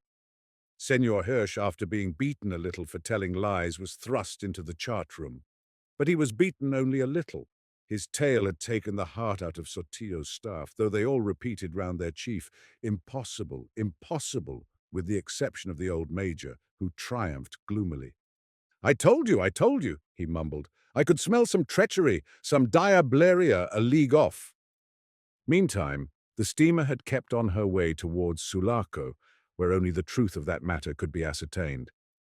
Decoud and Nostromo heard the loud churning of her propeller diminish and die out, and then, with no useless words, busied themselves in making for the Isabels. The last shower had brought with it a gentle but steady breeze. The danger was not over yet, and there was no time for talk. The lighter was leaking like a sieve. They splashed in the water at every step. The capataz put into Decoud's hands the handle of the pump which was fitted at the side aft, and at once, without question or remark, Decoud began to pump in utter forgetfulness of every desire but that of keeping the treasure afloat. Nostromo hoisted the sail, flew back to the tiller, pulled at the sheet like mad. The short flare of a match, they had been kept dry in a tight tin box, though the man himself was completely wet, disclosed to the toiling Decoud the eagerness of his face, bent low over the box of the compass, and the attentive stare of his eyes. He knew now where he was, and he hoped to run the sinking lighter ashore in the shallow cove where the high, cliff-like end of the Great Isabel is divided in two equal parts by a deep and overgrown ravine. Decoud pumped without intermission. Nostromo steered without relaxing for a second the intense peering effort of his stare. Each of them was as if utterly alone with his task. It did not occur to them to speak. There was nothing in common between them but the knowledge that the damaged lighter must be slowly but surely sinking. In that knowledge, which was like the crucial test of their desires, they seemed to have become completely estranged, as if they had discovered in the very shock of the collision that the loss of the lighter would not mean the same thing to them both. This common danger brought their differences in aim, in view, in character, and in position into absolute prominence in the private vision of each. There was no bond of conviction, of common idea. They were merely two adventurers pursuing each his own adventure, involved in the same imminence of deadly peril. Therefore, they had nothing to say to each other. But this peril, this only incontrovertible truth in which they shared, seemed to act as an inspiration to their mental and bodily powers. There was certainly something almost miraculous in the way the capataz made the cove with nothing but the shadowy hint of the island's shape, and the vague gleam of a small sandy strip for a guide. Where the ravine opens between the cliffs and a slender shallow rivulet meanders out of the bushes to lose itself in the sea, the lighter was run ashore, and the two men, with a taciturn, undaunted energy, began to discharge her precious freight, carrying each ox-hide box up the bed of the rivulet beyond the bushes to a hollow place which the caving in of the soil had made below the roots of a large tree. Its big, smooth trunk leaned like a falling column far over the trickle of water running amongst the loose stones. A couple of years before, Nostromo had spent a whole Sunday, all alone, exploring the island. He explained this to Decoud after their task was done, and they sat, weary in every limb, with their legs hanging down the low bank and their backs against the tree, like a pair of blind men aware of each other and their surroundings by some indefinable sixth sense. "Yes," Nostromo repeated. "I never forget a place I have carefully looked at once." He spoke slowly, almost lazily, as if there had been a whole leisurely life before him, instead of the scanty 2 hours before daylight. The existence of the treasure, barely concealed in this improbable spot, laid a burden of secrecy upon every contemplated step, upon every intention and plan of future conduct. He felt the partial failure of this desperate affair entrusted to the great reputation he had known how to make for himself. However, it was also a partial success. His vanity was half appeased. His nervous irritation had subsided. "You never know what may be of use," he pursued with his usual quietness of tone and manner. "I spent a whole miserable Sunday in exploring this crumb of land." "A misanthropic sort of occupation," muttered Decoud viciously. "You had no money, I suppose, to gamble with, and to fling about amongst the girls in your usual haunts, Capataz." "È vero!" exclaimed the Capataz, surprised into the use of his native tongue by so much perspicacity. "I had not. Therefore I did not want to go amongst those beggarly people accustomed to my generosity. It is looked for from the Capataz of the Cargadores, who are the rich men, and as it were the caballeros amongst the common people. I don't care for cards, but as a pastime. And as to those girls that boast of having opened their doors to my knock, you know I wouldn't look at any one of them twice except for what the people would say. They are queer, the good people of Sulaco, and I have got much useful information simply by listening patiently to the talk of the women that everybody believed I was in love with. Poor Teresa could never understand that. On that particular Sunday, Senor, she scolded so that I went out of the house swearing that I would never darken their door again unless to fetch away my hammock and my chest of clothes. Senor, there is nothing more exasperating than to hear a woman you respect rail against your good reputation when you have not a single brass coin in your pocket. I untied one of the small boats and pulled myself out of the harbour with nothing but 3 cigars in my pocket to help me spend the day on this island. But the water of this rivulet you hear under your feet is cool and sweet and good, Senor, both before and after a smoke." He was silent for a while, then added reflectively, "That was the first Sunday after I brought down the white-whiskered English Rico all the way down. The mountains from the Paramo on the top of the Entrada Pass, and in the coach, too. No coach had gone up or down that mountain road within the memory of man, Senor, till I brought this one down in charge of 50 peons working like one man with ropes, pickaxes, and poles under my direction. That was the rich Englishman who, as people say, pays for the making of this railway. He was very pleased with me, but my wages were not due till the end of the month." He slid down the bank suddenly. Decoud heard the splash of his feet in the brook and followed his footsteps down the ravine. His form was lost among the bushes till he had reached the strip of sand under the cliff. As often happens in the Gulf when the showers during the first part of the night had been frequent and heavy, the darkness had thinned considerably towards the morning, though there were no signs of daylight as yet. The cargo lighter, relieved of its precious burden, rocked feebly, half afloat, with her forefoot on the sand. A long rope stretched away like a black cotton thread across the strip of white beach, to the grapnel Nostromo had carried ashore and hooked to the stem of a tree-like shrub in the very opening of the ravine. There was nothing for Decoud but to remain on the island. He received from Nostromo's hands whatever food the foresight of Captain Mitchell had put on board the lighter, and deposited it temporarily in the little dinghy which on their arrival they had hauled up out of sight amongst the bushes. It was to be left with him. The island was to be a hiding place, not a prison. He could pull out to a passing ship. The OSN Company's mailboats passed close to the islands when going into Sulaco from the north. But the Minerva, carrying off the ex-president, had taken the news up north of the disturbances in Sulaco. It was possible that the next steamer down would get instructions to miss the port altogether, since the town, as far as the Minerva's officers knew, was for the time being in the hands of the rabble. This would mean that there would be no steamer for a month, as far as the mail service went. But Decoud had to take his chance of that. The island was his only shelter from the proscription hanging over his head. The Capataz was, of course, going back. The unloaded lighter leaked much less, and he thought that she would keep afloat as far as the harbor. He passed to Decoud, standing knee-deep alongside, one of the two spades which belonged to the equipment of each lighter for use when ballasting ships. By working with it carefully as soon as there was daylight enough to see, Decoud could loosen a mass of earth and stones overhanging the cavity in which they had deposited the treasure, so that it would look as if it had fallen naturally. It would cover up not only the cavity, but even all traces of their work, the footsteps, the displaced stones, and even the broken bushes.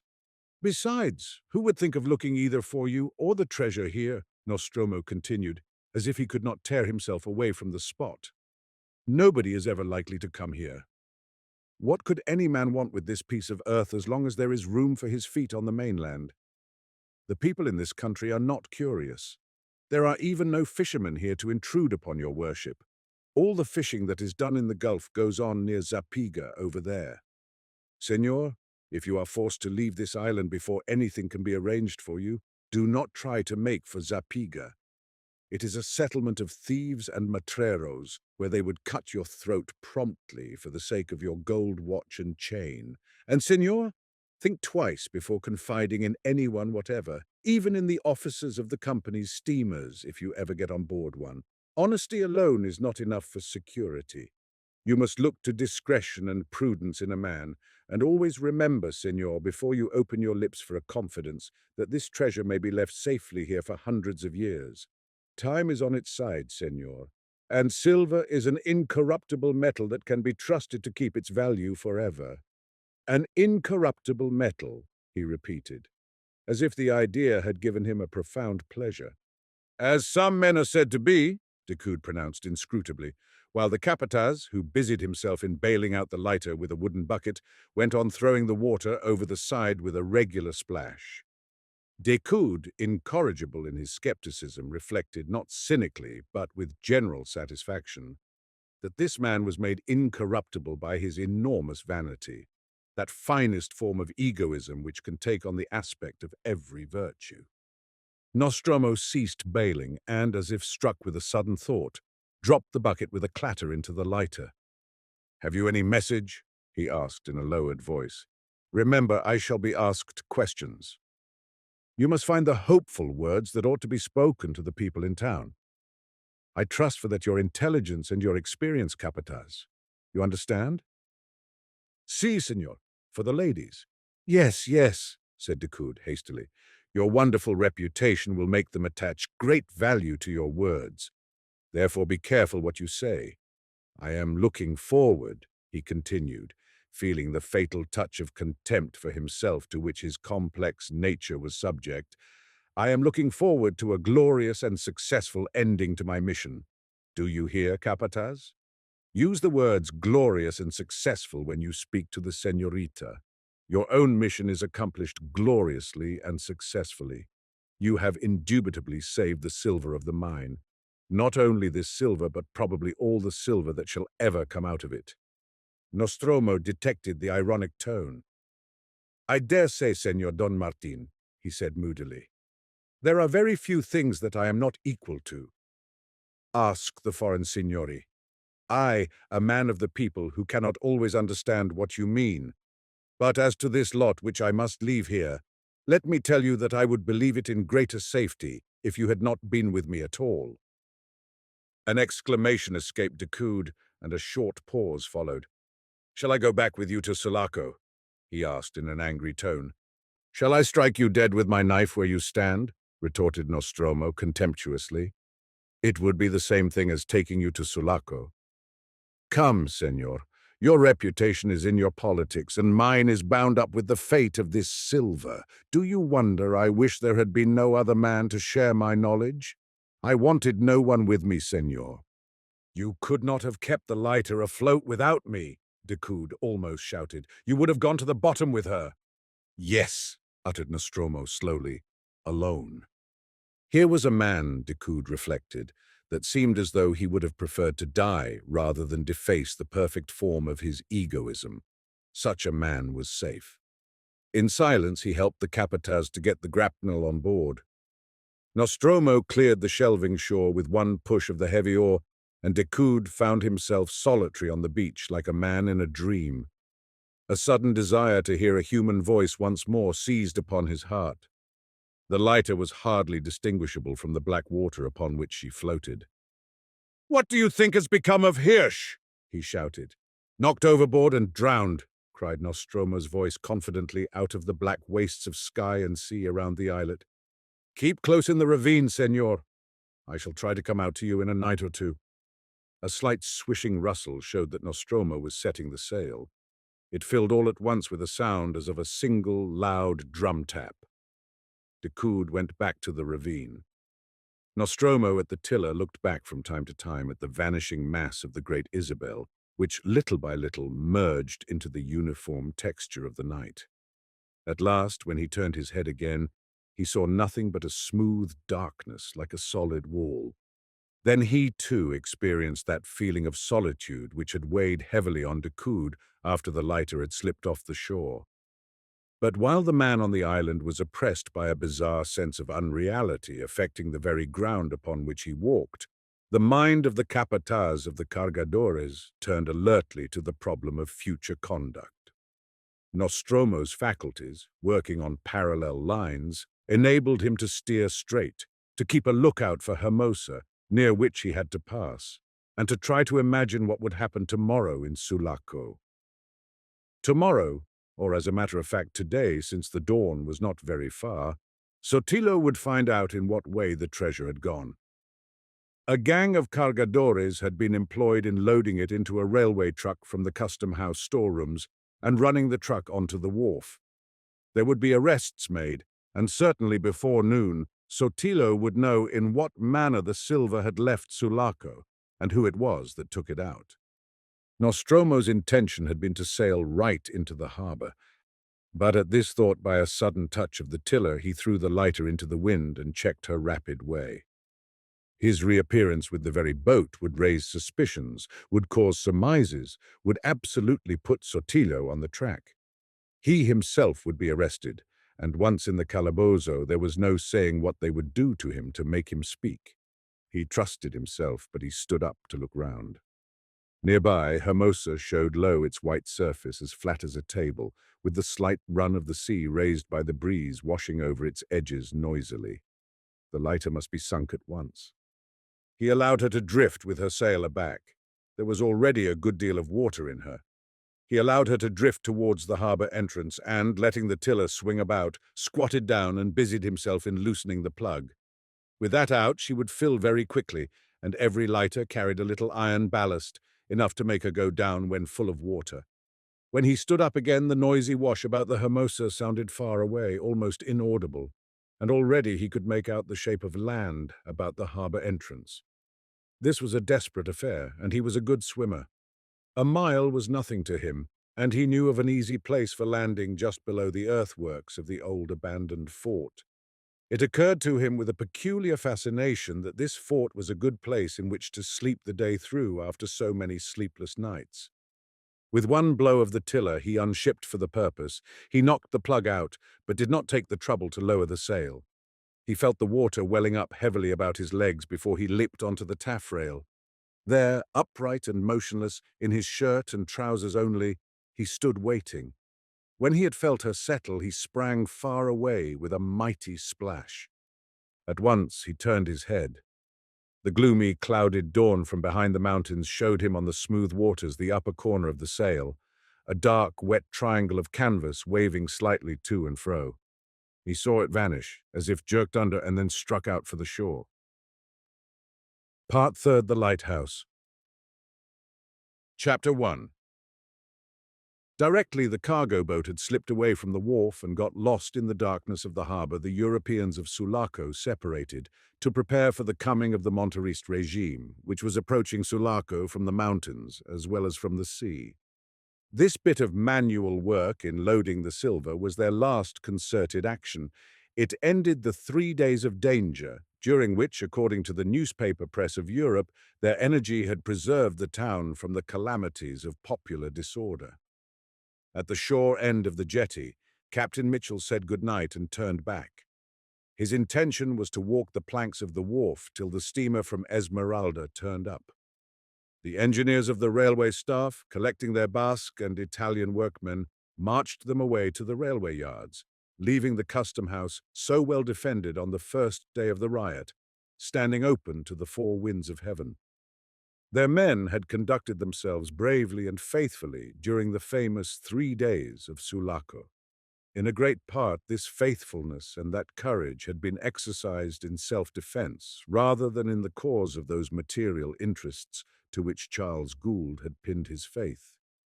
Amongst the cries of the mob, not the least loud had been the cry of death to foreigners. It was indeed a lucky circumstance for Sulaco that the relations of those imported workmen with the people of the country had been uniformly bad from the first. Dr. Monium, going to the door of Viola's kitchen, observed this retreat marking the end of the foreign interference, this withdrawal of the army of material progress from the field of Costaguana revolutions. Algarobe torches carried on the outskirts of the moving body sent their penetrating aroma into his nostrils. Their light, sweeping along the front of the house, made the letters of the inscription Albergo d'Italia Una leap out black from end to end of the long wall. His eyes blinked in the clear blaze. Several young men, mostly fair and tall, shepherding this mob of dark bronzed heads, surmounted by the glint of slanting rifle barrels, nodded to him familiarly as they went by.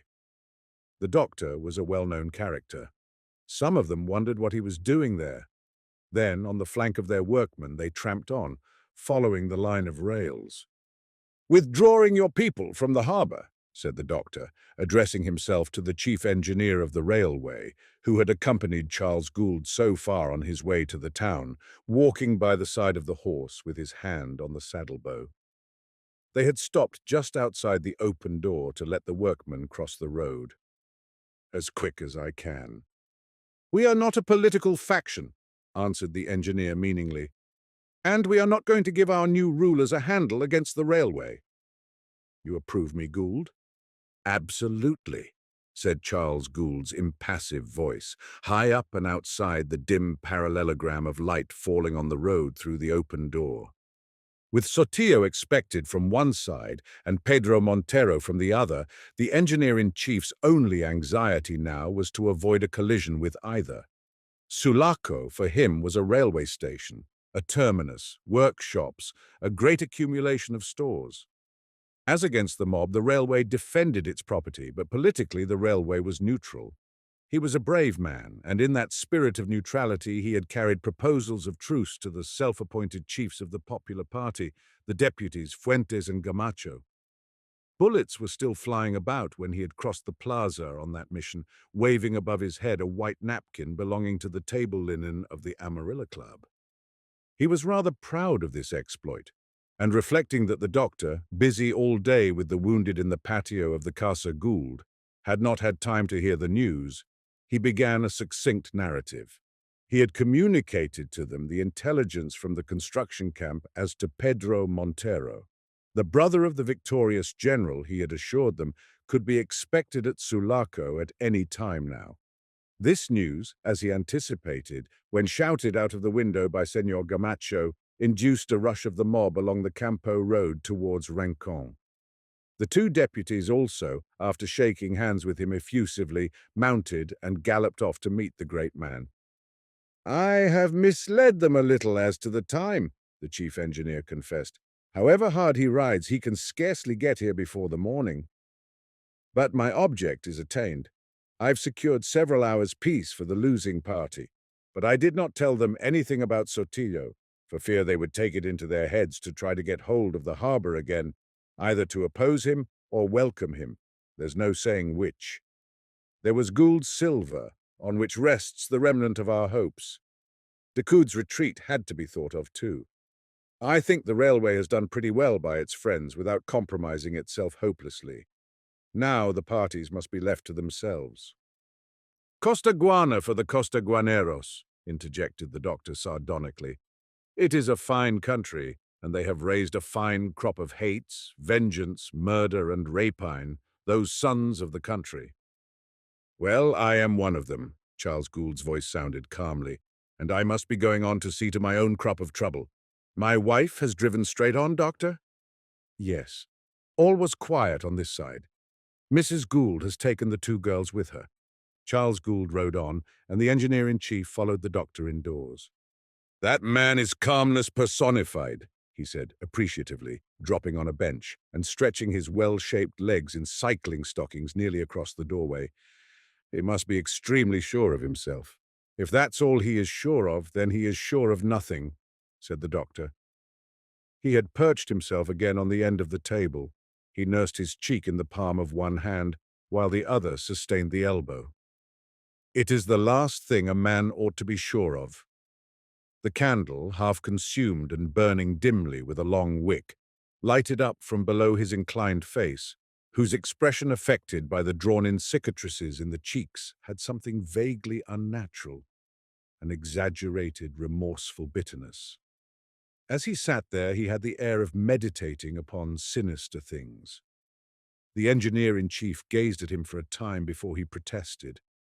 I really don't see that. For me, there seems to be nothing else. However, he was a wise man, but he could not quite conceal his contempt for that sort of paradox. In fact, Dr. Monaghan was not liked by the Europeans of Sulaco. His outward aspect of an outcast, which he preserved even in Mrs. Gould's drawing-room, provoked unfavorable criticism. There could be no doubt of his intelligence, and as he had lived for over 20 years in the country, the pessimism of his outlook could not be altogether ignored.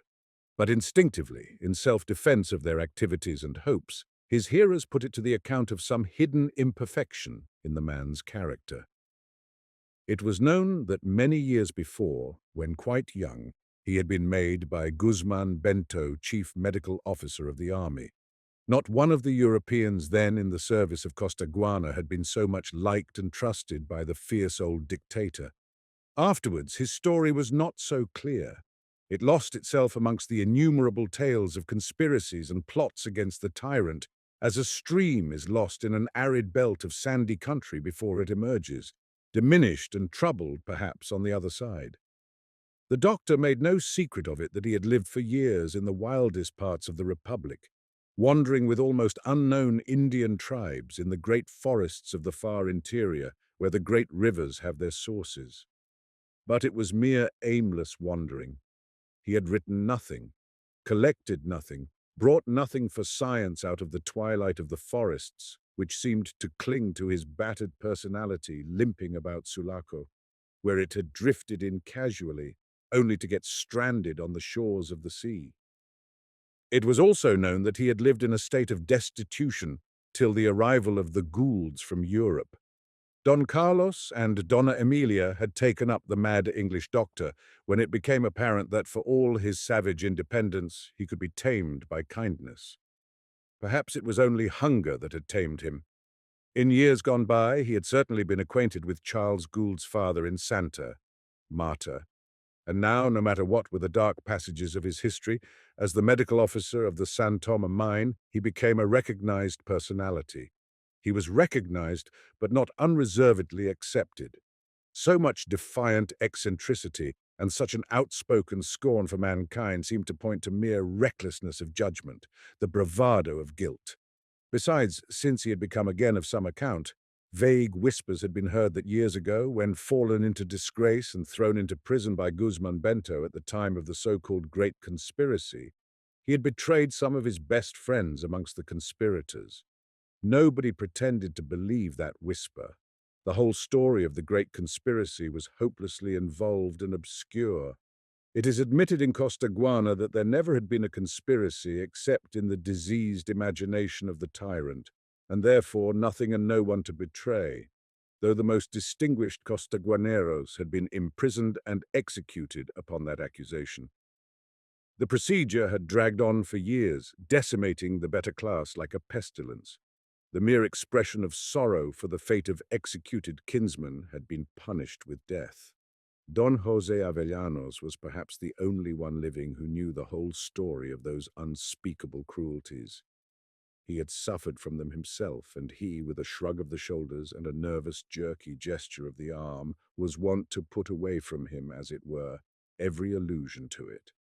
But whatever the reason, Dr. Monigham, a personage in the administration of the Gould concession, treated with reverent awe by the miners and indulged in his peculiarities by Mrs. Gould, remained somehow outside the pale.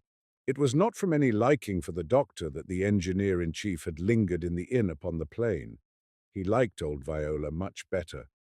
He had come to look upon the Albergo dell'Italia Una as a dependence of the railway. Many of his subordinates had their quarters there. Mrs. Gould's interest in the family conferred upon it a sort of distinction. The engineer-in-chief, with an army of workers under his orders, appreciated the moral influence of the old Garibaldino upon his countrymen. His austere, old-world republicanism had a severe, soldier-like standard of faithfulness and duty, as if the world were a battlefield where men had to fight for the sake of universal love and brotherhood, instead of a more or less large share of booty.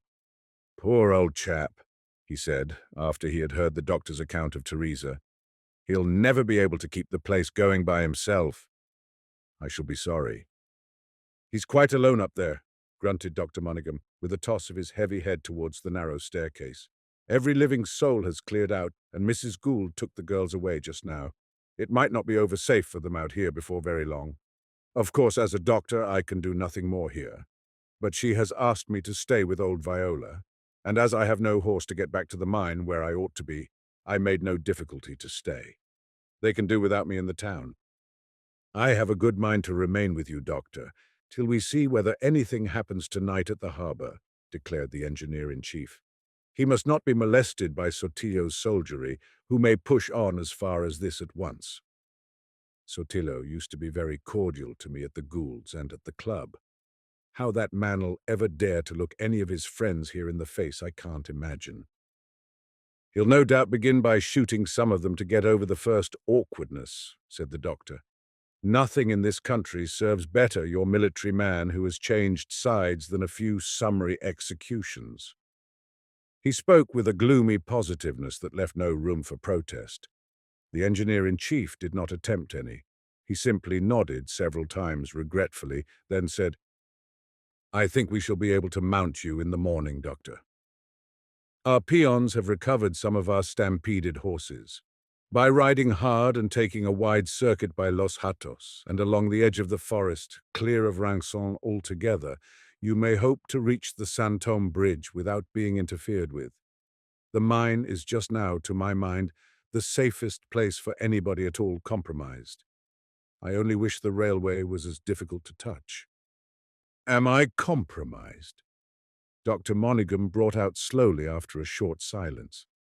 "The whole Gould concession is compromised. It could not have remained forever outside the political life of the country, if those convulsions may be called life.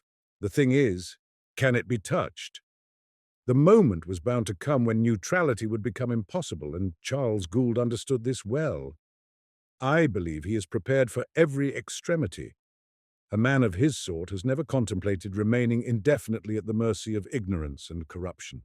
It was like being a prisoner in a cavern of banditti with the price of your ransom in your pocket, and buying your life from day to day. Your mere safety, not your liberty, mind, Doctor. I know what I'm talking about." The image at which you shrug your shoulders is perfectly correct, especially if you conceive such a prisoner endowed with the power of replenishing his pocket by means as remote from the faculties of his captors as if they were magic. You must have understood that as well as I do, Doctor. He was in the position of the goose with the golden eggs. I broached this matter to him as far back as Sir John's visit here. The prisoner of stupid and greedy banditti is always at the mercy of the first imbecile ruffian, who may blow out his brains in a fit of temper or for some prospect of an immediate big haul. The tale of killing the goose with the golden eggs has not been evolved for nothing out of the wisdom of mankind. It is a story that will never grow old. That is why Charles Gould, in his deep, dumb way, has countenanced the Ribierist mandate, the first public act that promised him safety on other than venal grounds. Ribierism has failed, as everything merely rational fails in this country. But Gould remains logical in wishing to save this big lot of silver. Decoud's plan of a counter-revolution may be practicable or not. It may have a chance, or it may not have a chance. With all my experience of this revolutionary continent, I can hardly yet look at their methods seriously. Decoud has been reading to us his draft of a proclamation and talking very well for 2 hours about his plan of action.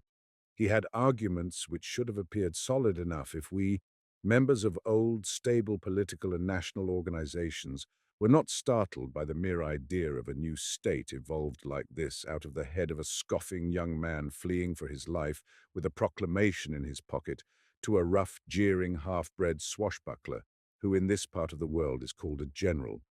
It sounds like a comic fairy tale, and behold, it may come off, because it is true to the very spirit of the country. "Is the silver gone off, then?" asked the doctor moodily. The chief engineer pulled out his watch. "By Captain Mitchell's reckoning, and he ought to know, it has been gone long enough now to be some 3 or 4 miles outside the harbour, and, as Mitchell says, Nostromo is the sort of seaman to make the best of his opportunities." Here the doctor grunted so heavily that the other changed his tone. "You have a poor opinion of that move, Doctor." "But why?" "Charles Gould has got to play his game out, though he is not the man to formulate his conduct even to himself, perhaps let alone to others.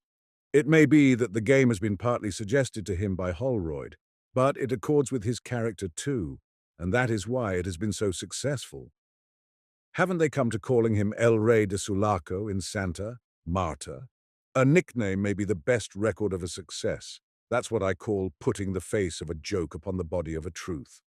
My dear sir, when I first arrived in Santa, Marta, I was struck by the way all those journalists, demagogues, members of Congress, and all those generals and judges cringed before a sleepy-eyed advocate without practice simply because he was the plenipotentiary of the Gould concession. Sir John, when he came out, was impressed too. "A new state with that plump dandy Decoud for the first president," mused Dr. Monaghan, nursing his cheek and swinging his legs all the time. "Upon my word, and why not?" the chief engineer retorted in an unexpectedly earnest and confidential voice. It was as if something subtle in the air of Costaguana had inoculated him with the local faith in pronunciamientos.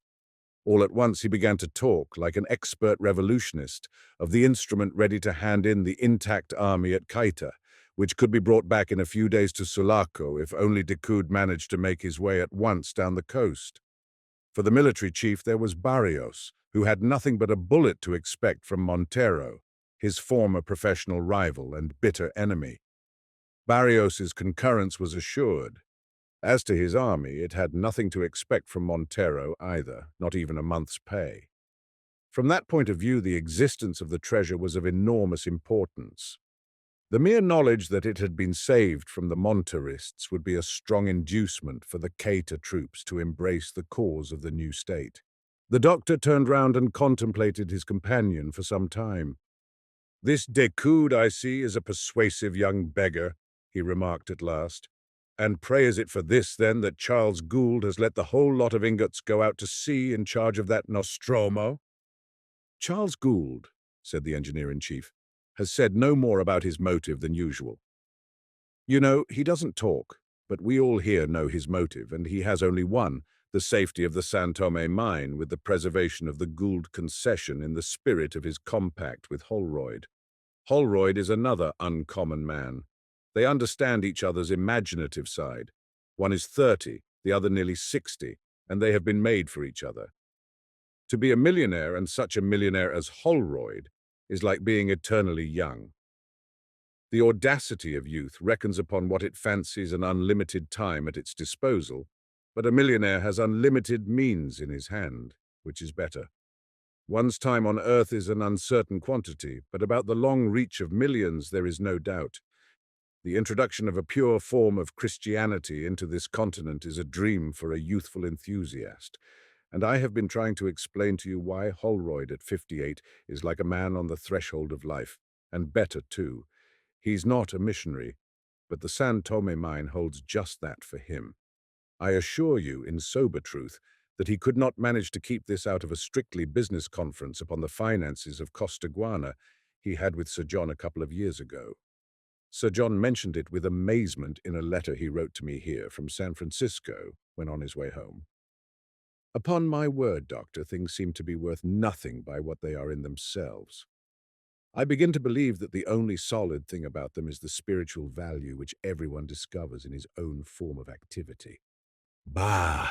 Interrupted the doctor, without stopping for an instant the idle swinging movement of his legs. Self-flattery. Food for that vanity which makes the world go round. Meantime, what do you think is going to happen to the treasure floating about the Gulf with the great capataz and the great politician? Why are you uneasy about it, Doctor? I uneasy? And what the devil is it to me? I put no spiritual value into my desires or my opinions or my actions. They have not enough vastness to give me room for self-flattery. Look, for instance, I should certainly have liked to ease the last moments of that poor woman, and I can't.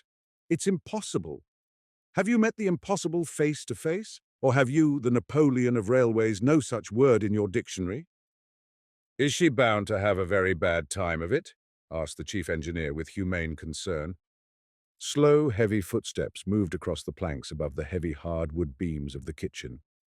Then down the narrow opening of the staircase made in the thickness of the wall, and narrow enough to be defended by one man against 20 enemies, came the murmur of two voices, one faint and broken, the other deep and gentle answering it, and in its graver tone covering the weaker sound. The two men remained still and silent till the murmurs ceased. Then the doctor shrugged his shoulders and muttered, "Yes, she's bound to." And I could do nothing if I went up now. A long period of silence above and below ensued. "I fancy," began the engineer in a subdued voice, "that you mistrust Captain Mitchell's capataz." "Mistrust him," muttered the doctor through his teeth. "I believe him capable of anything, even of the most absurd fidelity. I am the last person he spoke to before he left the wharf, you know. The poor woman up there wanted to see him, and I let him go up to her. The dying must not be contradicted, you know. She seemed then fairly calm and resigned, but the scoundrel in those 10 minutes or so has done or said something which seems to have driven her into despair. You know," went on the doctor hesitatingly, "women are so very unaccountable in every position and at all times of life that I thought sometimes she was in a way, don't you see, in love with him, the capataz. The rascal has his own charm indubitably, or he would not have made the conquest of all the populace of the town. No, no, I am not absurd. I may have given a wrong name to some strong sentiment for him on her part, to an unreasonable and simple attitude a woman is apt to take up emotionally towards a man.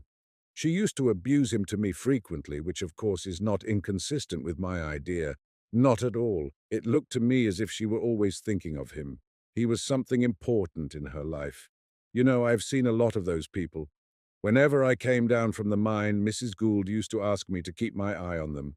She likes Italians. She has lived a long time in Italy, I believe, and she took a special fancy to that old Garibaldino. A remarkable chap enough. A rugged and dreamy character, living in the republicanism of his young days as if in a cloud. He has encouraged much of the capataz's confounded nonsense, the high-strung, exalted old beggar. What sort of nonsense? Wondered the chief engineer. I found the capataz always a very shrewd and sensible fellow, absolutely fearless and remarkably useful, a perfect handyman. Sir John was greatly impressed by his resourcefulness and attention when he made that overland journey from Santa Marta. Later on, as you might have heard, he rendered us a service by disclosing to the then chief of police the presence in the town of some professional thieves, who came from a distance to wreck and rob our monthly pay train. He has certainly organized the lighterage service of the harbour for the OSN Company with great ability. He knows how to make himself obeyed, foreigner though he is. It is true that the cargadores are strangers here too, for the most part, immigrants, isleños. His prestige is his fortune, muttered the doctor sourly. The man has proved his trustworthiness up to the hilt on innumerable occasions and in all sorts of ways, argued the engineer. When this question of the silver arose, Captain Mitchell naturally was very warmly of the opinion that his capataz was the only man fit for the trust.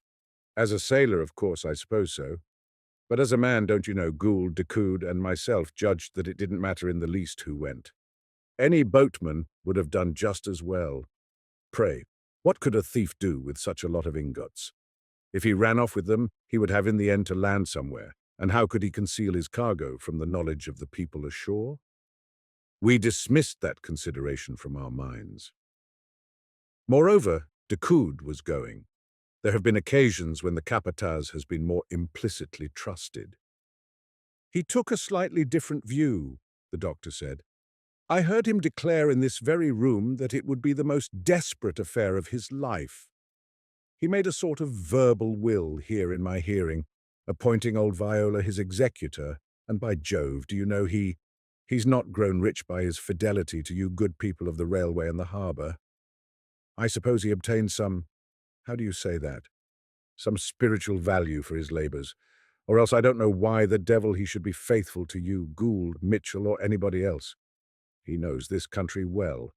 He knows, for instance, that Gamacho, the deputy from Javira, has been nothing else but a tramposo of the commonest sort, a petty peddler of the campo, till he managed to get enough goods on credit from Anzani to open a little store in the wilds, and got himself elected by the drunken mozos that hang about the estancias and the poorest sort of rancheros who were in his debt.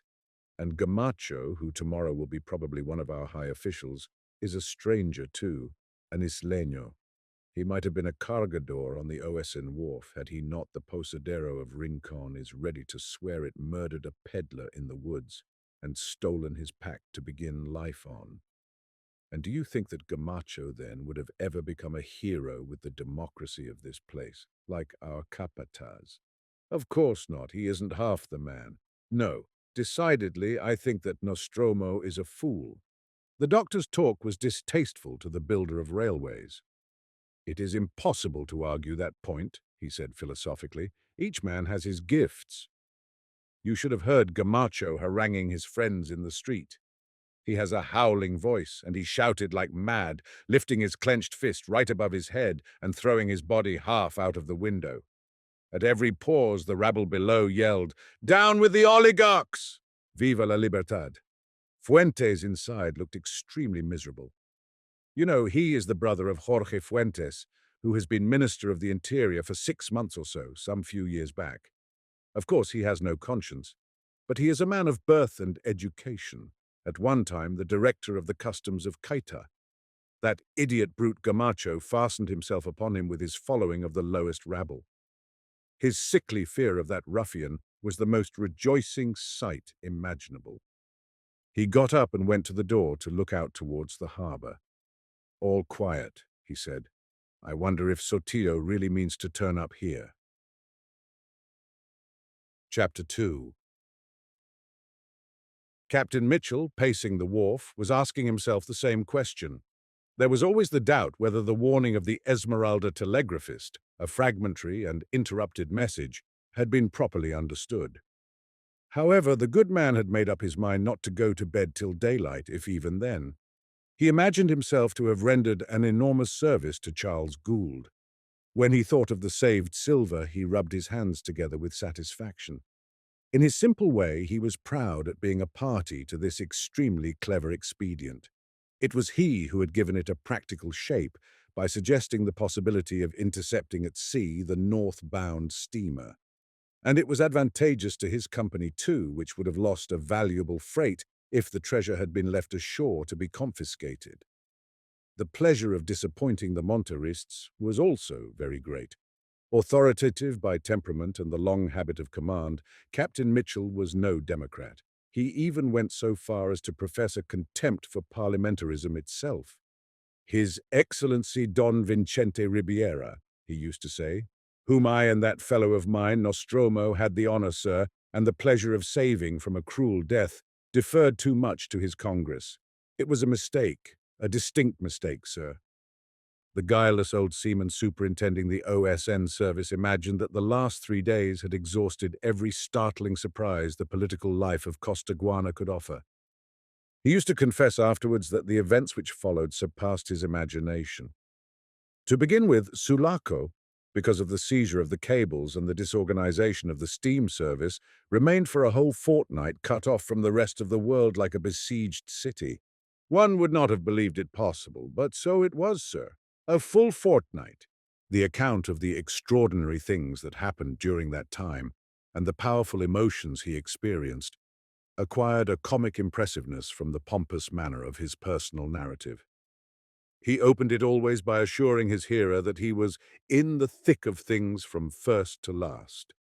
Then he would begin by describing the getting away of the silver and his natural anxiety lest his fellow in charge of the lighter should make some mistake. Apart from the loss of so much precious metal, the life of Senor Martin de Coude, an agreeable, wealthy, and well-informed young gentleman, would have been jeopardized through his falling into the hands of his political enemies. Captain Mitchell also admitted that in his solitary vigil on the wharf, he had felt a certain measure of concern for the future of the whole country. "A feeling, sir," he explained, "perfectly comprehensible in a man properly grateful for the many kindnesses received from the best families of merchants and other native gentlemen of independent means, who, barely saved by us from the excesses of the mob, seemed, to my mind's eye, destined to become the prey in person and fortune of the native soldiery, which, as is well known, behave with regrettable barbarity to the inhabitants during their civil commotions.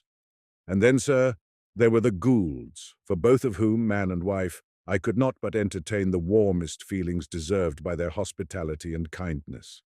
I felt, too, the dangers of the gentlemen of the Amarilla Club who had made me honorary member and had treated me with uniform regard and civility, both in my capacity of consular agent and as superintendent of an important steam service. Miss Antonia Avellanos, the most beautiful and accomplished young lady whom it had ever been my privilege to speak to, was not a little in my mind, I confess. How the interests of my company would be affected by the impending change of officials claimed a large share of my attention too. In short, sir, I was extremely anxious and very tired, as you may suppose, by the exciting and memorable events in which I had taken my little part. The company's building containing my residence was within 5 minutes' walk, with the attraction of some supper and of my hammock. I always take my nightly rest in a hammock as the most suitable to the climate. But somehow, sir, though evidently I could do nothing for anyone by remaining about, I could not tear myself away from that wharf, where the fatigue made me stumble painfully at times. The night was excessively dark, the darkest I remember in my life, so that I began to think that the arrival of the transport from Esmeralda could not possibly take place before daylight, owing to the difficulty of navigating the Gulf. The mosquitoes bit like fury. We have been infested here with mosquitoes before the late improvements, a peculiar harbour brand, sir, renowned for its ferocity. They were like a cloud about my head, and I shouldn't wonder that, but for their attacks, I would have dozed off as I walked up and down and got a heavy fall. I kept on smoking cigar after cigar, more to protect myself from being eaten up alive than from any real relish for the weed. Then, sir, when perhaps for the 20th time I was approaching my watch to the lighted end in order to see the time, and observing with surprise that it wanted yet 10 minutes to midnight, I heard the splash of a ship's propeller, an unmistakable sound to a sailor's ear on such a calm night. It was faint indeed, because they were advancing with precaution and dead slow, both on account of the darkness and from their desire of not revealing too soon their presence. A very unnecessary care, because I verily believe, in all the enormous extent of this harbour, I was the only living soul about. Even the usual staff of watchmen and others had been absent from their posts for several nights, owing to the disturbances. I stood stock still after dropping and stamping out my cigar, a circumstance highly agreeable, I should think, to the mosquitoes, if I may judge from the state of my face next morning. But that was a trifling inconvenience in comparison with the brutal proceedings I became victim of on the part of Sotillo. Something utterly inconceivable, sir. More like the proceedings of a maniac than the action of a sane man, however lost to all sense of honor and decency. But Sotillo was furious at the failure of his thievish scheme. In this Captain Mitchell was right. Sotillo was indeed infuriated. Captain Mitchell, however, had not been arrested at once. A vivid curiosity induced him to remain on the wharf, which is nearly 400 feet, long to see, or rather hear, the whole process of disembarkation.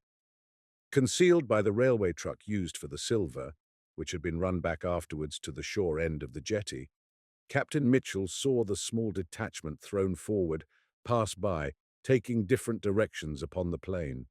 Meantime, the troops were being landed and formed into a column, whose head crept up gradually so close to him that he made it out, barring nearly the whole width of the wharf, only a very few yards from him.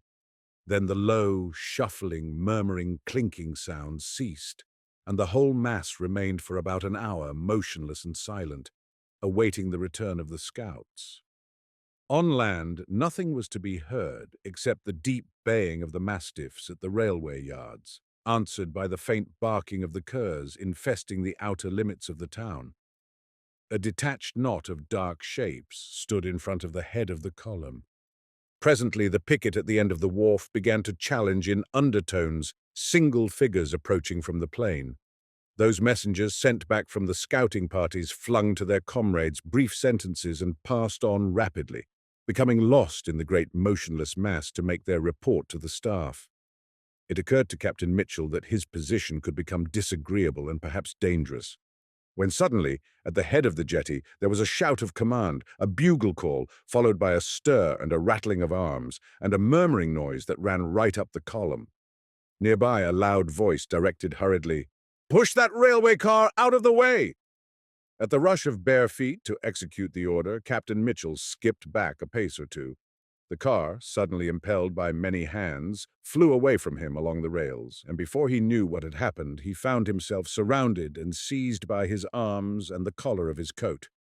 "We have caught a man hiding here, mi teniente," cried one of his captors. "Hold him on one side till the rearguard comes along," answered the voice. The whole column streamed past Captain Mitchell at a run, the thundering noise of their feet dying away suddenly on the shore. His captors held him tightly, disregarding his declaration that he was an Englishman and his loud demands to be taken at once before their commanding officer. Finally, he lapsed into dignified silence. With a hollow rumble of wheels on the planks, a couple of field guns, dragged by hand, rolled by. Then, after a small body of men had marched past, escorting 4 or 5 figures which walked in advance, with a jingle of steel scabbards, he felt a tug at his arms and was ordered to come along. During the passage from the wharf to the custom house, it is to be feared that Captain Mitchell was subjected to certain indignities at the hands of the soldiers, such as jerks, thumps on the neck, forcible application of the butt of a rifle to the small of his back. Their ideas of speed were not in accord with his notion of his dignity. He became flustered, flushed, and helpless. It was as if the world were coming to an end. The long building was surrounded by troops, which were already piling arms by companies and preparing to pass the night lying on the ground in their ponchos with their sacks under their heads. Corporals moved with swinging lanterns, posting sentries all round the walls wherever there was a door or an opening. Sotillo was taking his measures to protect his conquest, as if it had indeed contained the treasure. His desire to make his fortune at one audacious stroke of genius had overmastered his reasoning faculties. He would not believe in the possibility of failure. The mere hint of such a thing made his brain reel with rage. Every circumstance pointing to it appeared incredible. The statement of Hirsch, which was so absolutely fatal to his hopes, could by no means be admitted. It is true, too, that Hirsch's story had been told so incoherently, with such excessive signs of distraction, that it really looked improbable. It was extremely difficult, as the saying is, to make head or tail of it. On the bridge of the steamer, directly after his rescue, Sotillo and his officers, in their impatience and excitement, would not give the wretched man time to collect such few wits as remained to him. He ought to have been quieted, soothed, and reassured, whereas he had been roughly handled, cuffed, shaken, and addressed in menacing tones. His struggles, his wriggles, his attempts to get down on his knees, followed by the most violent efforts to break away, as if he meant incontinently to jump overboard, his shrieks and shrinkings and cowering wild glances had filled them first with amazement, then with a doubt of his genuineness, as men are wont to suspect the sincerity of every great passion. His Spanish, too, became so mixed up with German that the better half of his statements remained incomprehensible. He tried to propitiate them by calling them hochwohlgeboren Herren, which in itself sounded suspicious. When admonished sternly not to trifle, he repeated his entreaties and protestations of loyalty and innocence again in German, obstinately, because he was not aware in what language he was speaking. His identity, of course, was perfectly known as an inhabitant of Esmeralda, but this made the matter no clearer. As he kept on forgetting Decoud's name, mixing him up with several other people he had seen in the Casa Gould, it looked as if they all had been in the lighter together, and for a moment Sotillo thought that he had drowned every prominent Ribierist of Sulaco. The improbability of such a thing threw a doubt upon the whole statement. Hirsch was either mad or playing a part, pretending fear and distraction on the spur of the moment to cover the truth. Sotillo's rapacity, excited to the highest pitch by the prospect of an immense booty, could believe in nothing adverse. This Jew might have been very much frightened by the accident, but he knew where the silver was concealed and had invented this story with his Jewish cunning to put him entirely off the track as to what had been done. Sotillo had taken up his quarters on the upper floor in a vast apartment with heavy black beams, but there was no ceiling, and the eye lost itself in the darkness under the high pitch of the roof.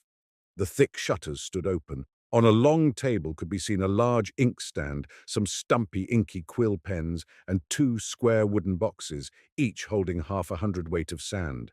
Sheets of grey, coarse official paper bestrewed the floor.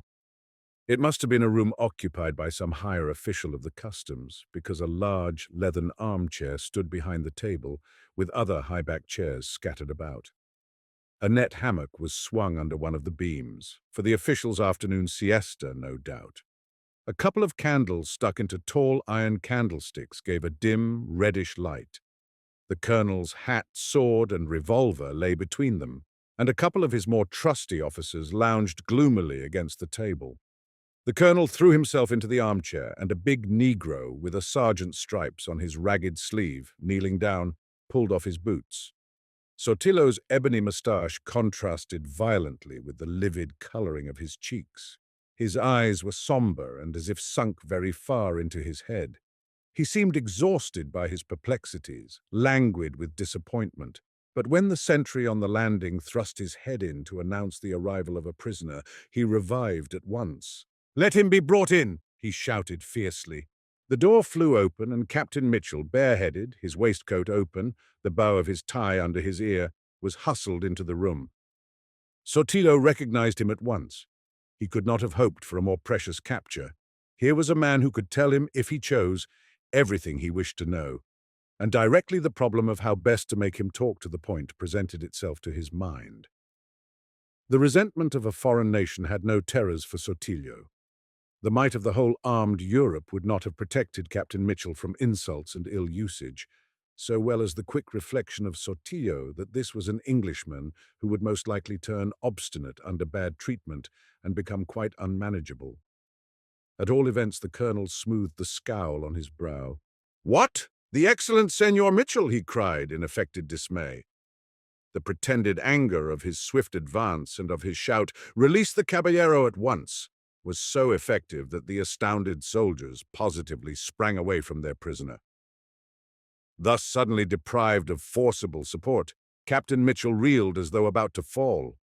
Sotillo took him familiarly under the arm, led him to a chair, waved his hand at the room. "Go out, all of you," he commanded.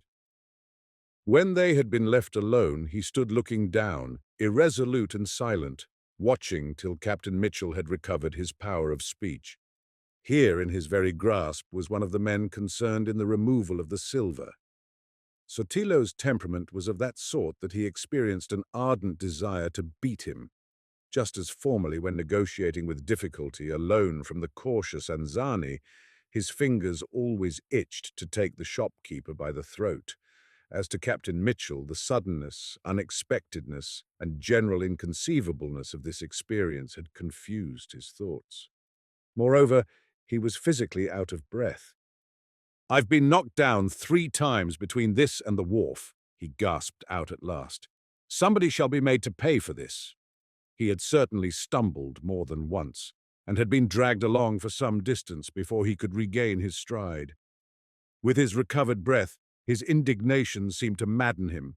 He jumped up, crimson, all his white hair bristling, his eyes glaring vengefully, and shook violently the flaps of his ruined waistcoat before the disconcerted Sotillo. "Look! Those uniformed thieves of yours downstairs have robbed me of my watch." The old sailor's aspect was very threatening. Sotillo saw himself cut off from the table on which his saber and revolver were lying. "I demand restitution and apologies," Mitchell thundered at him, quite beside himself. "From you! Yes, from you!" For the space of a second or so, the colonel stood with a perfectly stony expression of face. Then, as Captain Mitchell flung out an arm towards the table as if to snatch up the revolver, Sotillo, with a yell of alarm, bounded to the door and was gone in a flash, slamming it after him. Surprise calmed Captain Mitchell's fury. Behind the closed door, Sotillo shouted on the landing, and there was a great tumult of feet on the wooden staircase. "Disarm him! Bind him!"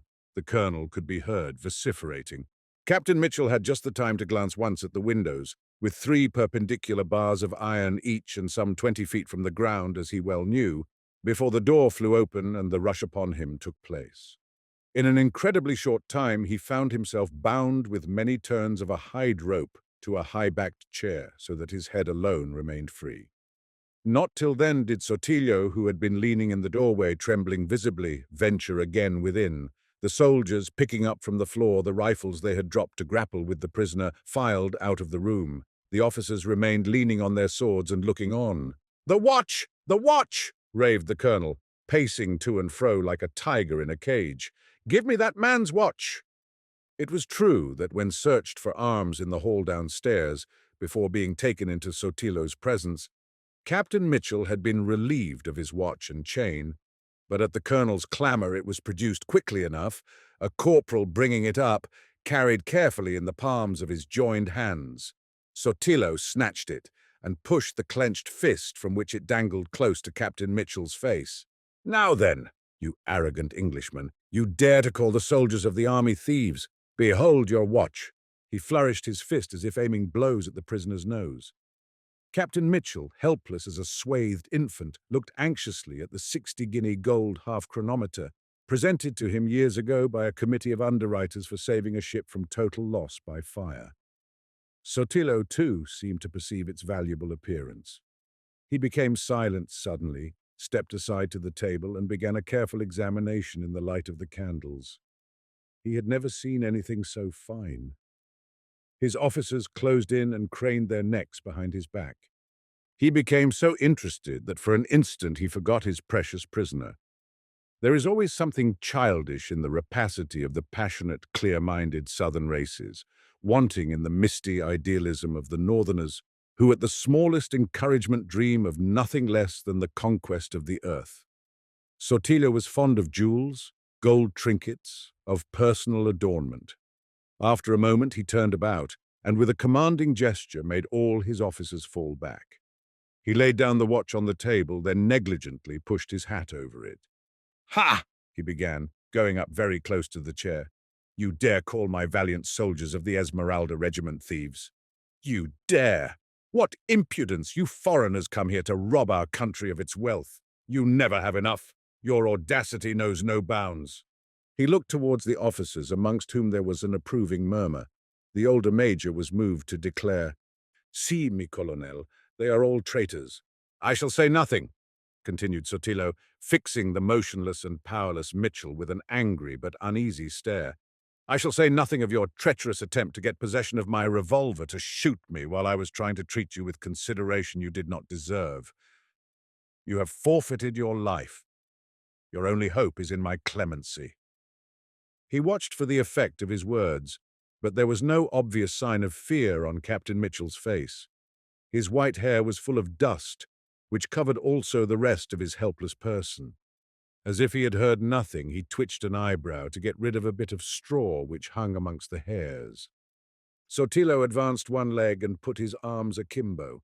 "It is you, Mitchell," he said emphatically, "who are the thief, not my soldiers." He pointed at his prisoner a forefinger with a long, almond-shaped nail. Where is the silver of the San Tomé mine? I ask you, Mitchell, where is the silver that was deposited in this custom house? Answer me that.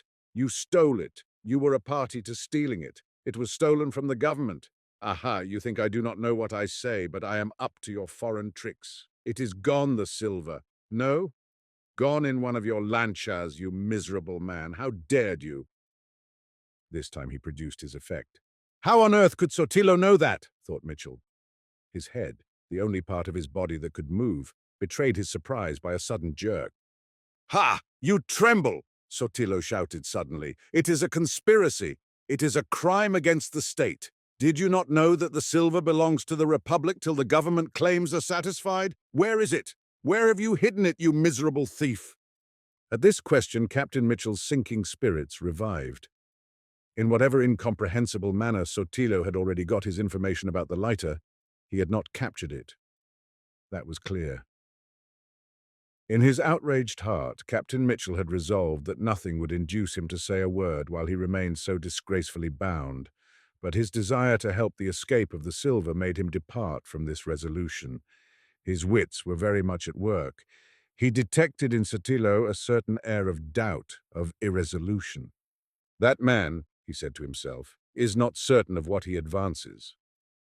For all his pomposity and social intercourse, Captain Mitchell could meet the realities of life in a resolute and ready spirit.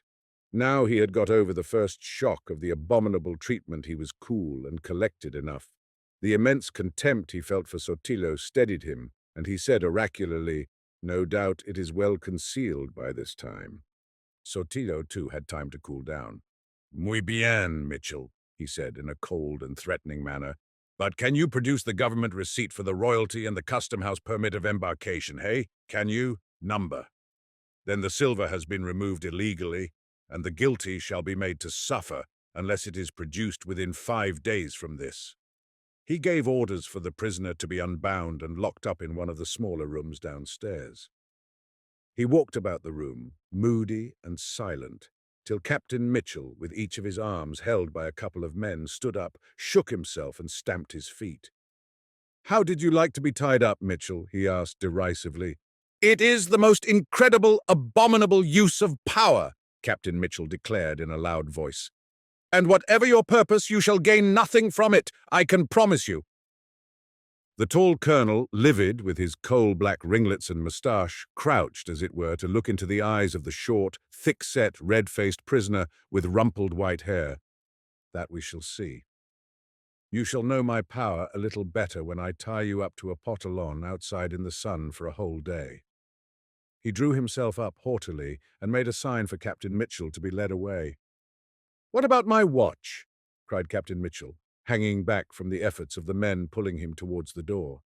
Sotillo turned to his officers. "No, but only listen to this picaro, caballeros," he pronounced with affected scorn, and was answered by a chorus of derisive laughter. "He demands his watch!" He ran up again to Captain Mitchell, for the desire to relieve his feelings by inflicting blows and pain upon this Englishman was very strong within him. "Your watch! You are a prisoner in wartime, Mitchell, in wartime. You have no rights and no property, caramba! The very breath in your body belongs to me, remember that." "Bosh!" said Captain Mitchell, concealing a disagreeable impression. Down below, in a great hall, with the earthen floor and with a tall mound thrown up by white ants in a corner, the soldiers had kindled a small fire with broken chairs and tables near the arched gateway, through which the faint murmur of the harbour waters on the beach could be heard. While Captain Mitchell was being led down the staircase, an officer passed him, running up to report to Sotillo the capture of more prisoners. A lot of smoke hung about in the vast, gloomy place. The fire crackled, and as if through a haze, Captain Mitchell made out, surrounded by short soldiers with fixed bayonets, the heads of 3 tall prisoners, the doctor, the engineer-in-chief, and the white leonine mane of old Viola, who stood half-turned away from the others with his chin on his breast and his arms crossed. Mitchell's astonishment knew no bounds. He cried out. The other 2 exclaimed also. But he hurried on diagonally across the big cavern-like hall. Lots of thoughts, surmises, hints of caution, and so on, crowded his head to distraction. "Is he actually keeping you?" shouted the chief engineer, whose single eyeglass glittered in the firelight. An officer from the top of the stairs was shouting urgently, "Bring them all up! All three!" In the clamour of voices and the rattle of arms, Captain Mitchell made himself heard imperfectly. "By heavens! The fellow has stolen my watch." The engineer-in-chief on the staircase resisted the pressure long enough to shout, "What? What did you say?"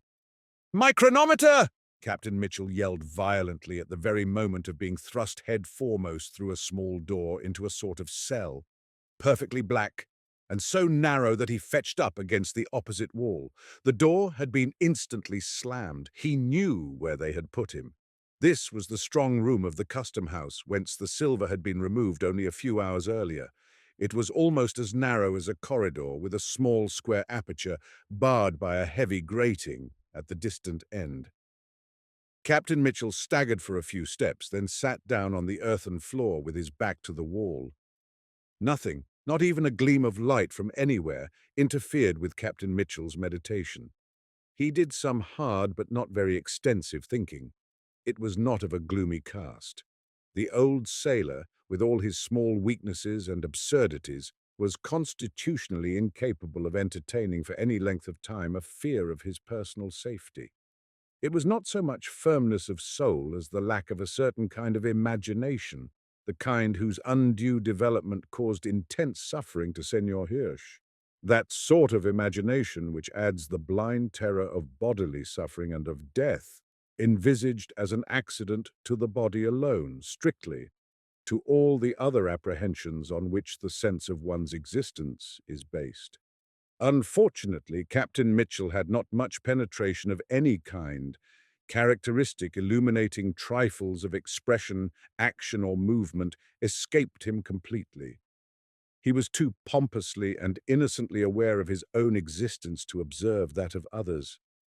For instance, he could not believe that Sotillo had been really afraid of him, and this simply because it would never have entered into his head to shoot anyone except in the most pressing case of self-defense. Anybody could see he was not a murdering kind of man, he reflected quite gravely. Then why this preposterous and insulting charge, he asked himself. But his thoughts mainly clung around the astounding and unanswerable question: how the devil the fellow got to know that the silver had gone off in the lighter? It was obvious that he had not captured it, and obviously he could not have captured it.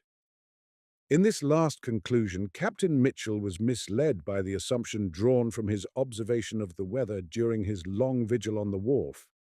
He thought that there had been much more wind than usual that night in the Gulf, whereas, as a matter of fact, the reverse was the case. How, in the name of all that's marvellous, did that confounded fellow get wind of the affair? Was the first question he asked directly after the bang, clatter, and flash of the open door, which was closed again almost before he could lift his dropped head, informed him that he had a companion of captivity. Dr. Monagham's voice stopped muttering curses in English and Spanish. "Is that you, Mitchell?" he made answer surlily. "I struck my forehead against this confounded wall with enough force to fell an ox. Where are you?" Captain Mitchell, accustomed to the darkness, could make out the doctor stretching out his hands blindly.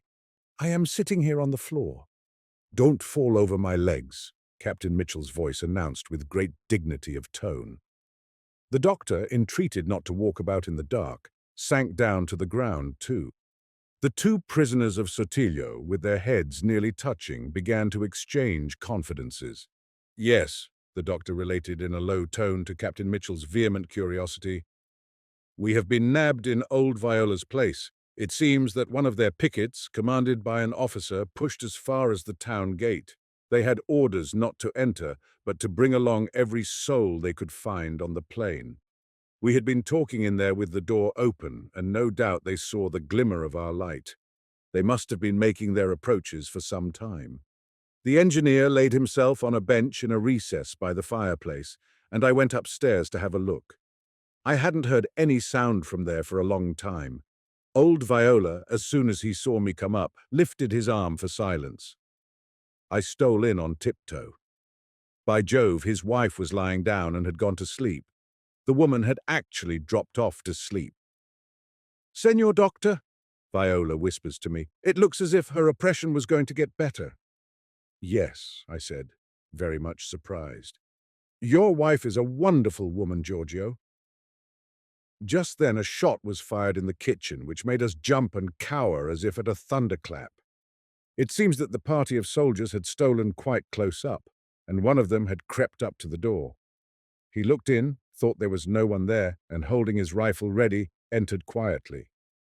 The chief told me that he had just closed his eyes for a moment. When he opened them, he saw the man already in the middle of the room peering into the dark corners. The chief was so startled that without thinking he made one leap from the recess right out in front of the fireplace. The soldier, no less startled, up with his rifle and pulls the trigger, deafening and singeing the engineer, but in his flurry missing him completely. But look what happens! At the noise of the report, the sleeping woman sat up as if moved by a spring with a shriek. The children, Gianbattista! Save the children! I have it in my ears now. It was the truest cry of distress I ever heard. I stood as if paralyzed, but the old husband ran across to the bedside, stretching out his hands. She clung to them. I could see her eyes go glazed. The old fellow lowered her down on the pillows and then looked round at me. She was dead. All this took less than 5 minutes, and then I ran down to see what was the matter. It was no use thinking of any resistance. Nothing we two could say availed with the officer, so I volunteered to go up with a couple of soldiers and fetch down old Viola. He was sitting at the foot of the bed, looking at his wife's face, and did not seem to hear what I said, but after I had pulled the sheet over her head, he got up and followed us downstairs quietly, in a sort of thoughtful way. They marched us off along the road, leaving the door open and the candle burning. The chief engineer strode on without a word, but I looked back once or twice at the feeble gleam. After we had gone some considerable distance, the Garibaldino, who was walking by my side, suddenly said, I have buried many men on battlefields on this continent. The priests talk of consecrated ground. Bah! All the earth made by God is holy, but the sea, which knows nothing of kings and priests and tyrants, is the holiest of all. Doctor, I should like to bury her in the sea. No mummeries, candles, incense, no holy water mumbled over by priests. The spirit of liberty is upon the waters. Amazing old man. He was saying all this in an undertone, as if talking to himself. Yes, yes, interrupted Captain Mitchell impatiently. Poor old chap. But have you any idea how that ruffian Sotillo obtained his information? He did not get hold of any of our cargadores who helped with the truck, did he? But no, it is impossible. These were picked men we've had in our boats for these 5 years, and I paid them myself specially for the job, with instructions to keep out of the way for 24 hours at least. I saw them with my own eyes march on with the Italians to the railway yards. The chief promised to give them rations as long as they wanted to remain there. Well, said the doctor slowly, I can tell you that you may say goodbye forever to your best lighter and to the capataz of Cargadores. At this, Captain Mitchell scrambled up to his feet in the excess of his excitement. The doctor, without giving him time to exclaim, stated briefly the part played by Hirsch during the night. Captain Mitchell was overcome. Drowned, he muttered in a bewildered and appalled whisper. Drowned. Afterwards he kept still, apparently listening, but too absorbed in the news of the catastrophe to follow the doctor's narrative with attention. The doctor had taken up an attitude of perfect ignorance, till at last Sotillo was induced to have Hirsch brought in to repeat the whole story, which was got out of him again with the greatest difficulty, because every moment he would break out into lamentations. At last Hirsch was led away, looking more dead than alive, and shut up in one of the upstairs rooms to be close at hand. Then the doctor, keeping up his character of a man not admitted to the inner councils of the San Tomé administration, remarked that the story sounded incredible. Of course, he said, he couldn't tell what had been the action of the Europeans, as he had been exclusively occupied with his own work in looking after the wounded, and also in attending Don José Avellanos. He had succeeded in assuming so well a tone of impartial indifference that Sotillo seemed to be completely deceived. Till then a show of regular inquiry had been kept up. One of the officers sitting at the table wrote down the questions and the answers. The others, lounging about the room, listened attentively, puffing at their long cigars and keeping their eyes on the doctor. But at that point, Sotillo ordered everybody out. Chapter 3. Directly they were alone, the colonel's severe official manner changed. He rose and approached the doctor. His eyes shone with rapacity and hope. He became confidential. The silver might have been indeed put on board the lighter, but it was not conceivable that it should have been taken out to sea. The doctor, watching every word, nodded slightly, smoking with apparent relish the cigar which Sotillo had offered him as a sign of his friendly intentions. The doctor's manner of cold detachment from the rest of the Europeans led Sotillo on, till, from conjecture to conjecture, he arrived at hinting that, in his opinion, this was a put-up job on the part of Charles Gould, in order to get hold of that immense treasure all to himself. The doctor, observant and self-possessed, muttered, "He is very capable of that." Here, Captain Mitchell exclaimed with amazement, amusement, and indignation, "You said that of Charles Gould!" Disgust and even some suspicion crept into his tone, for to him too, as to other Europeans, there appeared to be something dubious about the doctor's personality.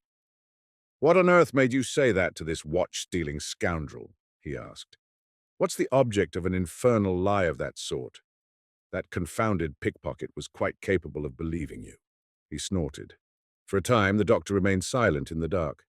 "Yes, that is exactly what I did say," he uttered at last, in a tone which would have made it clear enough to a third party that the pause was not of a reluctant but of a reflective character. Captain Mitchell thought that he had never heard anything so brazenly impudent in his life. "Well, well," he muttered to himself, but he had not the heart to voice his thoughts. They were swept away by others full of astonishment and regret. A heavy sense of discomfiture crushed him. The loss of the silver, the death of Nostromo, which was really quite a blow to his sensibilities, because he had become attached to his capataz as people get attached to their inferiors from love of ease and almost unconscious gratitude. And when he thought of Decoud being drowned too, his sensibility was almost overcome by this miserable end. What a heavy blow for that poor young woman. Captain Mitchell did not belong to the species of crabbed old bachelors. On the contrary, he liked to see young men paying attentions to young women. It seemed to him a natural and proper thing, proper especially. As to sailors, it was different. It was not their place to marry, he maintained, but it was on moral grounds as a matter of self-denial, for, he explained, life on board ship is not fit for a woman even at best. And if you leave her on shore, first of all, it is not fair, and next she either suffers from it or doesn't care a bit, which in both cases is bad. He couldn't have told what upset him most. Charles Gould's immense material loss, the death of Nostromo, which was a heavy loss to himself, or the idea of that beautiful and accomplished young woman being plunged into mourning. "Yes," the doctor, who had been apparently reflecting, began again. "He believed me right enough. I thought he would have hugged me. See, he said. He will write to that partner of his, the rich Americano in San Francisco, that it is all lost. Why not? There is enough to share with many people." "But this is perfectly imbecile," cried Captain Mitchell. The doctor remarked that Sotillo was imbecile, and that his imbecility was ingenious enough to lead him completely astray. He had helped him only but a little way. "I mentioned," the doctor said, "in a sort of casual way, that treasure is generally buried in the earth rather than set afloat upon the sea." At this, my Sotillo slapped his forehead. "Por Dios, yes," he said. "They must have buried it on the shores of this harbor somewhere before they sailed out." "Heavens and earth," muttered Captain Mitchell. "I should not have believed that anybody could be ass enough." He paused, then went on mournfully. "But what's the good of all this? It would have been a clever enough lie if the lighter had been still afloat. It would have kept that inconceivable idiot perhaps from sending out the steamer to cruise in the Gulf. That was the danger that worried me, no end." Captain Mitchell sighed profoundly. "I had an object," the doctor pronounced slowly. "Had you?" muttered Captain Mitchell. "Well, that's lucky, or else I would have thought that you went on fooling him for the fun of the thing, and perhaps that was your object." Well, I must say I personally wouldn't condescend to that sort of thing. It is not to my taste. No, no. Blackening a friend's character is not my idea of fun if it were to fool the greatest blackguard on earth. Had it not been for Captain Mitchell's depression, caused by the fatal news, his disgust of Dr. Monaghan would have taken a more outspoken shape. But he thought to himself that now it really did not matter what that man whom he had never liked would say and do. "I wonder," he grumbled, "why they have shut us up together, or why Sotillo should have shut you up at all, since it seems to me you have been fairly chummy up there." "Yes, I wonder," said the doctor grimly. Captain Mitchell's heart was so heavy that he would have preferred for the time being a complete solitude to the best of company. But any company would have been preferable to the doctor's, at whom he had always looked askance as a sort of beachcomber of superior intelligence, partly reclaimed from his abased state. That feeling led him to ask, "What has that ruffian done with the other two?" "The chief engineer he would have let go in any case," said the doctor. "He wouldn't like to have a quarrel with the railway upon his hands." "Not just yet, at any rate. I don't think, Captain Mitchell, that you understand exactly what Sotillo's position is." "I don't see why I should bother my head about it," snarled Captain Mitchell. "No," assented the doctor with the same grim composure. "I don't see why you should. It wouldn't help a single human being in the world if you thought ever so hard upon any subject whatever." "No," said Captain Mitchell simply and with evident depression. "A man locked up in a confounded dark hole is not much use to anybody. As to old Viola," the doctor continued as though he had not heard, "Sotillo released him for the same reason he is presently going to release you." "Eh? What?" exclaimed Captain Mitchell, staring like an owl in the darkness. "What is there in common between me and old Viola? More likely because the old chap has no watch and chain for the pickpocket to steal. And I tell you what, Dr. Monaghan," he went on with rising choler, "he will find it more difficult than he thinks to get rid of me. He will burn his fingers over that job yet, I can tell you. To begin with, I won't go without my watch, and as to the rest, we shall see. I dare say it is no great matter for you to be locked up.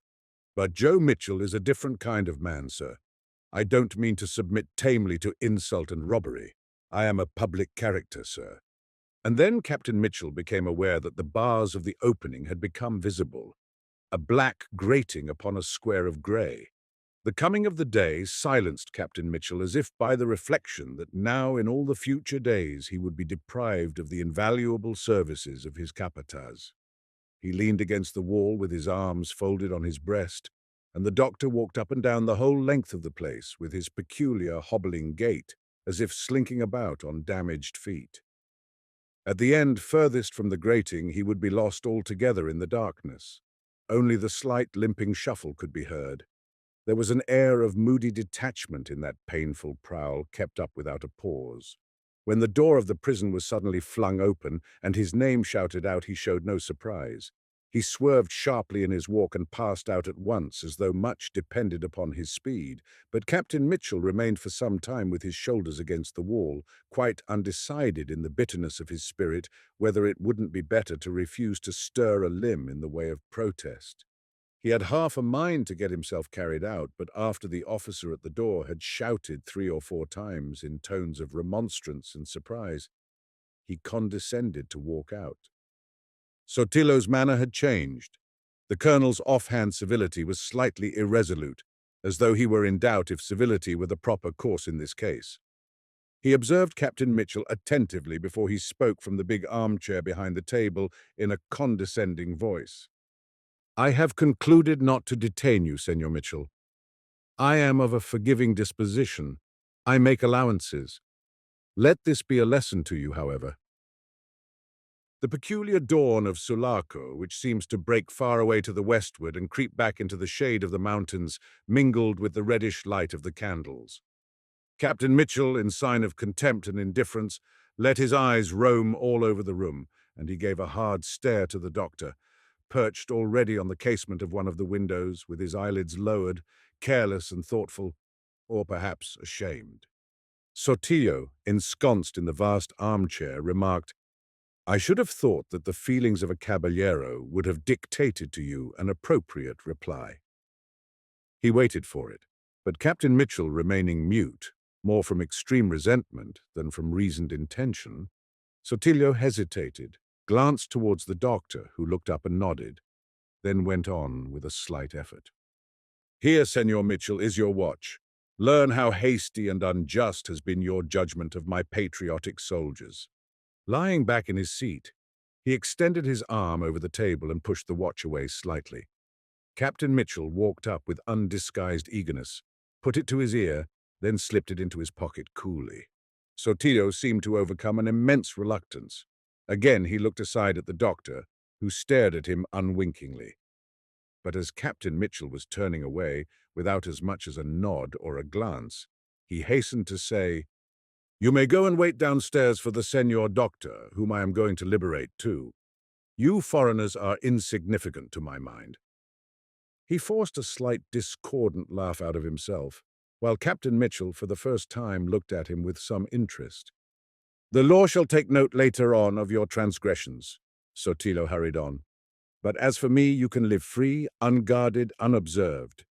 Do you hear, Senor Mitchell? You may depart to your affairs. You are beneath my notice. My attention is claimed by matters of the very highest importance." Captain Mitchell was very nearly provoked to an answer.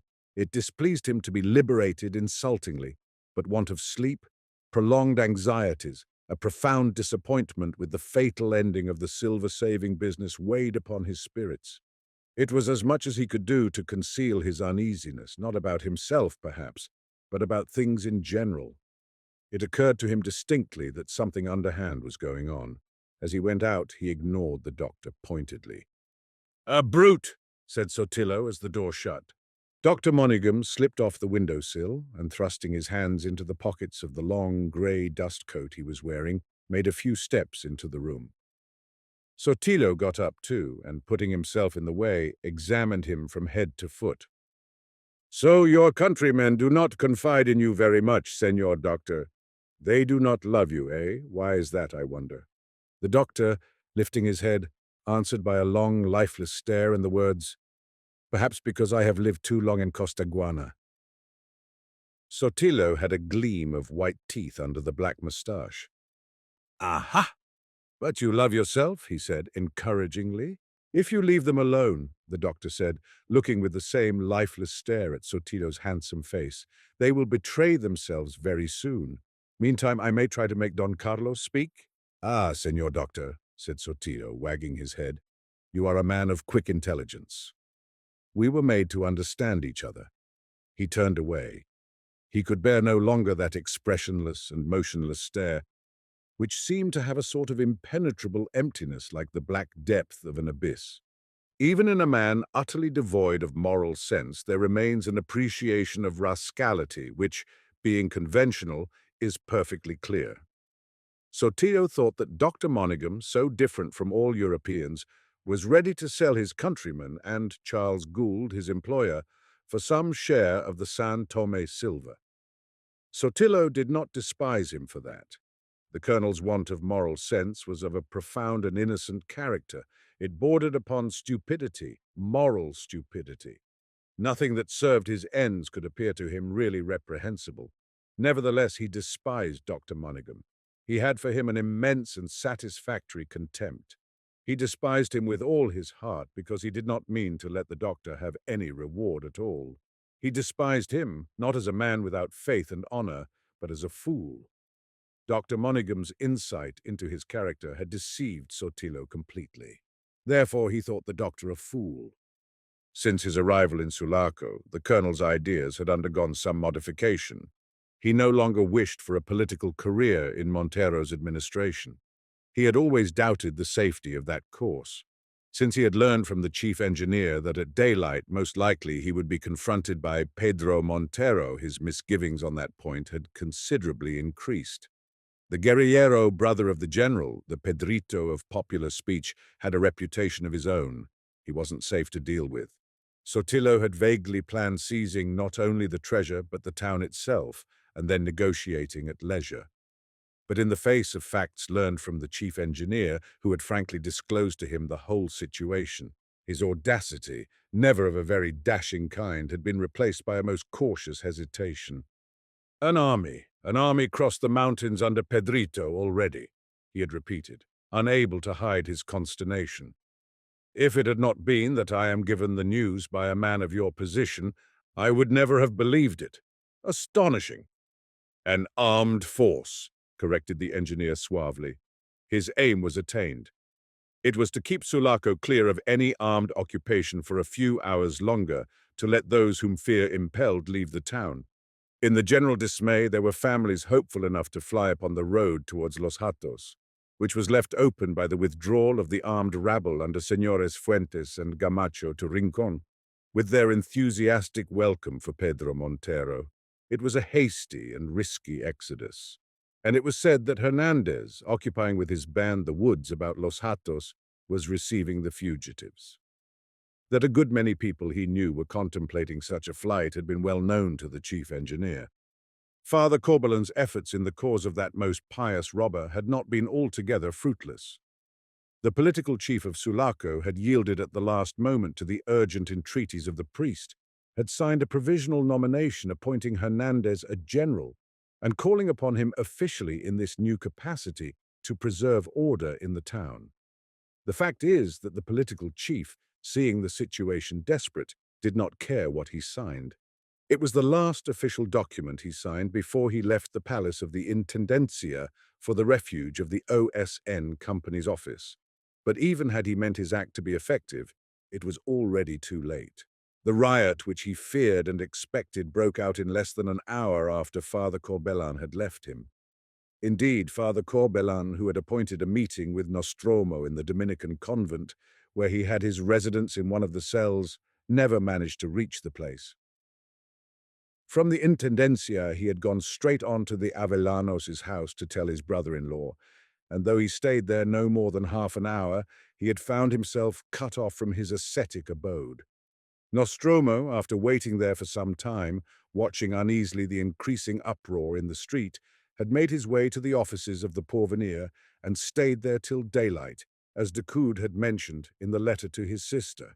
Thus the capataz, instead of riding towards the Los Hatos woods as bearer of Hernandez's nomination, had remained in town to save the life of the president-dictator, to assist in repressing the outbreak of the mob, and at last to sail out with the silver of the mine.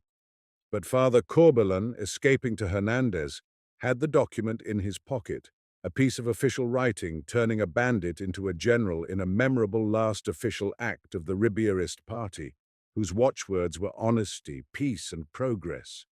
Probably neither the priest nor the bandit saw the irony of it. Father Corbelan must have found messengers to send into the town, for early on the second day of the disturbances, there were rumors of Hernandez being on the road to Los Hatos, ready to receive those who would put themselves under his protection. A strange-looking horseman, elderly and audacious, had appeared in the town, riding slowly while his eyes examined the fronts of the houses, as though he had never seen such high buildings before. Before the cathedral he had dismounted, and kneeling in the middle of the plaza, his bridle over his arm and his hat lying in front of him on the ground, had bowed his head, crossing himself and beating his breast for some little time. Remounting his horse, with a fearless but not unfriendly look round the little gathering formed about his public devotions, he had asked for the Casa Avellanos. A score of hands were extended in answer, with fingers pointing up the Calle de la Constitución. The horseman had gone on with only a glance of casual curiosity upwards to the windows of the Amarilla Club at the corner. His stentorian voice shouted periodically in the empty street, "Which is the Casa Avellanos?" till an answer came from the scared porter, and he disappeared under the gate. The letter he was bringing, written by Father Corbelan with a pencil by the campfire of Hernandez, was addressed to Don José, of whose critical state the priest was not aware. Antonia read it, and, after consulting Charles Gould, sent it on for the information of the gentleman garrisoning the Amarilla Club. For herself, her mind was made up. She would rejoin her uncle. She would entrust the last day, the last hours, perhaps, of her father's life to the keeping of the bandit, whose existence was a protest against the irresponsible tyranny of all parties alike, against the moral darkness of the land. The gloom of Los Hatos woods was preferable, a life of hardships in the train of a robber band, less debasing. Antonia embraced with all her soul her uncle's obstinate defiance of misfortune. It was grounded in the belief in the man whom she loved. In his message, the Vicar General answered upon his head for Hernandez's fidelity. As to his power, he pointed out that he had remained unsubdued for so many years. In that letter, Decoud's idea of the new Occidental state, whose flourishing and stable condition is a matter of common knowledge now, was for the first time made public and used as an argument. Hernandez, ex-bandit and the last general of Ribierist creation, was confident of being able to hold the tract of country between the woods of Los Hatos and the coast range till that devoted patriot, Don Martin Decoud, could bring General Barrios back to Sulaco for the reconquest of the town. "Heaven itself wills it. Providence is on our side," wrote Father Corbelan. There was no time to reflect upon or to controvert his statement. And if the discussion started upon the reading of that letter in the Amarilla Club was violent, it was also short-lived. In the general bewilderment of the collapse, some jumped at the idea with joyful astonishment, as upon the amazing discovery of a new hope. Others became fascinated by the prospect of immediate personal safety for their women and children. The majority caught at it as a drowning man catches at a straw. Father Corbelan was unexpectedly offering them a refuge from Pedrito Montero, with his llaneros allied to Señores Fuentes and Gamacho with their armed rabble. All the latter part of the afternoon, an animated discussion went on in the big rooms of the Amarilla Club. Even those members posted at the windows with rifles and carbines to guard the end of the street in case of an offensive return of the populace shouted their opinions and arguments over their shoulders. As dusk fell, Don Justo Lopez, inviting those caballeros who were of his way of thinking to follow him, withdrew into the corredor, where at a little table in the light of 2 candles he busied himself in composing an address, or rather a solemn declaration to be presented to Pedrito Montero by a deputation of such members of assembly as had elected to remain in town. His idea was to propitiate him in order to save the form at least of parliamentary institutions.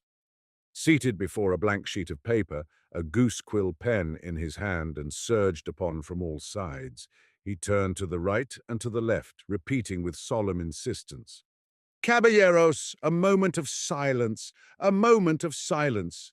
We ought to make it clear that we bow in all good faith to the accomplished facts." The utterance of that phrase seemed to give him a melancholy satisfaction. The hubbub of voices round him was growing strained and hoarse. In the sudden pauses, the excited grimacing of the faces would sink all at once into the stillness of profound dejection. Meantime, the exodus had begun. Carretas full of ladies and children rolled swaying across the plaza, with men walking or riding by their side. Mounted parties followed on mules and horses. The poorest were setting out on foot, men and women carrying bundles, clasping babies in their arms, leading old people, dragging along the bigger children. When Charles Gould, after leaving the doctor and the engineer at the Casa Viola, entered the town by the harbour gate, all those that had meant to go were gone, and the others had barricaded themselves in their houses. In the whole dark street there was only one spot of flickering lights and moving figures, where the Señor Administrador recognized his wife's carriage waiting at the door of the Avellanos' house. He rode up almost unnoticed and looked on without a word while some of his own servants came out of the gate, carrying Don José Avellanos, who, with closed eyes and motionless features, appeared perfectly lifeless. His wife and Antonia walked on each side of the improvised stretcher, which was put at once into the carriage. The 2 women embraced, while from the other side of the landau Father Corbelan's emissary, with his ragged beard all streaked with grey and high bronzed cheekbones, stared, sitting upright in the saddle. Then Antonia, dry-eyed, got in by the side of the stretcher, and, after making the sign of the cross rapidly, lowered a thick veil upon her face. The servants and the 3 or 4 neighbours who had come to assist stood back, uncovering their heads. On the box, Ignacio, resigned now to driving all night and to having perhaps his throat cut before daylight, looked back surlily over his shoulder. "Drive carefully!" cried Mrs. Gould in a tremulous voice. "Si carefully, Sinina," he mumbled, chewing his lips, his round, leathery cheeks quivering. And the landau rolled slowly out of the light. "I will see them as far as the ford," said Charles Gould to his wife. She stood on the edge of the sidewalk with her hands clasped lightly and nodded to him as he followed after the carriage. And now the windows of the Amarilla Club were dark. The last spark of resistance had died out. Turning his head at the corner, Charles Gould saw his wife crossing over to their own gate in the lighted patch of the street. One of their neighbors, a well-known merchant and landowner of the province, followed at her elbow, talking with great gestures. As she passed in, all the lights went out in the street, which remained dark and empty from end to end. The houses of the vast plaza were lost in the night. High up, like a star, there was a small gleam in one of the towers of the cathedral, and the equestrian statue gleamed pale against the black trees of the Alameda, like a ghost of royalty haunting the scenes of revolution. The rare prowlers they met ranged themselves against the wall. Beyond the last houses, the carriage rolled noiselessly on the soft cushion of dust, and with a greater obscurity, a feeling of freshness seemed to fall from the foliage of the trees bordering the country road. The emissary from Hernandez's camp pushed his horse close to Charles Gould. "Caballero," he said in an interested voice, "you are he whom they call the King of Sulaco, the master of the mine." "Is it not so?" "Yes, I am the master of the mine," answered Charles Gould. The man cantered for a time in silence, then said, "I have a brother, a sereno in your service in the San Tomé Valley. You have proved yourself a just man. There has been no wrong done to anyone since you called upon the people to work in the mountains. My brother says that no official of the government, no oppressor of the Campo, has been seen on your side of the stream. Your own officials do not oppress the people in the gorge. Doubtless they are afraid of your severity. You are a just man and a powerful one," he added. He spoke in an abrupt, independent tone, but evidently he was communicative with a purpose. He told Charles Gould that he had been a ranchero in one of the lower valleys, far south, a neighbor of Hernandez in the old days, and godfather to his eldest boy. One of those who joined him in his resistance to the recruiting raid which was the beginning of all their misfortunes. It was he that, when his compadre had been carried off, had buried his wife and children murdered by the soldiers. "Si, senor," he muttered hoarsely. "I and 2 or 3 others, the lucky ones left at liberty, buried them all in one grave near the ashes of their ranch, under the tree that had shaded its roof." It was to him, too, that Hernandez came after he had deserted 3 years afterwards. He had still his uniform on with the sergeant's stripes on the sleeve, and the blood of his colonel upon his hands and breast. 3 troopers followed him, of those who had started in pursuit, but had ridden on for liberty. And he told Charles Gould how he and a few friends, seeing those soldiers, lay in ambush behind some rocks ready to pull the trigger on them when he recognized his compadre and jumped up from cover, shouting his name, because he knew that Hernandez could not have been coming back on an errand of injustice and oppression. Those 3 soldiers, together with the party who lay behind the rocks, had formed the nucleus of the famous band, and he, the narrator, had been the favorite lieutenant of Hernandez for many, many years. He mentioned proudly that the officials had put a price upon his head too, but it did not prevent it getting sprinkled with grey upon his shoulders, and now he had lived long enough to see his compadre made a general. He had a burst of muffled laughter. "And now from robbers we have become soldiers. But look, caballero, at those who made us soldiers and him a general. Look at these people!" Ignacio shouted. The light of the carriage lamps, running along the nopal hedges that crowned the bank on each side, flashed upon the scared faces of people standing aside in the road, sunk deep, like an English country lane, into the soft soil of the Campo. They cowered. Their eyes glistened very big for a second, and then the light, running on, fell upon the half-denuded roots of a big tree on another stretch of nopal hedge, caught up another bunch of faces glaring back apprehensively. Three women, of whom one was carrying a child, and a couple of men in civilian dress, one armed with a saber and another with a gun, were grouped about a donkey carrying two bundles tied up in blankets. Further on, Ignacio shouted again to pass a carreta, a long wooden box on two high wheels, with the door at the back swinging open. Some ladies in it must have recognized the white mules because they screamed out, "Is it you, Donna Emilia?" At the turn of the road, the glare of a big fire filled the short stretch vaulted over by the branches meeting overhead. Near the ford of a shallow stream, a roadside rancho of woven rushes and a roof of grass had been set on fire by accident, and the flames, roaring viciously, lit up an open space blocked with horses, mules, and a distracted, shouting crowd of people. When Ignacio pulled up, several ladies on foot assailed the carriage, begging Antonia for a seat. To their clamor, she answered by pointing silently to her father. "I must leave you here," said Charles Gould in the uproar. The flames leapt up sky high, and in the recoil from the scorching heat across the road, the stream of fugitives pressed against the carriage. A middle-aged lady dressed in black silk, but with a coarse manta over her head and a rough branch for a stick in her hand, staggered against the front wheel. Two young girls, frightened and silent, were clinging to her arms. Charles Gould knew her very well. "Misericordia! We are getting terribly bruised in this crowd," she exclaimed, smiling up courageously to him. "We have started on foot. All our servants ran away yesterday to join the Democrats. We are going to put ourselves under the protection of Father Corbelin, of your sainted uncle Antonia. He has wrought a miracle in the heart of a most merciless robber. A miracle." She raised her voice gradually up to a scream as she was borne along by the pressure of people getting out of the way of some carts coming up out of the ford at a gallop, with loud yells and cracking of whips. Great masses of sparks mingled with black smoke flew over the road. The bamboos of the walls detonated in the fire with the sound of an irregular fusillade, and then the bright blaze sank suddenly, leaving only a red dusk crowded with aimless dark shadows drifting in contrary directions. The noise of voices seemed to die away with the flame, and the tumult of heads, arms, quarreling, and imprecations passed on, fleeing into the darkness. "I must leave you now," repeated Charles Gould to Antonia.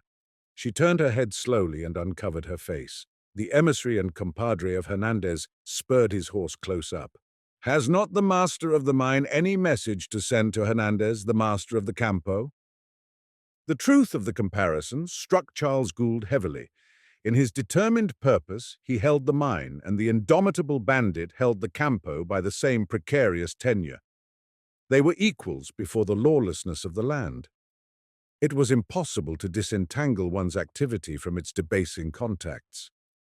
A close-meshed net of crime and corruption lay upon the whole country. An immense and weary discouragement sealed his lips for a time. "You are a just man," urged the emissary of Hernandez. "Look at those people who made my compadre a general and have turned us all into soldiers. Look at those oligarchs fleeing for life, with only the clothes on their backs. My compadre does not think of that, but our followers may be wondering greatly, and I would speak for them to you.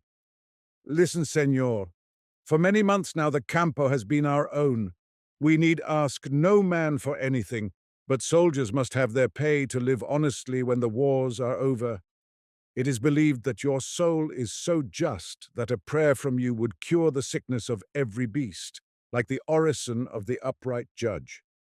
Let me have some words from your lips that would act like a charm upon the doubts of our partida, where all are men." "Do you hear what he says?" Charles Gould said in English to Antonia. "Forgive us our misery," she exclaimed hurriedly. "It is your character that is the inexhaustible treasure which may save us all yet. Your character, Carlos, not your wealth. I entreat you to give this man your word that you will accept any arrangement my uncle may make with their chief. One word. He will want no more." On the site of the roadside hut there remained nothing but an enormous heap of embers, throwing afar a darkening red glow in which Antonia's face appeared deeply flushed with excitement. Charles Gould, with only a short hesitation, pronounced the required pledge.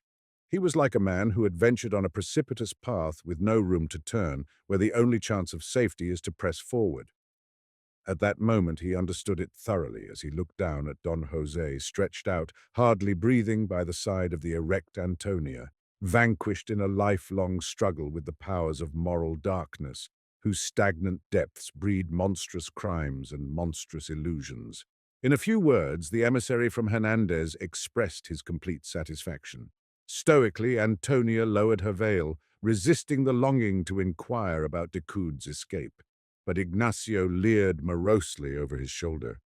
"Take a good look at the mules, mi amo," he grumbled. "You shall never see them again." Chapter 4.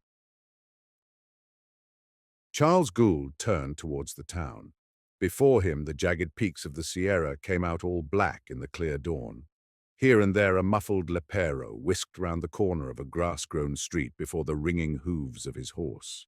Dogs barked behind the walls of the gardens, and with the colourless light the chill of the snows seemed to fall from the mountains upon the disjointed pavements and the shuttered houses with broken cornices and the plaster peeling in patches between the flat pilasters of the fronts.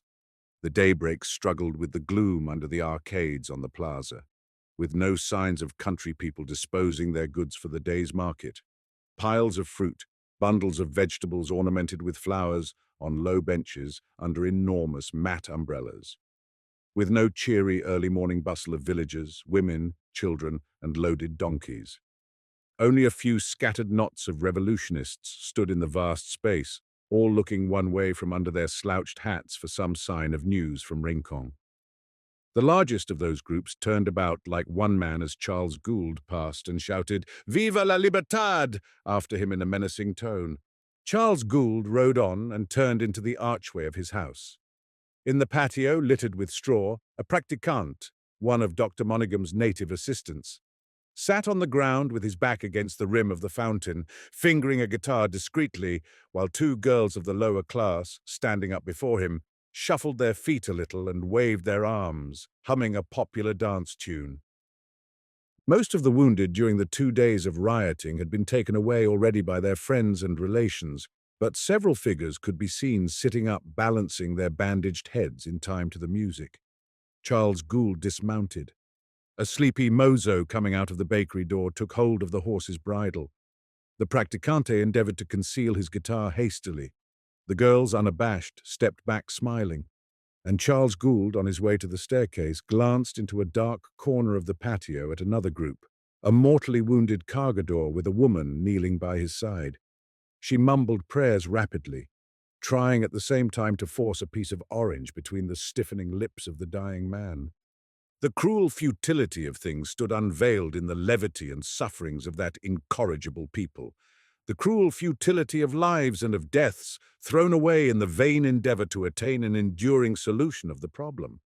Unlike Decoud, Charles Gould could not play lightly a part in a tragic farce. It was tragic enough for him in all conscience, but he could see no farcical element. He suffered too much under a conviction of irremediable folly. He was too severely practical and too idealistic to look upon its terrible humors with amusement, as Martin Decoud, the imaginative materialist, was able to do in the dry light of his skepticism. To him, as to all of us, the compromises with his conscience appeared uglier than ever in the light of failure. His taciturnity, assumed with a purpose, had prevented him from tampering openly with his thoughts, but the Gould concession had insidiously corrupted his judgment. He might have known, he said to himself, leaning over the balustrade of the corridor, that Ribierism could never come to anything. The mine had corrupted his judgment by making him sick of bribing and intriguing merely to have his work left alone from day to day. Like his father, he did not like to be robbed. It exasperated him. He had persuaded himself that, apart from higher considerations, the backing up of Don Jose's hopes of reform was good business. He had gone forth into the senseless fray as his poor uncle, whose sword hung on the wall of his study, had gone forth in the defense of the commonest decencies of organized society. Only his weapon was the wealth of the mine, more far-reaching and subtle than an honest blade of steel fitted into a simple brass guard.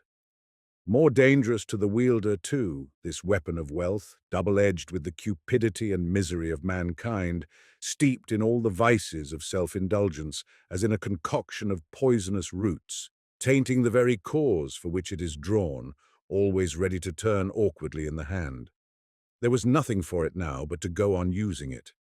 But he promised himself to see it shattered into small bits before he let it be wrenched from his grasp. After all, with his English parentage and English upbringing, he perceived that he was an adventurer in Costaguana, the descendant of adventurers enlisted in a foreign legion, of men who had sought fortune in a revolutionary war, who had planned revolutions, who had believed in revolutions.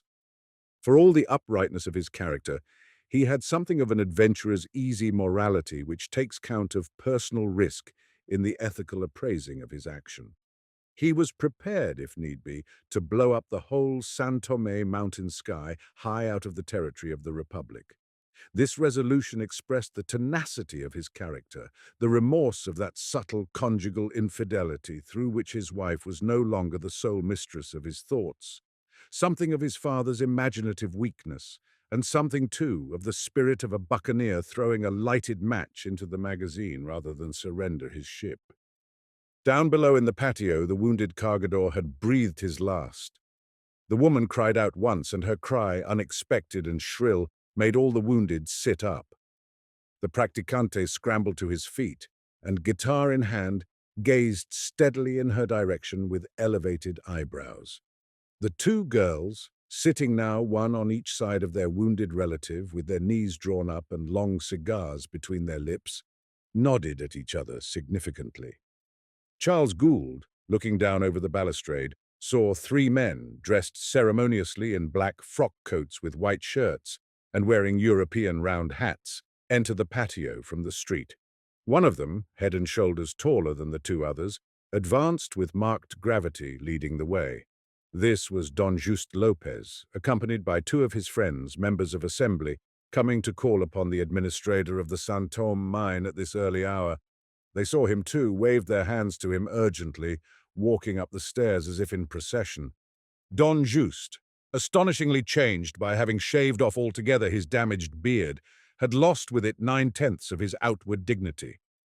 Even at that time of serious preoccupation, Charles Gould could not help noting the revealed ineptitude in the aspect of the man. His companions looked crestfallen and sleepy. One kept on passing the tip of his tongue over his parched lips. The other's eyes strayed dully over the tiled floor of the corredor, while Don Juste, standing a little in advance, harangued the Señor Administrador of the San Tomé mine. It was his firm opinion that forms had to be observed. A new governor is always visited by deputations from the Cabildo, which is the municipal council, from the Consulado, the commercial board, and it was proper that the provincial assembly should send a deputation too, if only to assert the existence of parliamentary institutions. Don Juste proposed that Don Carlos Gould, as the most prominent citizen of the province, should join the assembly's deputation. His position was exceptional, his personality known through the length and breadth of the whole republic. Official courtesies must not be neglected if they are gone through with a bleeding heart.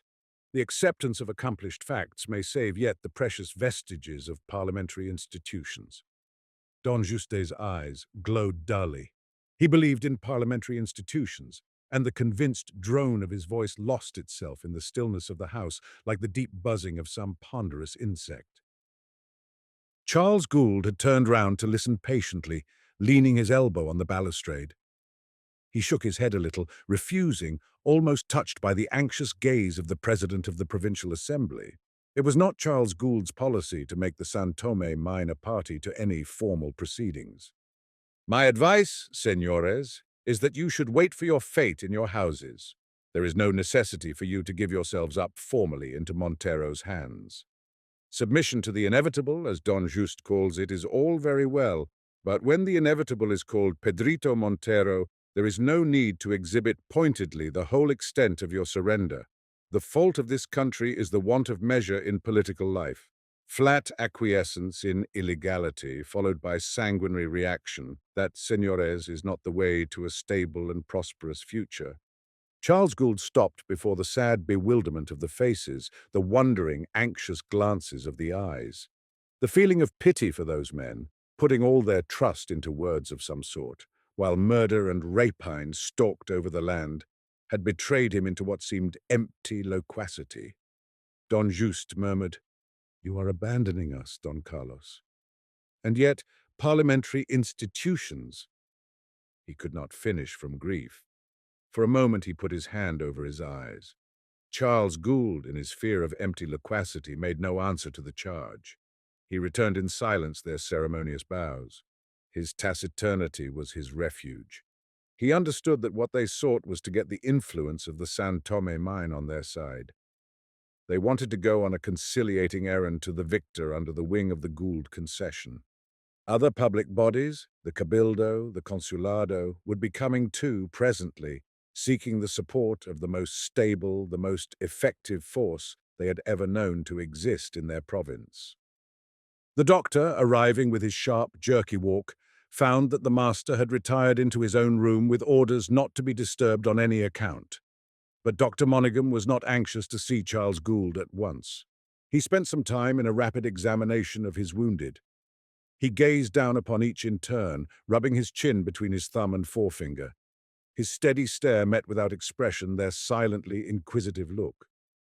All these cases were doing well, but when he came to the dead cargador, he stopped a little longer, surveying not the man who had ceased to suffer, but the woman kneeling in silent contemplation of the rigid face, with its pinched nostrils and a white gleam in the imperfectly closed eyes.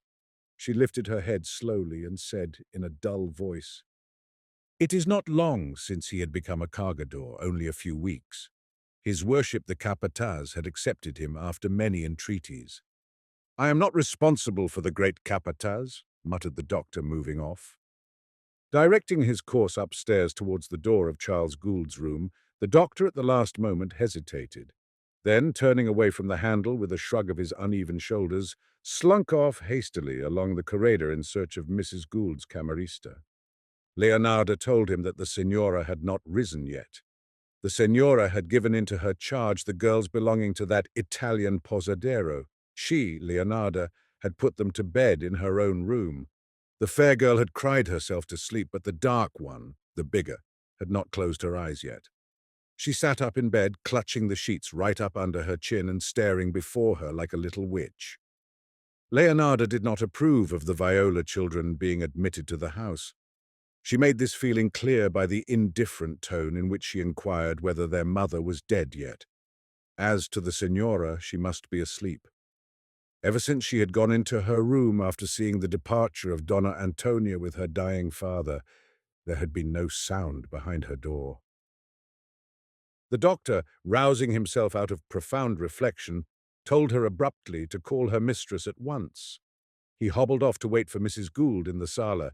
He was very tired, but too excited to sit down. In this great drawing-room, now empty, in which his withered soul had been refreshed after many arid years and his outcast spirit had accepted silently the toleration of many side-glances, he wandered haphazard amongst the chairs and tables till Mrs. Gould, enveloped in a morning wrapper, came in rapidly. "You know that I never approved of the silver being sent away," the doctor began at once, as a preliminary to the narrative of his night's adventures in association with Captain Mitchell, the engineer-in-chief, and old Viola at Sotillo's headquarters. To the doctor, with his special conception of this political crisis, the removal of the silver had seemed an irrational and ill-omened measure. It was as if a general was sending the best part of his troops away on the eve of battle upon some recondite pretext. The whole lot of ingots might have been concealed somewhere where they could have been got at for the purpose of staving off the dangers which were menacing the security of the Gould concession. The administrator had acted as if the immense and powerful prosperity of the mine had been founded on methods of probity, on the sense of usefulness, and it was nothing of the kind. The method followed had been the only one possible. The Gould concession had ransomed its way through all those years. It was a nauseous process. He quite understood that Charles Gould had got sick of it and had left the old path to back up that hopeless attempt at reform. The doctor did not believe in the reform of Costaguana. and now the mine was back again in its old path, with the disadvantage that henceforth it had to deal not only with the greed provoked by its wealth, but with the resentment awakened by the attempt to free itself from its bondage to moral corruption. That was the penalty of failure. What made him uneasy was that Charles Gould seemed to him to have weakened at the decisive moment when a frank return to the old methods was the only chance. Listening to Decoud's wild scheme had been a weakness. The doctor flung up his arms, exclaiming, "Decoud! Decoud!" He hobbled about the room with slight, angry laughs. Many years ago, both his ankles had been seriously damaged in the course of a certain investigation conducted in the castle of Saint Marta by a commission composed of military men. Their nomination had been signified to them unexpectedly at the dead of night, with scowling brow, flashing eyes, and in a tempestuous voice by Guzman Bento. The old tyrant, maddened by one of his sudden accesses of suspicion, mingled spluttering appeals to their fidelity with imprecations and horrible menaces. The cells and casements of the castle on the hill had been already filled with prisoners. The commission was charged now with the task of discovering the iniquitous conspiracy against the citizen savior of his country. Their dread of the raving tyrant translated itself into a hasty ferocity of procedure. The citizen savior was not accustomed to wait. A conspiracy had to be discovered. The courtyards of the castle resounded with the clanking of leg irons, sounds of blows, yells of pain, and the commission of high officers labored feverishly, concealing their distress and apprehensions from each other, and especially from their secretary, Father Baron, an army chaplain at that time very much in the confidence of the citizen's savior. That priest was a big, round-shouldered man, with an unclean-looking, overgrown tonsure on the top of his flat head, of a dingy yellow complexion, softly fat, with greasy stains all down the front of his lieutenant's uniform, and a small cross embroidered in white cotton on his left breast.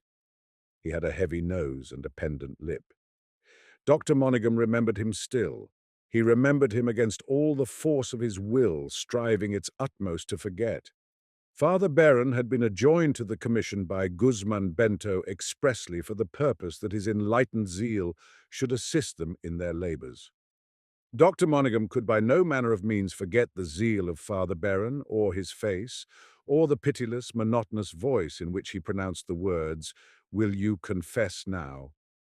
This memory did not make him shudder, but it had made of him what he was in the eyes of respectable people, a man careless of common decencies, something between a clever vagabond and a disreputable doctor.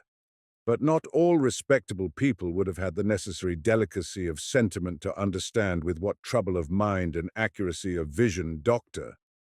Monaghan, medical officer of the San Tomé mine, remembered Father Baron, army chaplain, and once a secretary of a military commission. After all these years, Dr. Monaghan, in his rooms at the end of the hospital building in the San Tomé Gorge, remembered Father Baron as distinctly as ever. He remembered that priest at night, sometimes in his sleep. On such nights the doctor waited for daylight with a candle lighted, and walking the whole length of his rooms to and fro, staring down at his bare feet, his arms hugging his sides tightly. He would dream of Father Baron sitting at the end of a long black table, behind which in a row appeared the heads, shoulders, and epaulets of the military members, nibbling the feather of a quill pen, and listening with weary and impatient scorn to the protestations of some prisoner calling heaven to witness of his innocence, till he burst out, "What's the use of wasting time over that miserable nonsense? Let me take him outside for a while," and Father Baron would go outside after the clanking prisoner, led away between two soldiers. Such interludes happened on many days, many times with many prisoners. When the prisoner returned, he was ready to make a full confession, Father Baron would declare, leaning forward with that dull, surfeited look which can be seen in the eyes of gluttonous persons after a heavy meal. The priest's inquisitorial instincts suffered but little from the want of classical apparatus of the Inquisition.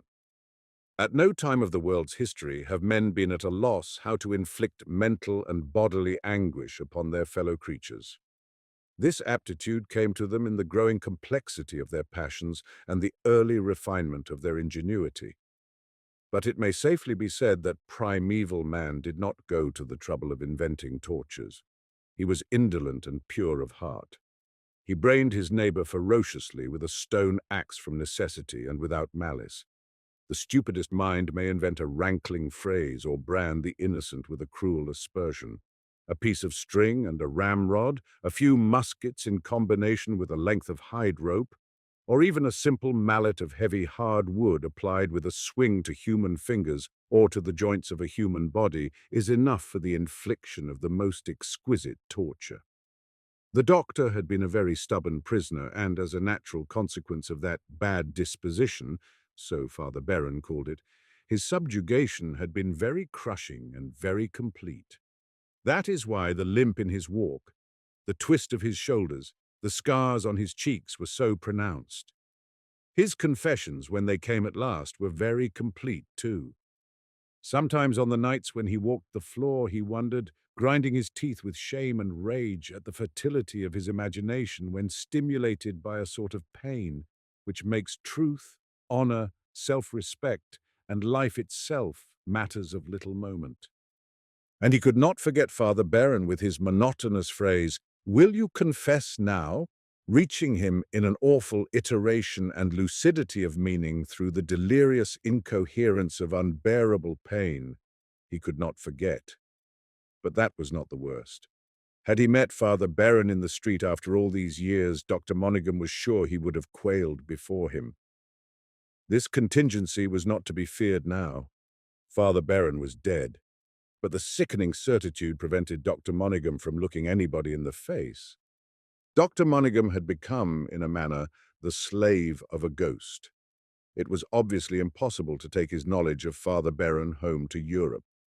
When making his extorted confessions to the military board, Dr. Monaghan was not seeking to avoid death.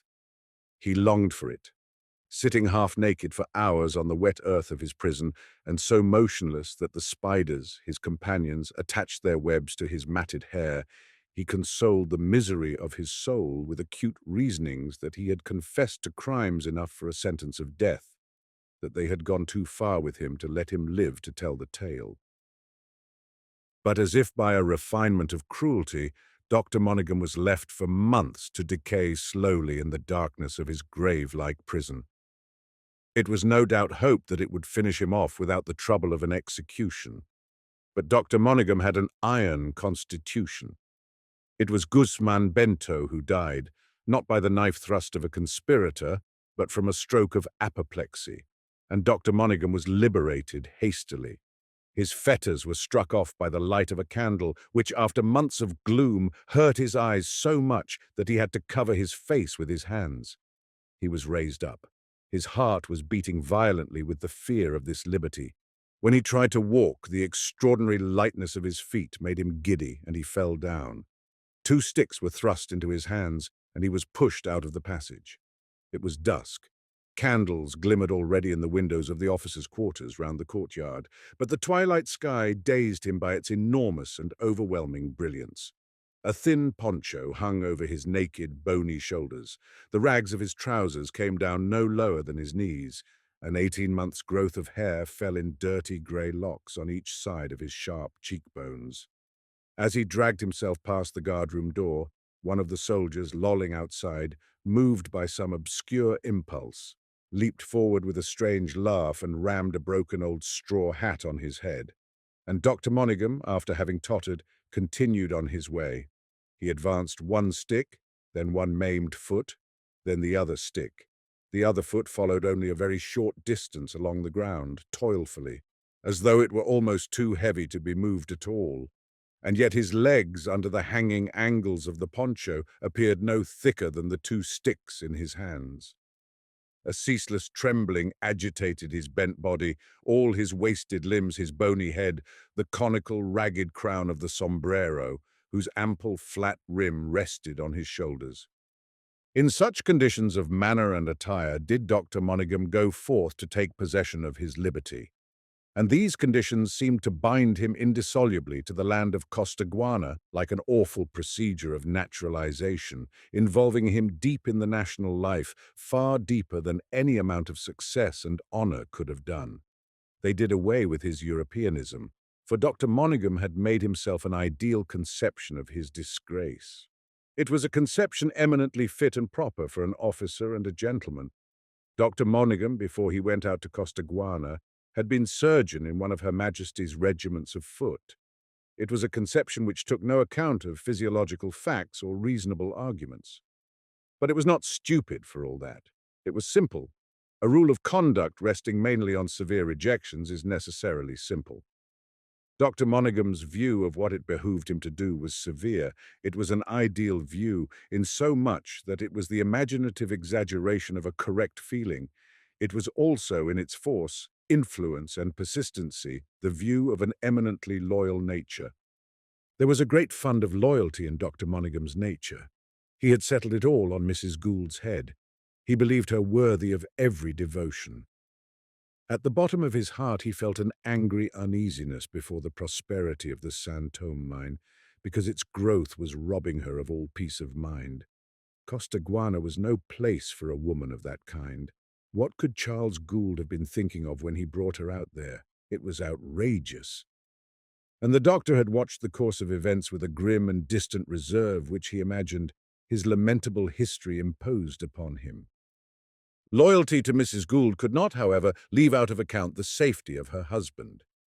The doctor had contrived to be in town at the critical time because he mistrusted Charles Gould. He considered him hopelessly infected with the madness of revolutions. That is why he hobbled in distress in the drawing-room of the Casa Gould on that morning, exclaiming, "Decoud, decoud," in a tone of mournful irritation. Mrs. Gould, her colour heightened, and with glistening eyes, looked straight before her at the sudden enormity of that disaster. The fingertips on one hand rested lightly on a low little table by her side, and the arm trembled right up to the shoulder. The sun, which looks late upon Sulaco, issuing in all the fullness of its power high up on the sky from behind the dazzling snow edge of Higuerota, had precipitated the delicate, smooth, pearly greyness of light in which the town lies steeped during the early hours, into sharp-cut masses of black shade and spaces of hot, blinding glare. 3 long rectangles of sunshine fell through the windows of the sala, while just across the street the front of the Avellanos' house appeared very sombre in its own shadow, seen through the flood of light. A voice said at the door, "What of Decoud?" It was Charles Gould. They had not heard him coming along the corridor. His glance just glided over his wife and struck full at the doctor. "You have brought some news, doctor?" Dr. Monaghan blurted it all out at once in the rough. For some time after he had done, the administrator of the San Tomé mine remained looking at him without a word. Mrs. Gould sank into a low chair with her hands lying on her lap. A silence reigned between those 3 motionless persons. Then Charles Gould spoke. "You must want some breakfast." He stood aside to let his wife pass first. She caught up her husband's hand and pressed it as she went out, raising her handkerchief to her eyes. The sight of her husband had brought Antonia's position to her mind, and she could not contain her tears at the thought of the poor girl. When she rejoined the 2 men in the dining room after having bathed her face, Charles Gould was saying to the doctor across the table, "No, there does not seem any room for doubt," and the doctor assented. "No, I don't see myself how we could question that wretched Hirsch's tale. It's only too true, I fear." She sat down desolately at the head of the table and looked from one to the other. The 2 men, without absolutely turning their heads away, tried to avoid her glance. The doctor even made a show of being hungry. He seized his knife and fork and began to eat with emphasis, as if on the stage. Charles Gould made no pretense of the sort. With his elbows raised squarely, he twisted both ends of his flaming moustaches. They were so long that his hands were quite away from his face. "I am not surprised," he muttered, abandoning his moustaches and throwing one arm over the back of his chair. His face was calm with that immobility of expression which betrays the intensity of a mental struggle. He felt that this accident had brought to a point all the consequences involved in his line of conduct, with its conscious and subconscious intentions. There must be an end now of this silent reserve, of that air of impenetrability behind which he had been safeguarding his dignity. It was the least ignoble form of dissembling forced upon him by that parody of civilized institutions which offended his intelligence, his uprightness, and his sense of right. He was like his father. He had no ironic eye. He was not amused at the absurdities that prevail in this world. They hurt him in his innate gravity. He felt that the miserable death of that poor Decoud took from him his inaccessible position of a force in the background. It committed him openly unless he wished to throw up the game, and that was impossible. The material interests required from him the sacrifice of his aloofness, perhaps his own safety too, and he reflected that Decoud's separationist plan had not gone to the bottom with the lost silver. The only thing that was not changed was his position towards Mr. Holroyd. The head of silver and steel interests had entered into Costaguana affairs with a sort of passion. Costaguana had become necessary to his existence. In the San Tomé mine, he had found the imaginative satisfaction which other mines would get from drama, from art, or from a risky and fascinating sport. It was a special form of the great man's extravagance, sanctioned by a moral intention big enough to flatter his vanity. Even in this aberration of his genius, he served the progress of the world. Charles Gould felt sure of being understood with precision and judged with the indulgence of their common passion. Nothing now could surprise or startle this great man. And Charles Gould imagined himself writing a letter to San Francisco in some such words: "The men at the head of the movement are dead or have fled. The civil organization of the province is at an end for the present. The Blanco party in Sulaco has collapsed inexcusably, but in the characteristic manner of this country. But Barrios, untouched in Cayta, remains still available. I am forced to take up openly the plan of a provincial revolution as the only way of placing the enormous material interests involved in the prosperity and peace of Sulaco in a position of permanent safety." That was clear. He saw these words as if written in letters of fire upon the wall at which he was gazing abstractedly. Mrs. Gould watched his abstraction with dread. It was a domestic and frightful phenomenon that darkened and chilled the house for her like a thundercloud passing over the sun. Charles Gould's fits of abstraction depicted the energetic concentration of a will haunted by a fixed idea. A man haunted by a fixed idea is insane. He is dangerous, even if that idea is an idea of justice. For may he not bring the heaven down pitilessly upon a loved head? The eyes of Mrs. Gould, watching her husband's profile, filled with tears again. And again she seemed to see the despair of the unfortunate Antonia. "What would I have done if Charlie had been drowned while we were engaged?" she exclaimed, mentally with horror. Her heart turned to ice, while her cheeks flamed up as if scorched by the blaze of a funeral pyre consuming all her earthly affections. The tears burst out of her eyes. "Antonia will kill herself!" she cried out. This cry fell into the silence of the room with strangely little effect. Only the doctor, crumbling up a piece of bread with his head inclined on one side, raised his face, and the few long hairs sticking out of his shaggy eyebrows stirred in a slight frown. Dr. Monaghan thought quite sincerely that Decoud was a singularly unworthy object for any woman's affection. Then he lowered his head again, with a curl of his lip, and his heart full of tender admiration for Mrs. Gould. "She thinks of that girl," he said to himself. "She thinks of the Viola children. She thinks of me, of the wounded, of the miners. She always thinks of everybody who is poor and miserable. But what will she do if Charles gets the worst of it in this infernal scrimmage those confounded Avellanos have drawn him into? No one seems to be thinking of her." Charles Gould, staring at the wall, pursued his reflections subtly. "I shall write to Holroyd that the San Tomé mine is big enough to take in hand the making of a new state. It'll please him. It'll reconcile him to the risk." But was Barrios really available? Perhaps. But he was inaccessible. To send off a boat to Cayta was no longer possible, since Sotillo was master of the harbor and had a steamer at his disposal. And now, with all the Democrats in the province up and every Campo township in a state of disturbance, where could he find a man who would make his way successfully overland to Cayta with a message, a 10 days' ride at least? A man of courage and resolution who would avoid arrest or murder, and if arrested would faithfully eat the paper. The capataz de cargadores would have been just such a man, but the capataz of the cargadores was no more. And Charles Gould, withdrawing his eyes from the wall, said gently, "That Hirsch, what an extraordinary thing! Saved himself by clinging to the anchor, did he? I had no idea that he was still in Sulaco. I thought he had gone back overland to Esmeralda more than a week ago. He came here once to talk to me about his hide business and some other things. I made it clear to him that nothing could be done." "He was afraid to start back on account of Hernandez being about," remarked the doctor. "And but for him we might not have known anything of what has happened," marveled Charles Gould. Mrs. Gould cried out, "Antonia must not know. She must not be told. Not now." "Nobody's likely to carry the news," remarked the doctor. "It's no one's interest. Moreover, the people here are afraid of Hernandez as if he were the devil." He turned to Charles Gould.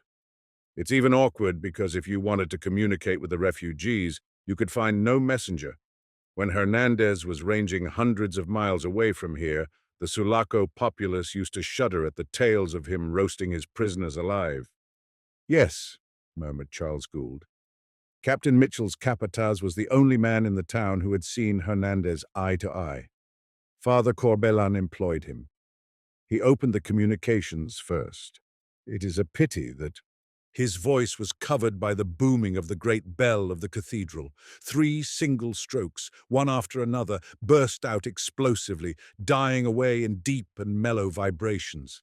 And then all the bells in the tower of every church, convent, or chapel in town, even those that had remained shut up for years, pealed out together with a crash.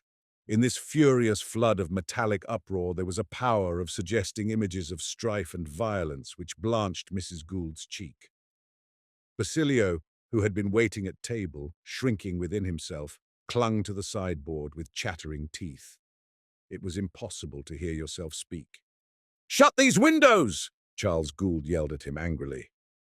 All the other servants, terrified at what they took for the signal of a general massacre, had rushed upstairs, tumbling over each other, men and women, the obscure and generally invisible population of the ground floor on the 4 sides of the patio.